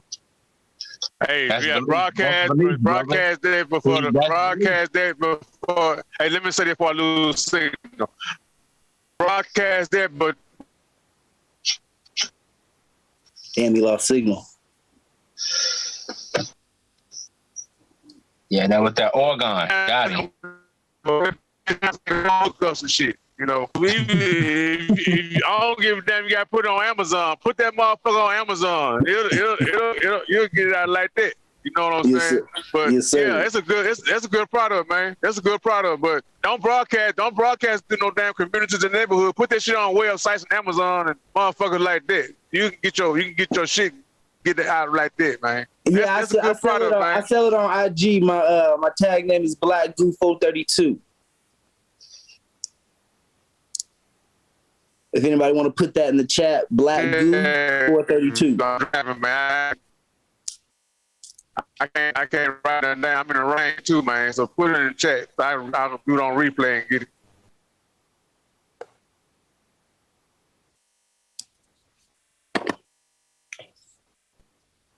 Or you can email me at caball@yahoo.com. I'm about to put it in the chat.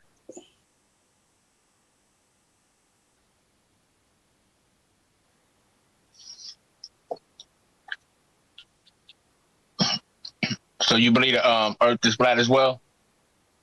And brother, I agree with you. We need to get into the different stones and herbs. Yes, sir. Herbs are excellent for the body. And these stones protect our energy. So we need to get into them and let go of some of these meats and get into some of these herbal remedies that can heal the body. A great mucus cleanser is soursop. Man, that is a powerful leaf, bro. I'm not talking about the fruit. I'm talking about just the leaf of the plant. Soursop tea, man, it'll blast all the mucus out of you, man. And also ginger root. Ginger root is a good mucus remover. I know it's good because the soursop high as fuck too. It's good. It's high. Yeah. Oh, hey, yo, can we get back into the prophet conversation?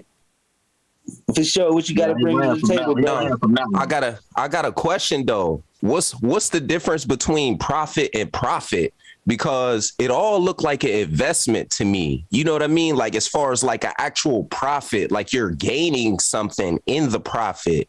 You know, like I was the person that looked up what the definition was or whatever earlier and stuff like that.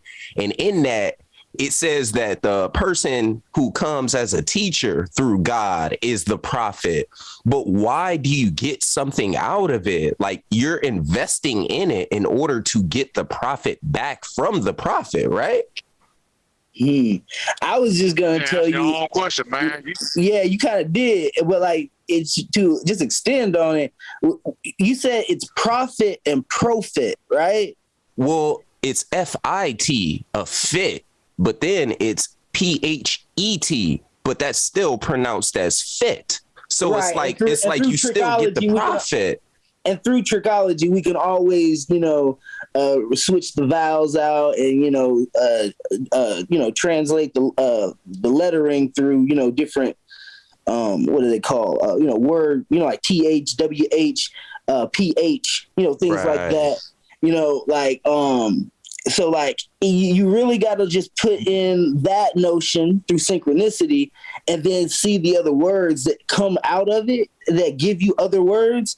And so like you're literally getting a profit out of profit. I'm literally giving you like a conundrum, like, you know what I'm saying? Like you're literally putting in the word profit, you're putting in the word profit, you're literally taking all the words that you can get out of it, and all these words that you can get out of it literally equal up to what it actually is. And that happens every time you do synchronicities like that with words. There's really not a word you can't do that with. You feel me? So why was you attaching it to money? Because if it's an obvious attached to money, because profit in business is the money that you get as a residual to, selling your, doing business or whatever the case may be. So that's why it automatically comes to money, because we get into currency, right? And then when we're talking about currency, we're talking back to water, and that's that wizardry shit. You feel me? Putting everybody under the maritime concept of they're out in the middle of the waters type shit. Hey, and we know religion is about money. It ain't about spiritual principles. It's about money and control. Let me ask my next question then, right? Okay, so if that's the case, right? When you look at some of these, what we would call Aboriginal or indigenous, whatever people want to label it, when they say they're prophets, they're not talking about money though. Yeah, well, they're talking about resource, because if we want to talk about their profits, and we're going to, and for this reference, I'm going to transfer a prophet to Messiah, right? And these are the people that led them into different lands and, archetyped different sculptures on top of lands and different things like that. Because if you know the actual the conduit, right, of putting a structure on a land is to contract that land now, right? So when you have quote unquote prophet and or messiahs bringing these people to these lands, what they get out of that is, what they promise in the Bible, the land of milk and honey and different things like that. Depending on which prophet it is, you know what I'm saying? For Buddha, it could be what's that word? Pravana. How do you say it? Pravana. The mental state. You get that translucent mental state. For Nirvana. Jesus, Nirvana. Thank you, brother. I thought it was a P for some reason, but yeah. Hey, I'm gonna say this here, man. The powers that be prophesied some shit, and they profited some ignorant ass people that they own. God damn it. Hey, look at it like this though, bro. True. Hey, look at it like this though, bro. Look at it as one of the people thinking that he's smarter than all the other people, and basically writing down everything that he thinks that they're gonna do. These motherfuckers gonna rebel. These motherfuckers are gonna have one of these. They're gonna follow one of these motherfuckers, and they're gonna lead them somewhere. These motherfuckers are gonna do this. These motherfuckers are gonna do that. And dig this, like I keep saying, religion is a $1 billion profit. FIT, and our people don't want to accept it. That religion is $1 billion profit business. And they don't want to. They want to hold on to the spiritual principles, but don't want to talk about the financial principles. And think about this, bro. Think about this, right?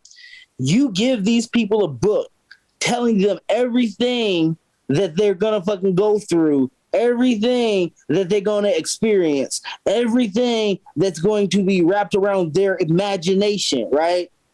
It's inevitably going to happen because now they're freaking worshiping it. Now they're going through it. And now they're literally suffering through the beliefs that you wrote in that book that they keep reading over and over and over. Everybody's going through the Job situation. Everybody's going through these different situations in the Bible, just at different levels in their experience. You feel me what I'm saying? All right, let me ask you a question. Have you been around a lot of people who go to church lately? They go to what? That go to church. Yeah, I'm around people like that. What kind of homes they living in? They live in nice homes. I know some people that's doing good from the church. Most people who go to church, bro, they live nice, man. And they also jabbed up and they believe everything that's going on TV. So what's your point? My point is, when a lot of people try to paint this preconceived notion as if a lot of people that's in the churches living poor and they just walking around delusional. But I also know some church folks. Most people that go to church, they well off. They living good. They feel it. They living good lives according to them. They believe in everything that's happening in the system. Hey, I'm not amigo or anything, but they live in jabbed and bougie. That's what they live in. You feel me? Thank you, brother. Thank you. Yeah, you got those as well. And levels. Go ahead, bro. Say something. Go ahead. You got it. I can't believe Madon said what he said. He said most people go to church, they doing okay. When everybody know that the people who struggling the most go to church to cry and pray and get it out the most. And when testimony time come around, I don't hear no fucking good testimonies, dude. Everybody's letting them know the root word of testimony is test. Everybody telling you about a test they going through. And they testimony never ends. You know why? God gonna test them forever. And that's like they said, a test and come from a blessing. These folks never end up saying, you know what, y'all? All of my problems are solved. God is so good. I no longer have a testimony because I passed my test and I got my blessing and I'm good now. That never happened. And you talking about most of the people that's struggling, that's in the church ain't struggling. We can go to Africa, bro, to where they got million people in their congregations and all them's living in fucking huts and filth and the pastor's a billionaire. Well, yeah, I'm saying they gotta catch a goddamn church band and church and shit. They got church bands and goddamn church buses and shit. They go to church too. They poor. They living like peasants. They live in poor too. I mean, we just saw in Houston with Joe Osteen when they had a hurricane, and dude ain't even let nobody inside the church. Yeah, it took them getting on his ass for him to even open the goddamn doors, man. Hey, yo, Joe Osteen said, I'm not letting them stank niggas in my church. I gotta go to church on Sunday. Hey, bro, that nigga that's what you call the philosophies of men. When men take a philosophy or something within a book and use it until they're on accord, you see, that's all that was. Yeah. And let me say this to Sanchez. I forgot who Sanchez was talking to, but I was trying to come in and say testimony must be illegal then. If that's the case, but they were talking about finances and shit, churches and God and all that. Goddamn it, testimony must gotta be illegal then. If that's the case. Hey, hey, whatever happened to Brother Sanchez debating that preacher brother from last week? Wasn't that supposed to happen like yesterday? What happened to them? Because I wanted to see that. Yeah, and I just wanted to say real quick, like Brother Sanchez always talks about, their God, these religious people, God, supposed to be a healing God, but they ain't dependent on him. They dependent on the Western medical system. So what happened to the power of God? Come on, man. These religious people just don't want to let go. Hey, the power of God is in that caduceus inside of the medical system. Hey, the power of God is inside of that caduceus, inside of the medical symbol. That's where the power of God exactly. I got a question. Use the doctor to operate and save your life. What if that was the case? You ever thought about that? Say it again, brother. What if the Most High used the doctor to heal you? So that's how he worked. That would be a natural fractal of life. That wouldn't. I mean, and the natural fractal of life is God, but like I wouldn't say that God was just like, hey, yo, I'm gonna make this nigga right here, and 20 years from now he gonna do a lung transplant for that. Hey, like I always say, they got more faith in the doctors than they do their gods. They got more faith in these doctors than they do their gods. Because the doctors are holding the caduceus. The caduceus is the staff of alchemy and science that allows them to make them concoctions to make people addicted to them pills so they can keep coming back and getting that profit. Somebody drop a bomb, please. Well, y'all said y'all believe in cosmic law. They're not gonna, y'all believe in cosmic law, right? They're not going to. No. I thought y'all said y'all believe in cosmic law. Nobody going to know that God used a doctor. I'm just saying, things just don't, they say, according to, I heard from flat earthers, everything, nothing happened for no reason. You're a fool to believe in. Yeah, you're a fool to believe in significances. I thought your God was almighty. My God is me. That's life. I got a question. Why do these people accept a religion that was force-fed to them? Because the religion that was force-fed to them took away their ability to think for themselves. Because the white man used our own people. The white man used our own people to use the book against us. That's my answer. That's my answer too. It was force-fed to us into slavery, beaten into us. But you got to remember this, right? You got to remember at one point in time, why was it illegal for a slave to even get a Bible? A slave would get killed if he was caught reading a Bible. Why was mind tricks? Can we like not forget what Christianity was before it was this Jesus bread religion? Exactly. Like why does it translates from other times? Like it's Egyptian at that point. It's still Babylonian. Right. And even in the times of the Egyptians, you had Christians that did witchcraft.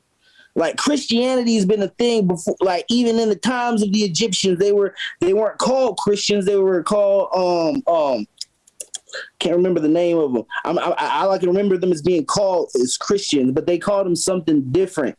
But they translated. They say it again. Gnostics. I don't think it was Gnostics, but like you might be right. I literally can't remember the name. But like I know what you're talking about. There was the Essenes too. The Essenes, the first Christians, they called them the Essenes. They went through a lot of phases. Christianity. Right. Remember, man, the white man, they didn't call themselves Christians. The white man didn't give us the Bible, man, like people think they did, man. That's a misnomer. Hey, shout out to Bro Sanchez for letting us know. It was hard as hell for us to get this book. So, the white man ain't give us his Bible like people think he did. Right. Right.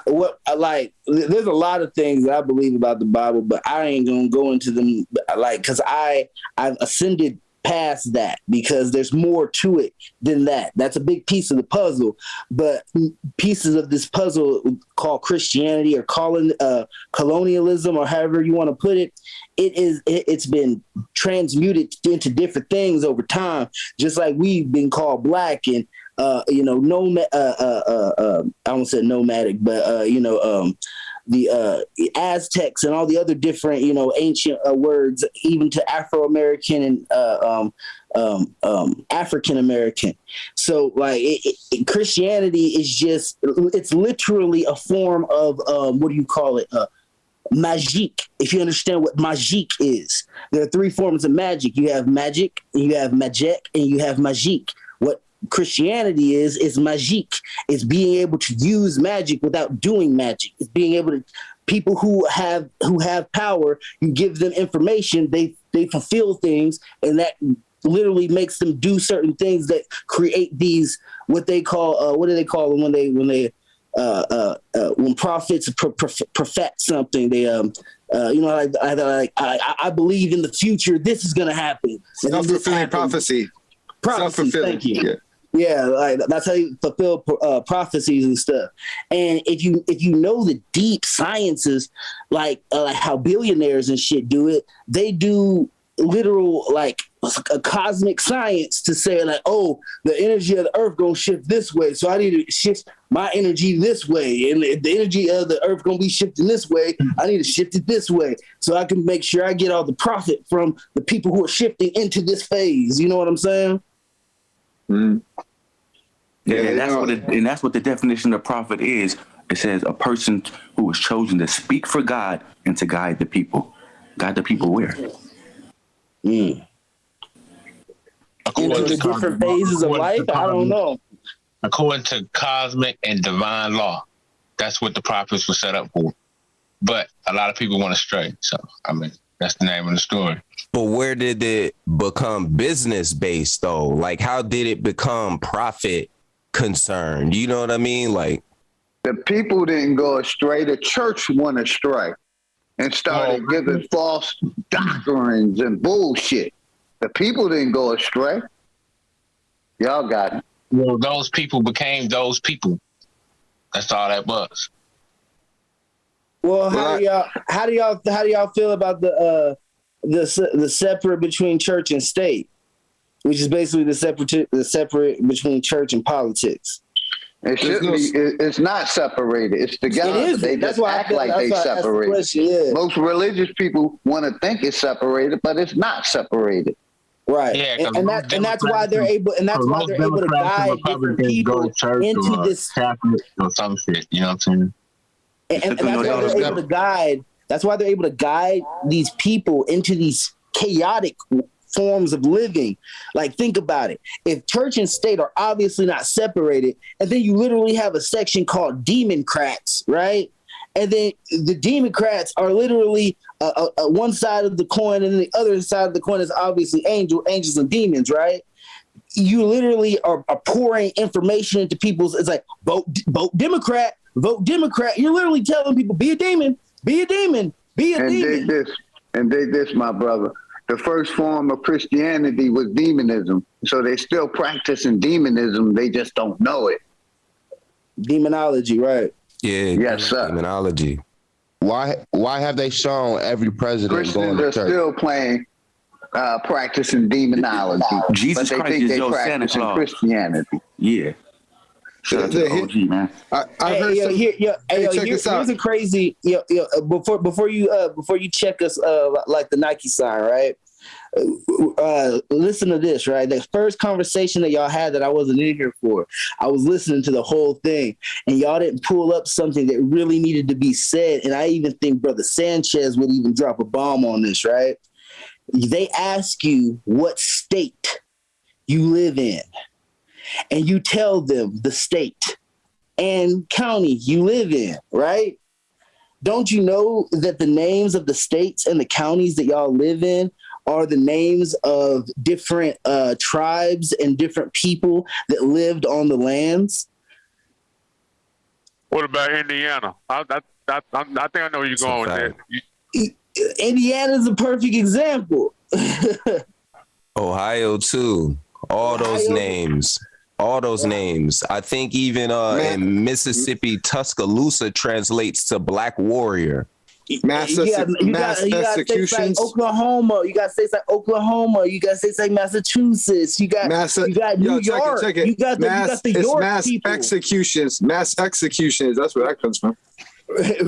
Well, yeah, that's for sure. But then you have like New York and like the Yorktown and Plymouth Rock, and you have all these different places around the world. I don't have to get specific because you know what I'm saying.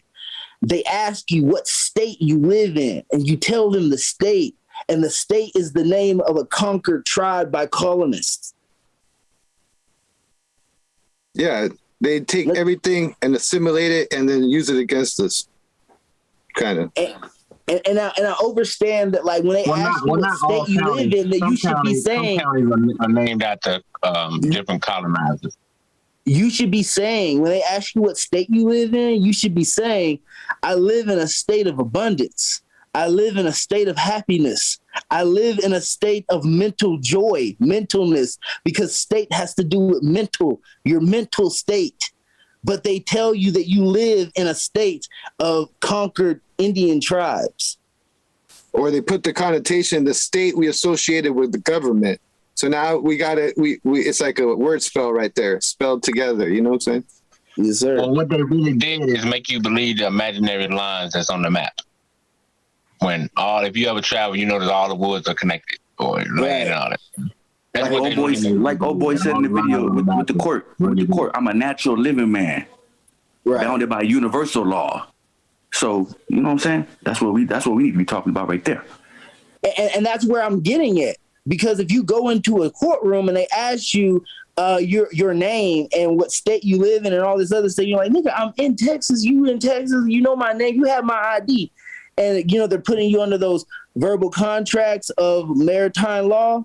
So when they ask you what state you live in, you say, I live in a state of abundance, not in Texoma or Texas or Oklahoma or, New York or Ohio, because those states are the invisible lines, are those saying that those states are those places are giving those lines, valuableness or, giving hey, into big dog, that. I got one for you. I got one for you, big dog. I was watching this show called Family Matters back in the days, and that was in court, right? That goddamn Steve Urkel asked Waldo, say, state your name. That motherfucker said Illinois. Damn. That's a good one.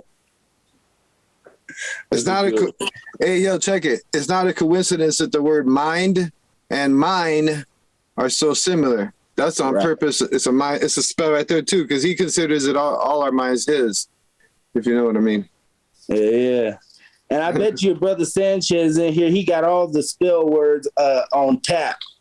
Yeah, but that's why the English language is full of spell words, man. Yeah, bro. Like you can't. Like I've tried to create a martial art with words where you can speak without trying to cast a spell. And I'm gonna tell you right now, it's very, very hard. It is very hard to speak and not cast. You feel me? And like that's go ahead, bro. No, that's deep. That's real. That's English. English language was designed that way, yo.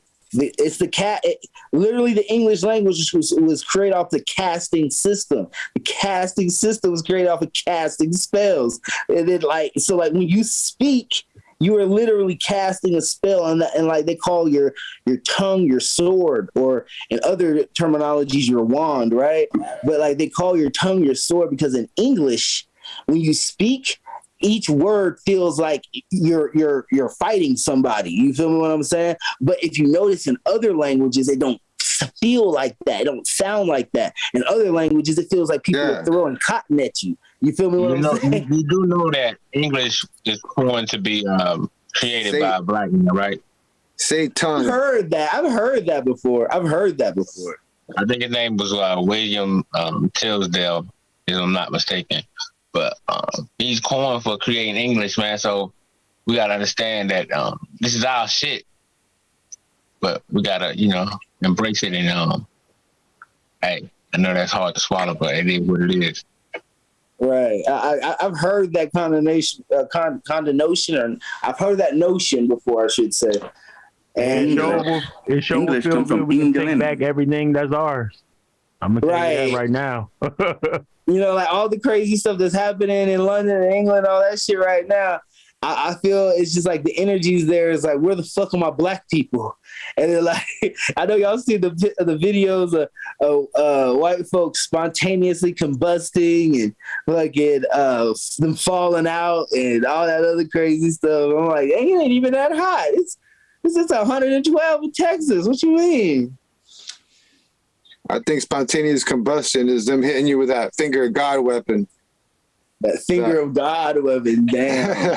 At a very low. Hey, that's why you gotta have your organite. That's why you gotta have your organite on you. They hit you with the waves. You repel the motherfuckers. That shit works, but that's for spiritual levels. You can't stop that directed energy weapon. You know what I'm talking about, right? Hey, I'm gonna be honest with you, brother. I feel like the organ I make, I feel like it's on another level anyway, because I take my organ and I charge it on this here Tesla coil and I electrify my shit. So like I you know what I'm saying? That's wild. I try to be on a level with it. I'm trying to get a scalar device right now. So that's dope, man. Where'd you learn that shit? Man, I've been doing Qigong and I actually teach sun gazing. If you actually go to my page on Black Goo 432 and my backup page, which is Black Goo 528, I teach people sun gazing and I teach people what's known as Phoenix sun gazing. And basically what it is I teach people certain mudras to do with their eyes. So when they breathe, they pull in the sunlight and you actually see your eyes light up. Your eyes actually glow after doing the 15, 20 minutes of the actual sun gazing. And prana. And on my actual IG, I have videos of my eyes actually glowing and you can actually see my eyes actually glowing. Like no bullshit. That's like how you fill up with prana through different yogic techniques. Yes, sir. That's like a very, I don't know, it's an intense, not intense, but very it's concentrated form of it right there, right? It's still yes, sir. And then when you got that organ with you, that organ's always pulling in that photonic, ionic, positive frequencies to transmute them into the negative ionic energy. So if you got the organ on you and you smoking you some cannabis and you sun gazing and I got my little workout tools here, I be hitting them arm pumps while I be doing it at the same time. And when I put the camera up to my eyes, you can see the melanin in my eye. I guess you would call it melanin. I know Brother Sanchez has a thing about melanin, but you can see the glow in my eye. Like you can actually see it. Like you can go to my hold on.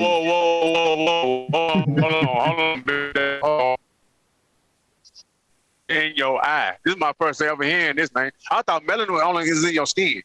From what I heard. No, bro, you got the dark part of your eye has melanin in it. So any part of your body that has darkness to it has melanin in it, and because melanin is the physical manifestation of light. You feel me?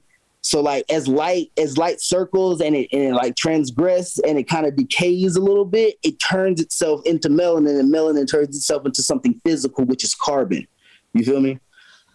And that's to understand melanin on a simulation level, to literally understanding it from a simulation level of us living in the simulation.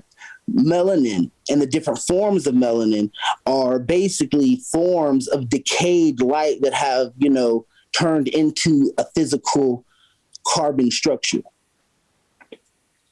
Well, also from the sun gazing though, you can get a different. I was talking about when you fill up with prana, it becomes evident on your physical, but you're not. You're seeing it's in your aura, so it's not your physical eyes that see it. We have a certain different type of vision besides our eyes that we use, but we don't really know how to put a finger on it. Right.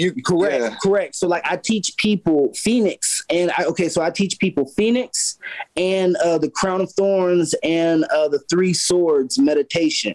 And basically what that is when you close your eyes and you see the static in your eyes, when you sun gaze, right? You pull all that static into where the sun's at, right? And so you do it right in front of you, and then you do it in your peripheral, and you do it in your other peripheral. And then when you have those three swords, and there'll be three bright lights, you pull the ones on the sides into the middle point, and then it makes what looks like a phoenix. It literally looks like a bird flapping its wing, but it's literally just the alpha and the beta crossing points of your brain connecting together through light. I got a question. What are the actual benefits of these two things you're talking about? So there's tons of different benefits of being able to raise and store prana in your body. One is, like me, I used to be like 425 pounds. I came all the way down to like 312, right? And I'm trying to get down to like 280 because I want to go into bodybuilding and stuff. So, but like outside of like losing weight and different things like that, it's to have prana in your body is a catalyst to keep your body healthy. You feel me? What I'm saying? So like when you drink like and the yogis, if you sun gaze in the morning and drink tea, it's a different feeling from just drinking tea. You feel me what I'm saying? Go ahead, brother. They won't bust a nut either, because that's one of the worst ways of losing your prana. Bust a nut all the time. That's why they keep it. Like semen retention is a whole nother thing, because you have to be on a physical level where you're not taking in meats and different, other things. You have to be taking in other forms of prana. You feel me? Whether it be, berries, fruits, vegetables, teas, even solar eating, right? Yeah, and also a lot of people don't do it. According to yoga, a lot of people don't do it right because they just think it's about not busting a nut, but they're still thinking about sex. You can use a lot of energy thinking about sex, so you can't think about sex either, and then you don't bust a nut. Then what happens is when the word is not transmutes. What do you call it when you turn it into something else? See, the thing about it, man, what you can't get around is that man is programmed to want sex, man. You can never get around that. That's why. Right. Hey, let me tell you it's one of the hard. It takes the most discipline. Hey, let me tell you something about that though. So like, there's an energy, right? When you actually get a hard on, or when you feel that root energy, you can actually pull that energy up. That's a physical thing that you can do. Like when you get that feeling, you can pull that energy up, and you've pulled the energy up. There's different things you can do. You can do breath work and crack your back. You can do the sun gazing, like I teach people. And when you actually pull that energy up, it turns like how like when you get the firmness or whatever, it actually makes your muscles feel like that. So you want to work out now. You feel me? What I'm saying? So like when you learn how to pull that energy up, you can actually utilize it. You can pull that energy up into your brain and go smoke some weed and think of something that you're trying to create, and it'll come through more thoroughly because you have the clarity in your mind, because you pulled that energy up from your root chakra. You feel me? It will make you magnetic and very attractive to women. You have to keep them away though if you're trying to do it though. You know what I'm saying? But like your 0 point energy and your plane of inertia become very potent at that point. Like you'll even notice it when you're in nature and you breathe. You'll be like, damn, is the wind breathing with me? Like, what the fuck? And then you'll like stop breathing and the wind will stop. And you'll be like, what the fuck? The wind was just going. And then you'll breathe in again. Then you'll feel the wind. You're like, oh shit, that was me. You know what I'm saying? Mm-hmm. It's a real good way of being like grounded and stuff like that. But like what we're talking about right now, like solar qigong and Oregon and scalar devices and semen retention and things like these are high grades of where people should be starting, which is like fasting and different things like that. If you never fasted over 20 days, you shouldn't be doing semen retention. I'm gonna be honest with you, because that type of energy will make niggas pass out, and then they'll be like, I ain't doing that shit again. And then there another one of them niggas that are skeptical about the shit. You know what I'm saying? Or it could backfire. They'll end up worse after like trying to. If they didn't have the right knowledge, they'll try to do that discipline. Then they'll end up like backfiring. They'll be worse. I don't know, man. I think that's why most niggas is angry today, because they ain't releasing, man. Niggas need to release. That's why they angry. Nah, niggas, because they are releasing. You have to understand we're on the root chakra. That's why they give us the porn. You have to understand that America is the root chakra of the world. And by us being the root chakra of the world, men and females all across the country, they're giving out sex willy-nilly because they're trying to release that root chakra energy. That's why they give us all the free porn and free soda. Because it's bad for it. Because it's bad for you. It's free because it's bad for you. And then like when you're a man, you're able to do these certain things. Your solar energy becomes way more potent. Hey, Bob, what part of Texas you live in, man? I'm over in Dallas, man. Yeah, I just left Fort Worth last year, man. I'm gonna tell you something. You talking about going to bodybuilding? I used to live in Fort Worth. Yeah, I actually had a house out there in Haslett, man. They gave me invoice on my property tax. Me and my wife got the fuck away from them, man. But this is what I want to tell you, man.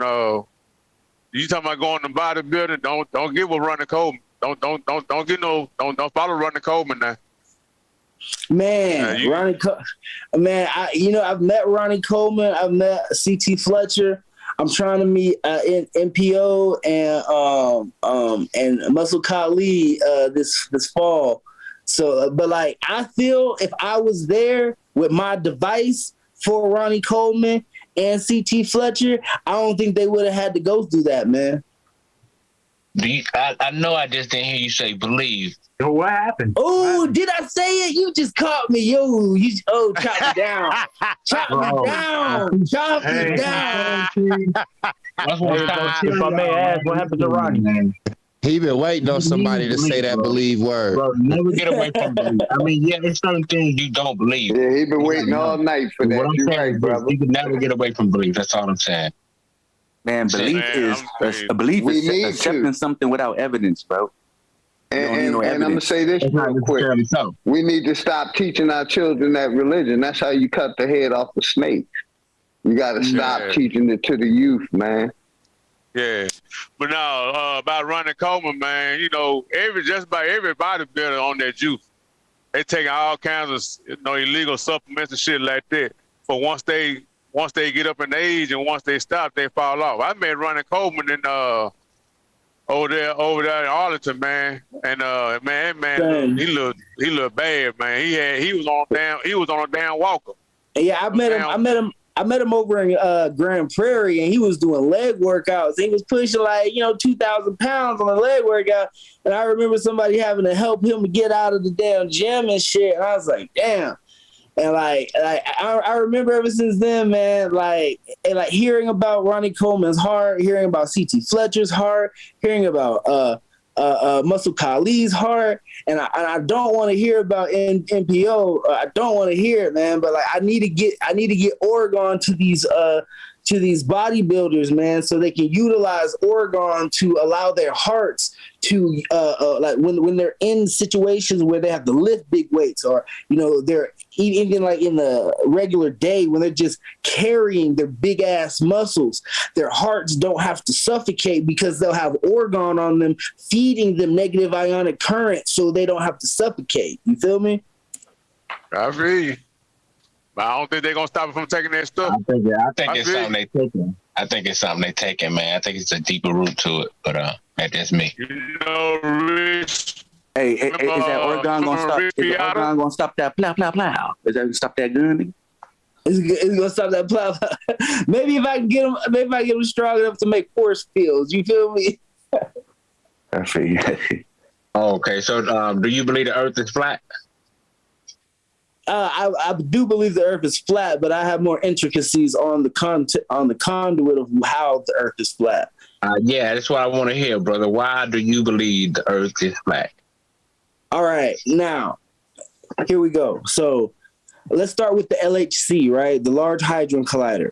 The Large Hadron Collider, if you see how it works, it beams light and it circles, and then they're trying to collide light, right? So imagine and I'm gonna even use Brother Sanchez's reference towards the supercomputer conduit, right?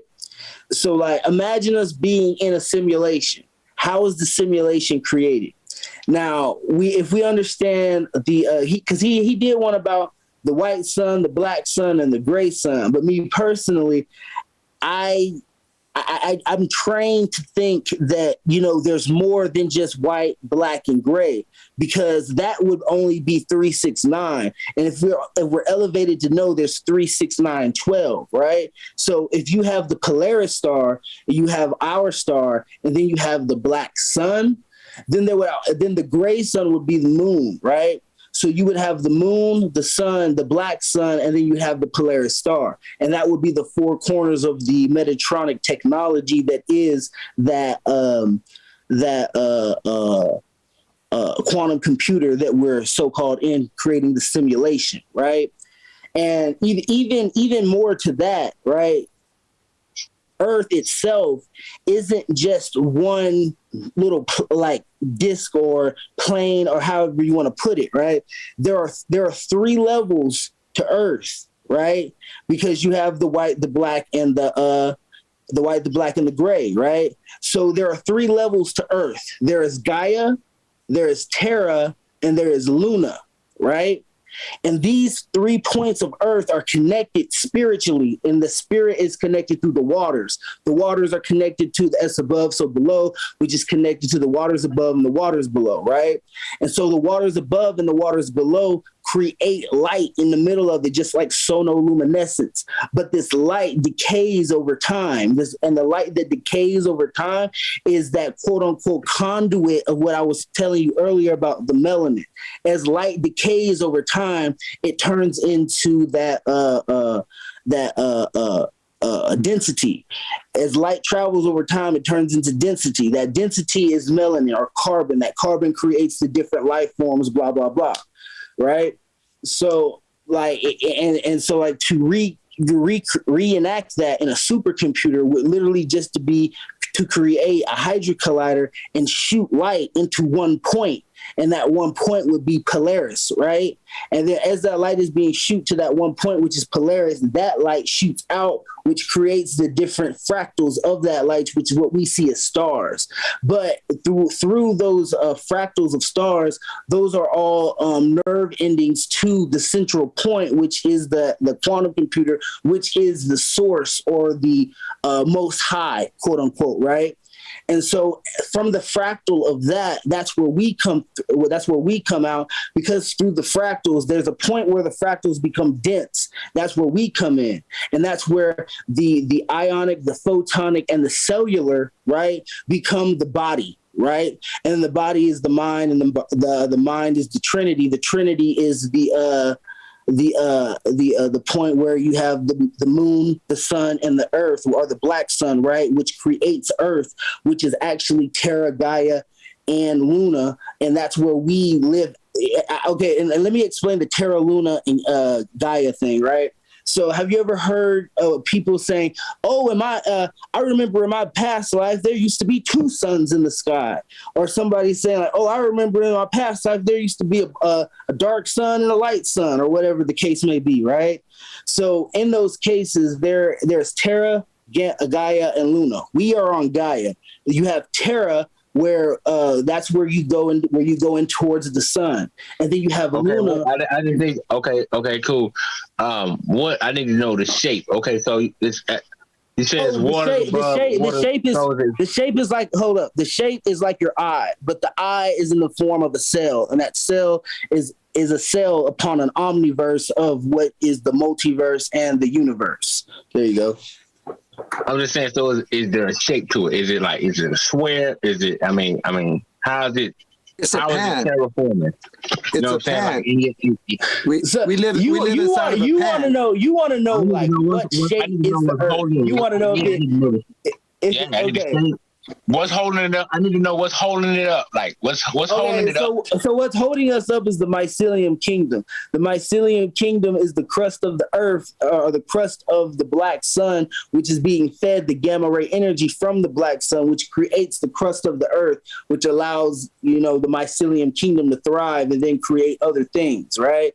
Okay, hey, but this is an illusion, man. This is just a realm, and it's not real. This is an illusion. Right. But the understanding of the realm is the understanding of the Trinity thing that I was telling you about. Is it spinning?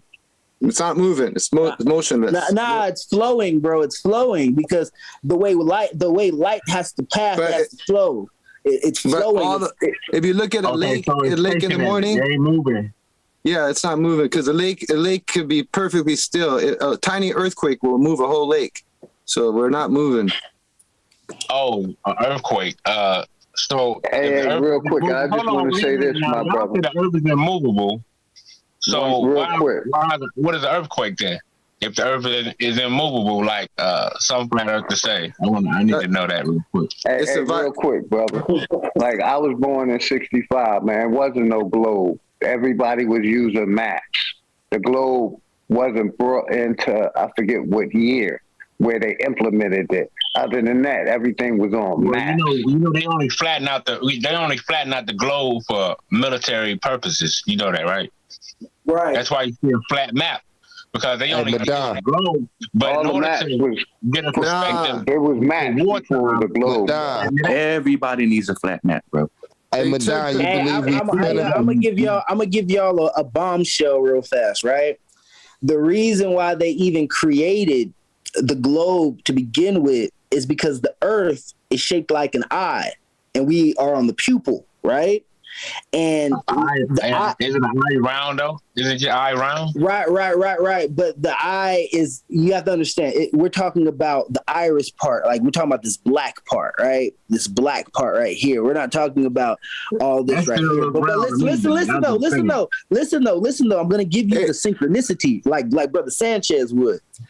The reason why they give you the globe is because the realm is shaped like the eye of the black part of the eye. But they give you the globe because they take it and they wrap it around the ball, just because the eye is shaped like a ball. And then they're able to do the different coordinates around that ball and literally make that realm and map that realm out. So like the way they mapped out our realm was like an eyeball. That's why they have the globe. You feel me?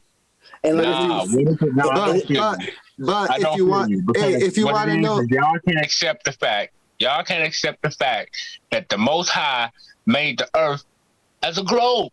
Listen. It's the power of the Most High. This is what he did, bro. Man. You are troll. You are Can I ask a question? You know what I'm saying? If you want to know what the Earth is, if you want to know the shape of the Earth, all you got to do is get the measurements, 25,000 miles circumference, and then do the math. How far could you see out before you should see a drop? And then you get a telescope and you go out and you can see that you see things too far and there's no drop. So the Earth can't be a globe. Hey, Madonna, I see how the other night you was agreeing with everything Bro Sanchez was saying, but tonight you on that religious tip.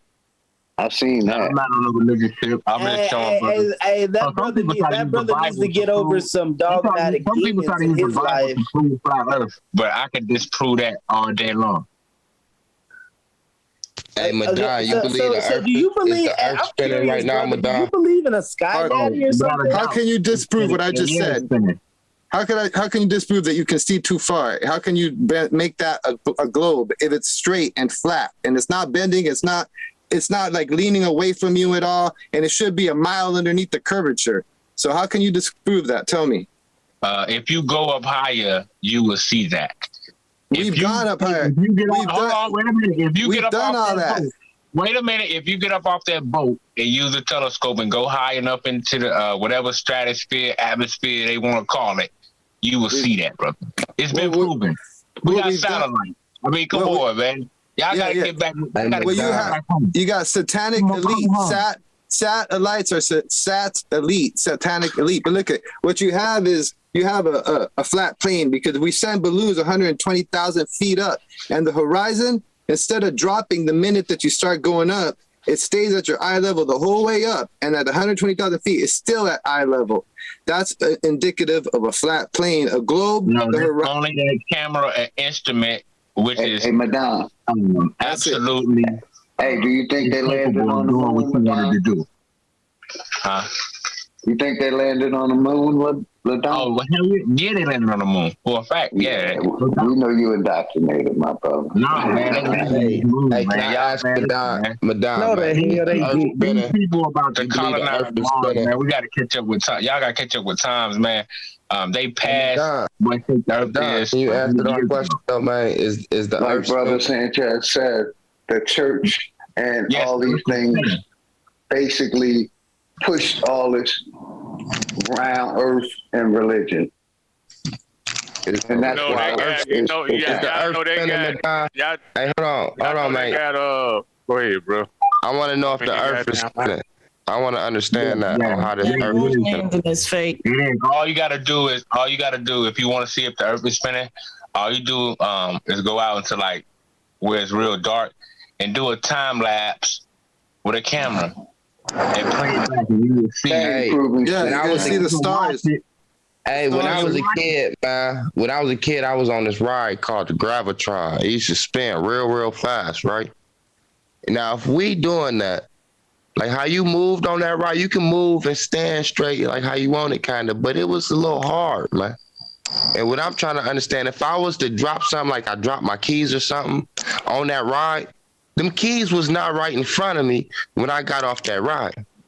So if this earth is spinning, if I was to drop a piece of tissue from the airplane and have a little bit of weight on it, it should not fall nowhere near where I'm at. Right. If you've ever seen a meteorite or a fireball come from the sky, it's a perfect example is why this thing is spinning. Well, that don't explain that we spinning, right? How does that explain we spinning? You remember that? Exactly. You remember that one little at the playground, that little spinning wheel used to jump on with the kids and it spin around real fast? You gotta understand, you at the base of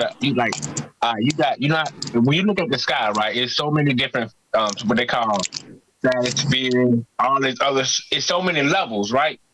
I never seen the stars move though. They don't look like they're moving. Look at the time. The stars are the only thing moving. Video of the night sky. No, they don't look like they spinning though. Like they don't look like they just spinning out of control. You see the Earth moving in one direction and the stars moving in another direction. Hey, I got a question for y'all.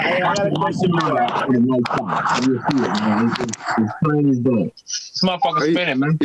You're really a globe head? That's crazy. Man, it really a globe. If it's spinning, if it's spinning, how come we see the same constellations every night, man? The same constellations. I've been seeing the Big Dipper since I was a kid.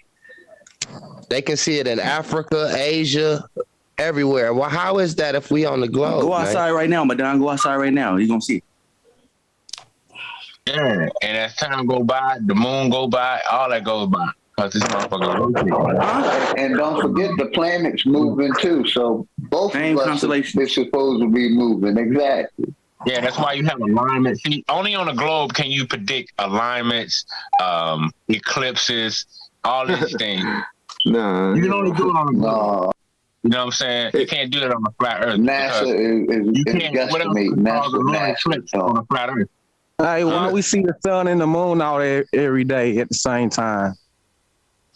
You know what's really stupid about that? To tell you what it looks like they right next to each other. What ellipsis the moon is on. That's all it is. Man. You know what? Hey, check it. What's something really stupid about you sound like a NASA spokesman, brother. You know everything about that. NASA spokesman. Nah, man, it just that shit sounds crazy. Hey, Madon. I do got a question though, right? You sound like Dieback Jr. That's who you sounding like, brother. Hey, Madon, when they take pictures of outer space, right? The sun is big, so huge. How can you never see it? And why is it so dark in outer space? But it's so bright and light. And how can you see the moon? Second question: if the moon gives light and is bright, that's like standing on a flashlight, man. How could you take a picture on top of a flashlight and see? Answer them two questions for me, man. That's all I want to know. Well, it's all order of the Most High, man. When you look at the calculation. No, hold on, pause, man. Don't give me that. I asked about a picture. If I take a picture, I ask you why is that leprechaun in the picture? Explain why the leprechaun. Why can't you see the sun? And why ain't the moon too bright to take a picture of? Why the moon is too bright? Because the moon is a lesser light. But it gives light, correct or no? Yeah, it does. It gives off a little So light. if you was to stand on light, or right next to light, what would that do to you or your camera lens? The astronauts in the pictures. I've never been up there. I'm not sure. Check this out. The astronauts in the moon pictures should have been like completely burnt and melted from how hot and bright it would have been at that distance, because the light is so bright here on Earth that at that distance, according to the inverse square of light, it should have been like a sun, the moon, and they were sitting there on the dark gray rock taking pictures. That's just fake. How is it dark gray rock if it gives light, Madon? That's all I'm trying to. If something that gives light, when you stand next to it, and that big and it can give light from that distance, that's got to be stronger and brighter than any flashlight made on Earth. So exactly. put that eye and tell me you can take a picture that way. It ain't like that, man. It's the sun. You know, the sun gives light to the moon, man. That's just automatic. Okay, so where is that light in them pictures, man? Especially back then in them times, they didn't have all of this all these fancy cameras where you can take out light, man. Where is the light? Where they landed. It's the position where they landed on the moon, man. That's all that is. You gotta look where they landed. It doesn't light up anything but the earth. Dark spot. So how they ever been to the north side Let of me the ask him a moon? quick question.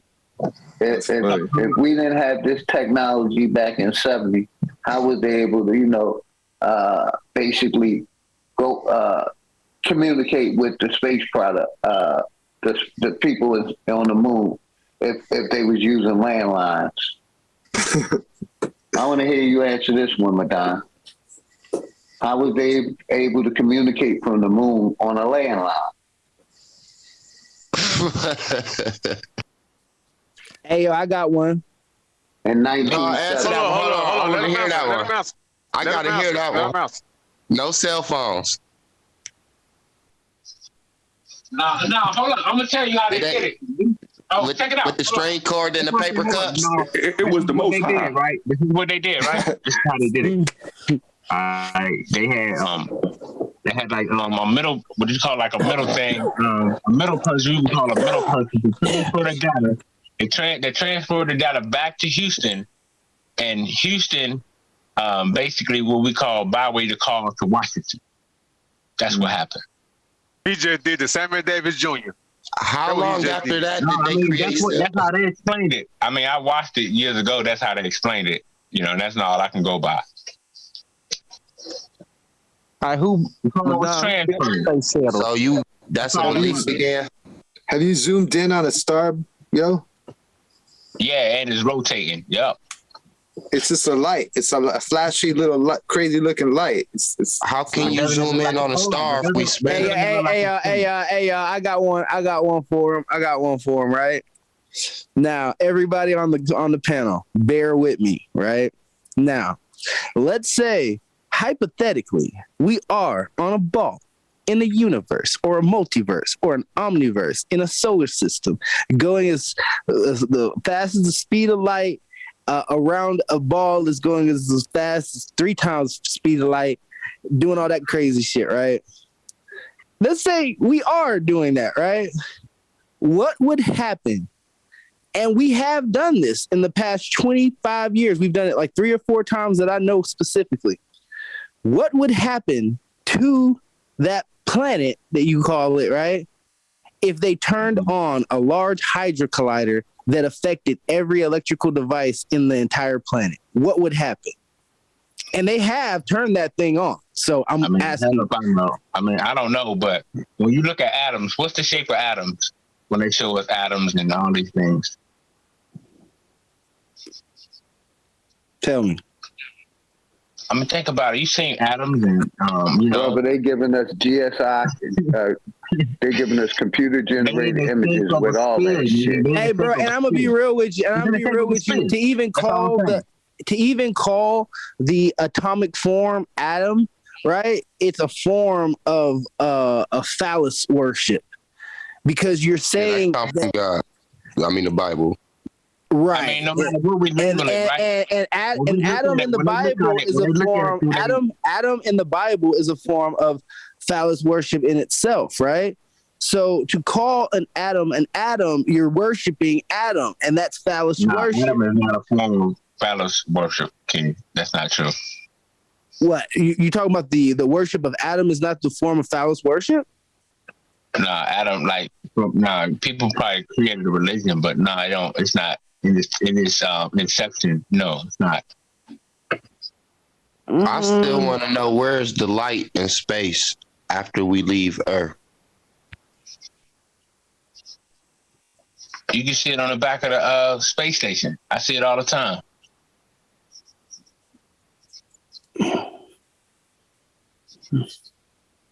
Which is another computer generated image that they're giving the people. Okay, NASA's $1 billion business, bro. You know who the first person? Y'all know who the first person to debunk flat Earth? Nobody that I really know. Nah, man. The first, check this out, right? You can look this up. Nobody like he said. Hold on, check this out. Listen to, hey, check this out. I'm about to drop a jewel. This jewel right here. You can build a necklace. Nah, you ain't dropping no jewel, bro. You talking to Neil deGrasse Jr., man? Hold on, bro. When this jewel right here, you can make a necklace and a bracelet. Now check this out. The first person we debunking Christianity every day. Hold on, bro. I'm just gonna say this real quick. And all that the first person to debunk flat Earth was Christopher Columbus. You can look it up. It's called the Council of Solomon. You're talking about a mythological. Oh man, see, McDonald already told us he's a believer. No, bro, you gotta look this up. I'm giving you a jewel. Everything he talking about is a believer, man. Keep your jewels to yourself. Everything I'm telling you, you can look it up. Now check it. It's called the Council of Solomon. Christopher Columbus was a mystical. Hold on, check this out. He wasn't a real person, bro. I'm just giving you the underlay, King. That's it. It's called the Council of Salamanca. You can look it up. Christopher Columbus went to Ferdinand and Isabella and was like, look, check it out, right? Every time I go out on this what y'all call flat Earth, I keep getting goddamn lost. Hold on, so you mean they didn't go to the Most High? It's written, King. He told them, look, he told them, hold on, check this out, bro. This is quoted. This is in the 1400s. Check this out. He told Queen Isabella and Ferdinand, he said, the Earth can't be flat because I keep getting lost. I can't go off these maps y'all giving me. This is wrong. So he said, so because he was slow, the Earth was. You go with a lot of belief systems. Bro, you gonna take Christopher Columbus? He said the Earth got to be you a make sphere. yourself look silly, boy. Nah, you really man, make yourself look silly. Well, I'm telling you, you can look this up. It's called the Council of Solomon. Madonna, you making yourself look silly. Stop, brother. Stop, please. You make yourself look silly, Madonna. Was Christopher Columbus. You heard it from Madonna Kamek. Christopher Columbus? Oh, man, you ain't... Oh, Mansa Musa wasn't even the first to explore the Earth, man. No, I'm just saying Christopher Columbus was the first one to tell the king and the queen the Earth can't be flat. That's all I'm saying. Christopher Columbus didn't even know directions, man. What did you say? He thought the Earth was flat. Hey, Madonna, you hung yourself Spaniard? Hold on. The reason he Spaniard knew directions because he thought the Earth was flat. When Christopher Columbus figured out the Earth was round, the nigga was Madonna trolling. What Spaniard? What Spaniard knew directions back then, man? It's called a Council of Solomon. Madonna is trolling. No, this is not a troll. I'm on patrol. I'm not trolling. I'm on patrol. I'm telling y'all what's real. Nah, he hanging himself. $200 in fees. It's called the Council of Salamanca. Christopher Columbus is the first somebody to debunk flat Earth. Madonna took the $200 in visa and got that shot, man. Nah, man. I believe you too, brother. He took that jab.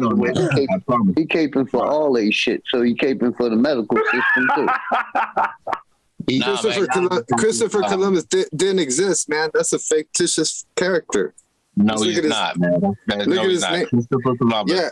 Yeah. Who they call Cristobal Colon. Cristobal. Man, bro, Christopher Columbus didn't know no directions, man. That man got lost and found his way in Brazil. All you got to do to know he's fake is look at his name. That's an Illuminati symbolism right in his name. Completely fake character.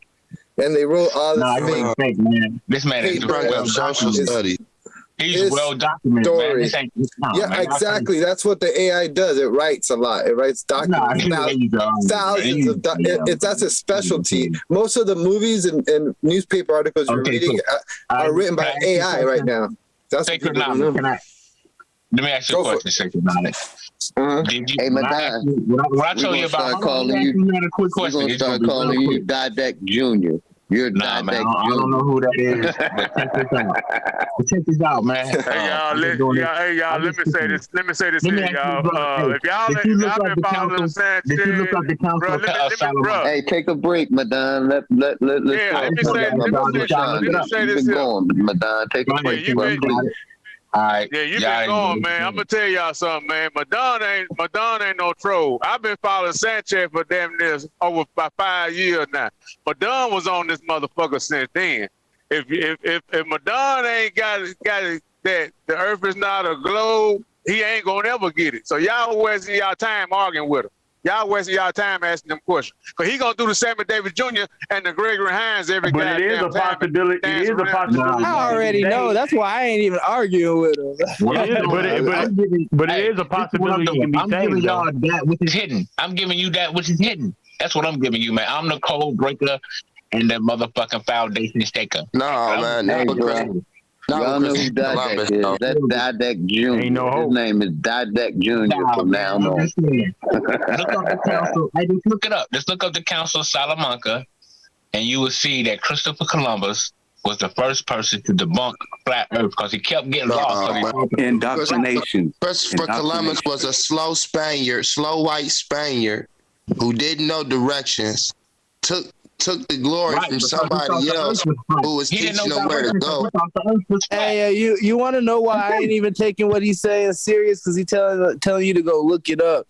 And I know for a fact, back in 2009, if you searched the word science and you did the definition and the etymology and the Latin phrase that it came from, it would tell you that the word used to. It don't do it anymore. But it used to say the word science used to mean the word sever and the word ence meaning mind, meaning severing the mind. And when you look it up now, it says some totally different shit. So like the fact that you telling me to go look this shit up, I'm sitting here listening to you. Hey, Madon, I exposed you tonight, bro. You got exposed. I ain't gotta look it up. I remember they told me in 3rd grade about for Columbus, man. You think I'm bullshit, right? All right. With that, I'm gonna tell you something. Hey, check this out. While you're doing that, you think I'm bullshitting? Go to True Stream Media and look up a video called "Technology is Getting Close to Reality" or "Dangerously Close to Reality." Wait, I'll figure it out. I'll figure it out. I'll tell you the right name. But anyway, watch that video and you're gonna see that they've been had AI that can you write one sentence and it'll write a whole novel off of one sentence in like a matter of minutes. And people read it and they think a person wrote it. They've been doing that for years already. AI writes, man. It writes big time. Man, you watch too much sci-fi, man. You bugging. Man, nah, man. True Stream Media. You watch too much Twilight Zone, man. It's a video called "Technology It's Becoming Close to Reality." True Stream Media. Watch that video. I'm telling you, she shows what they got. They don't tell you they got this shit classified. No. I'm just fucking with you. You're right. They do got a lot of this shit, man. That's why they went to the moon. That's what I'm telling y'all, man. I knew this nigga was a troll. Hey, how they gonna land? How they gonna land on the moon? Is a luminous object. It's not a solid object. How they gonna land on light? Let me explain to you how the moon's even there. Madon, how they gonna land on light? Hold on. It's not a solid let me explain object. to Madon. Let me explain to Madon how the moon's even there. That he can explain to us how they landed on it, right? So, like, if we live on top of the mycelium kingdom, and under the mycelium kingdom is the black sun, which emanates a gamma light outward, and it goes through the mycelium kingdom and literally stamps on the rotation of the trinity of the moon and the black sun and the sun. It stamps it in the freaking sky, just like the freaking Batman symbol, a map of the entire Earth. If that is an emanation, right, of the Earth from the radiation light from the black sun, how can you land on that? It would be an emanation of plasmic light in the sky. Well, I don't know, man. You have to ask them. But what I need to ask you this. So if you're a flat earther, right, and y'all say that the sun and the moon is right in here with us, according to y'all philosophy, why isn't it possible to go to the moon then? Because the moon's not physical. The moon ain't no. No, y'all said the moon. Y'all, according to flat earthers, the moon is only, I think, 100,000 miles away from us. That's according to y'all information now. I remember this shit. Because we can't break through the dome that we're in. We were just talking about this the other day. They're trying to break through the dome. The moon was inside the dome. That's the whole thing on CERN. That's what CERN trying to crack the dome with that beam, man. What you think they doing? You ever saw the moon was inside the dome, according to flat Earth. I thought you was your last name Kimmy, right? But you saying the most high. If you read the Bible, don't you read on the heaven of heavens and all of that? How there's different heavens, that the ground is a heaven, the sky is a heaven, and there's a heaven above that. Don't you read that, Madonna? Yeah. Now let me ask you a question. Have you ever seen the Hubble telescope look into space? He ain't even answer your question. Oh man, he said a telescope. It's gonna tell you what you're scoping, right? The answer is those are the heavens that keep going, man. Yes, the earth, the heavens. You got a heavens, which is called a firmament, that the fowl or the birds fly in. Then you got a firmament, which is the different layers of the atmosphere and stuff like that. And then you got the heavens of the heavens, which is what we see through Hubble. That's what that is. So you can get there. So we can get there. You can reach God. Hell no. So how can you get up there, man? You had to go in spiritual form. According to your belief. After you die. Okay, so if you can get up there, I'm not understanding. Now you just lost me, man. How can you get up there, man? You got without dying. Yeah, okay, but they done went up there though by getting on the moon and shit. They ain't dying. Who? Well, according to the scriptures, it says the spirit goes back to the Most High. The spirit goes back to the Most High who gave it. That's what it says. So right, and that's the translation of like going back to the black sun to be reincarnated into Earth. Well, I don't know what that is. Because your body had endless energy, your soul, or rather. Like the way that I told you how like the moon is the emanation of the earth through the light of the black sun. That's why when you go into the moon, you come back through the black sun and you get reincarnated. But so if you go into what proof do you have Let me say something real quick, right? Mm-hmm. I'm gonna have to shut down here in a minute, but I just came back, right? And I think what you talking about is the moon reincarnation matrix, right? Right. That don't exist. That was created by quasi-luminous, and we gotta quit saying it like it's fact. What I will say is it's an interesting idea, but it's fear-mongering if you ask me, and it's desecration of the moon. So Hey, brother Sanchez, if we go off of your concept of the oh well, just the concept that you had on the other day about the black sun, the white sun, and the black, the gray, and the white sun, the emanation of what we're talking about. Like, I'm not calling it a soul trap. That's their little reference towards it, right? What I'm saying is if you take an X-ray machine, right? And I put you in front of the X-ray machine and I blast all that gamma ray energy right through you, right?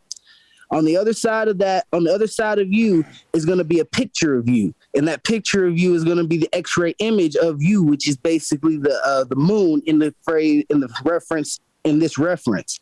So if your spirit, which is your light, which is your emanation within this simulation, goes towards that part of the functioning of the Metatronic technology, if it goes towards the moon, it would actually go back towards the black sun and regenerate again, being the reference of reincarnation, just in the mechanism sense. Let me ask you a question. We got this thing called a moon reincarnation matrix. Why don't we have a sun reincarnation matrix? Because the sun takes you to the other realms. The moon brings you back. The sun takes you out. What other realms do the sun take you to? The other, I guess that's a good question, but like I've seen the different maps that they show about like the different emanations from this one going out to other simulations. Like our ancestors talk about the different simulations. And you know the part that you get wrong is that the sun is the doorway to all of these different dimensions. The sun is not, and the ancestors never said that.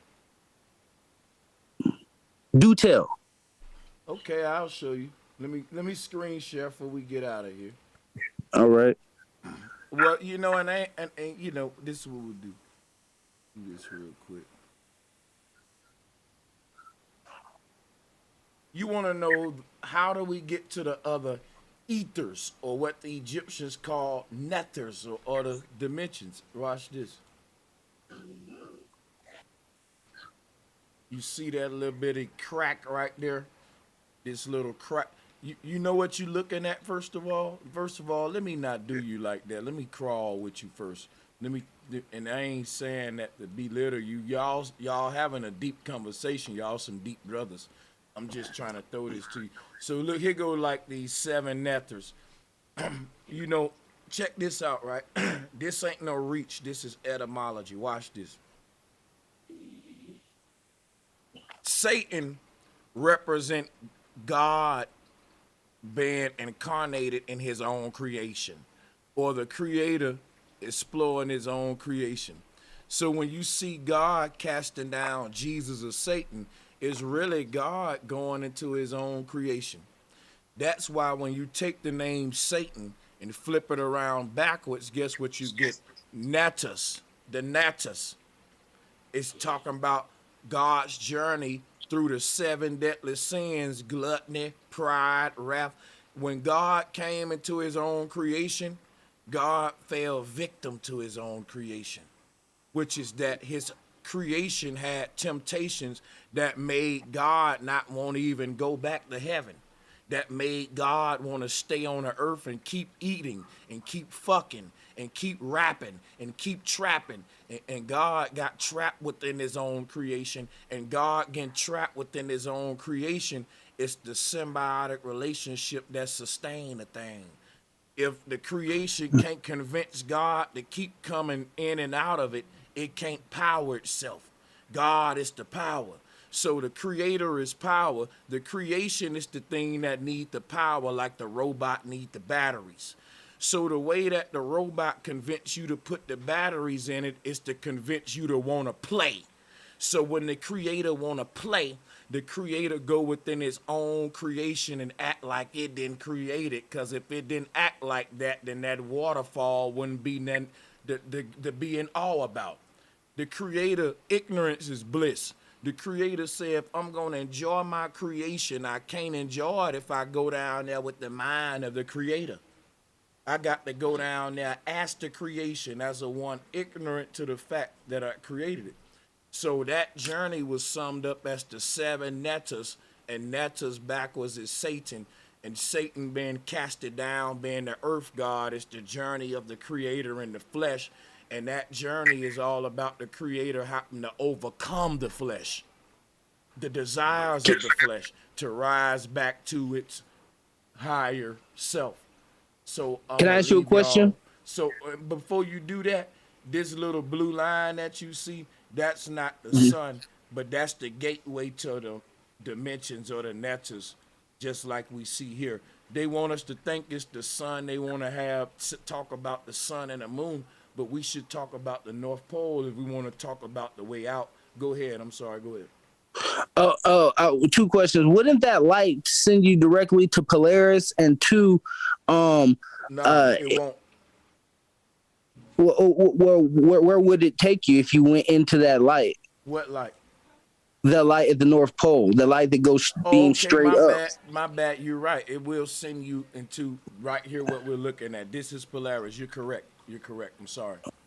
Can I get 1 sentence in here real quick? Let him make his little point. I think he's trying to go somewhere. Let him get there, and then you got it.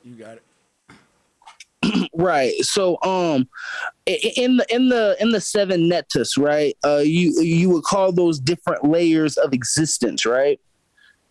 You see, you looking at it on the screen. You see the humans on each level, right?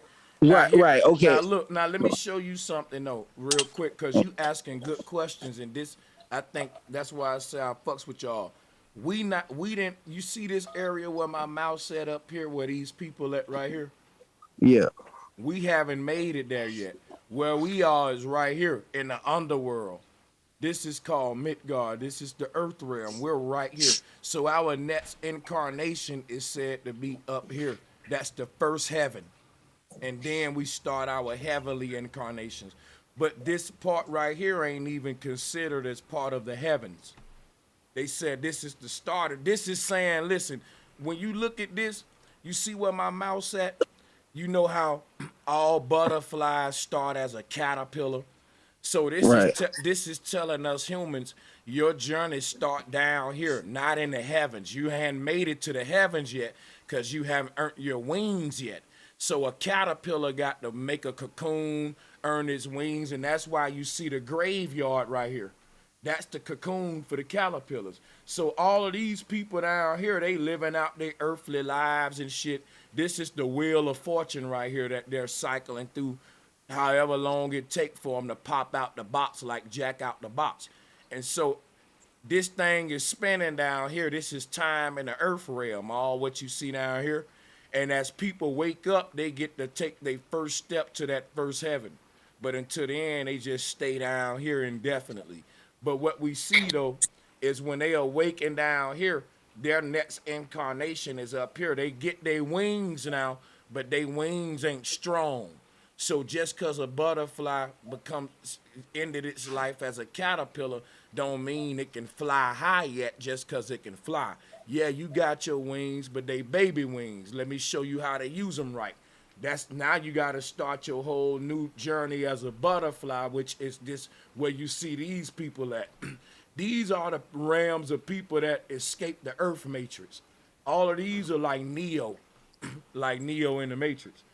And the first realm is like baby butterflies, then junior butterflies. It's like a hierarchy of the higher you are, mean you can fly that high because your wings that big. And you know, the mature birds, the mature butterflies, they can fly higher than the babies.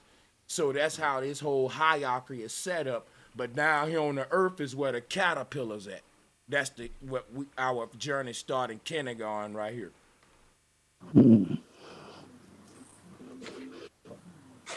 What if those realms could also happen right here on Earth? Like you could reincarnate and live a life that's like heavenly, and not even mess with any demonic stuff. That's what, as your karma improves. I just thought about that. The whole thing about just limited to the Earth is saying you don't want to go no further than where my mouse is hovering at right now.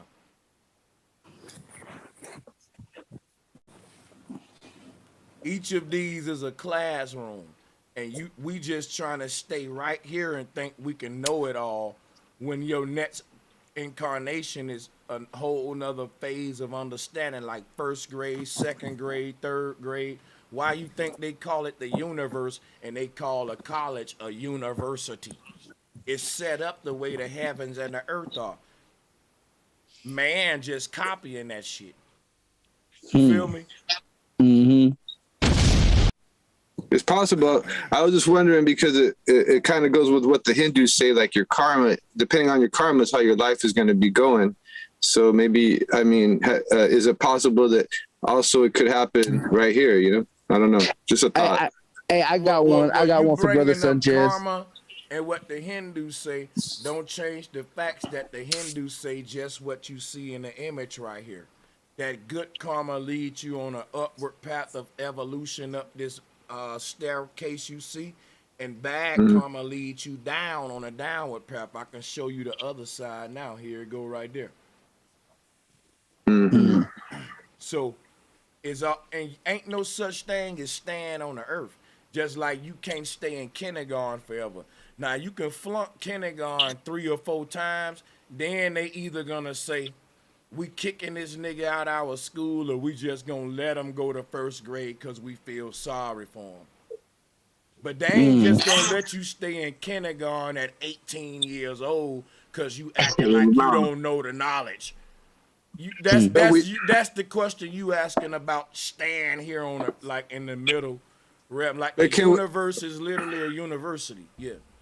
Can we agree though, one thing? We don't have any type of working knowledge of how those realms are, what life is, so we can only speculate. I can't agree with that. I think that you will have to speak for yourself on that. Brother Sanchez is a guru. I can break down to you the frequencies of all these ethers and what you need to do to be there. So I think. Well, yeah. Hold on, no. I ain't got all day. I gotta shut down. I'm answering your questions, right? I'm telling you, we can't agree to that. You asked a question. No, we can't. that's something what you got to speak for yourself on, and that's called being fair. You don't know what I can break down or not. But I'm going to have another bill tomorrow. You welcome to it. All of you guys are welcome to it. And write down what you need, what you're going to bring to me so you don't forget it. And I'm going to welcome you guys back. I appreciate the challenges, the questions, all of that, man. Real talk. It's real talk. You guys are welcome back.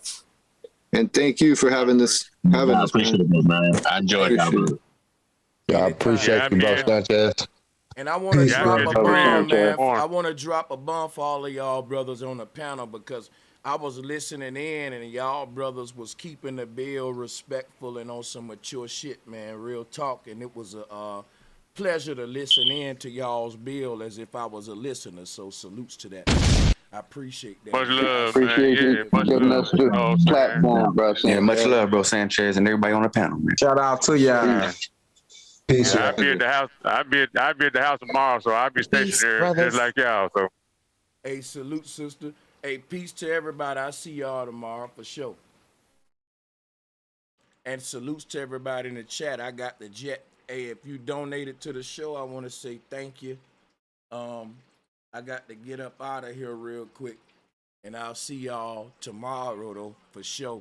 And I love y'all. Shout out to the Patreons, PayPal donors, and the Cash App donors. Appreciate y'all.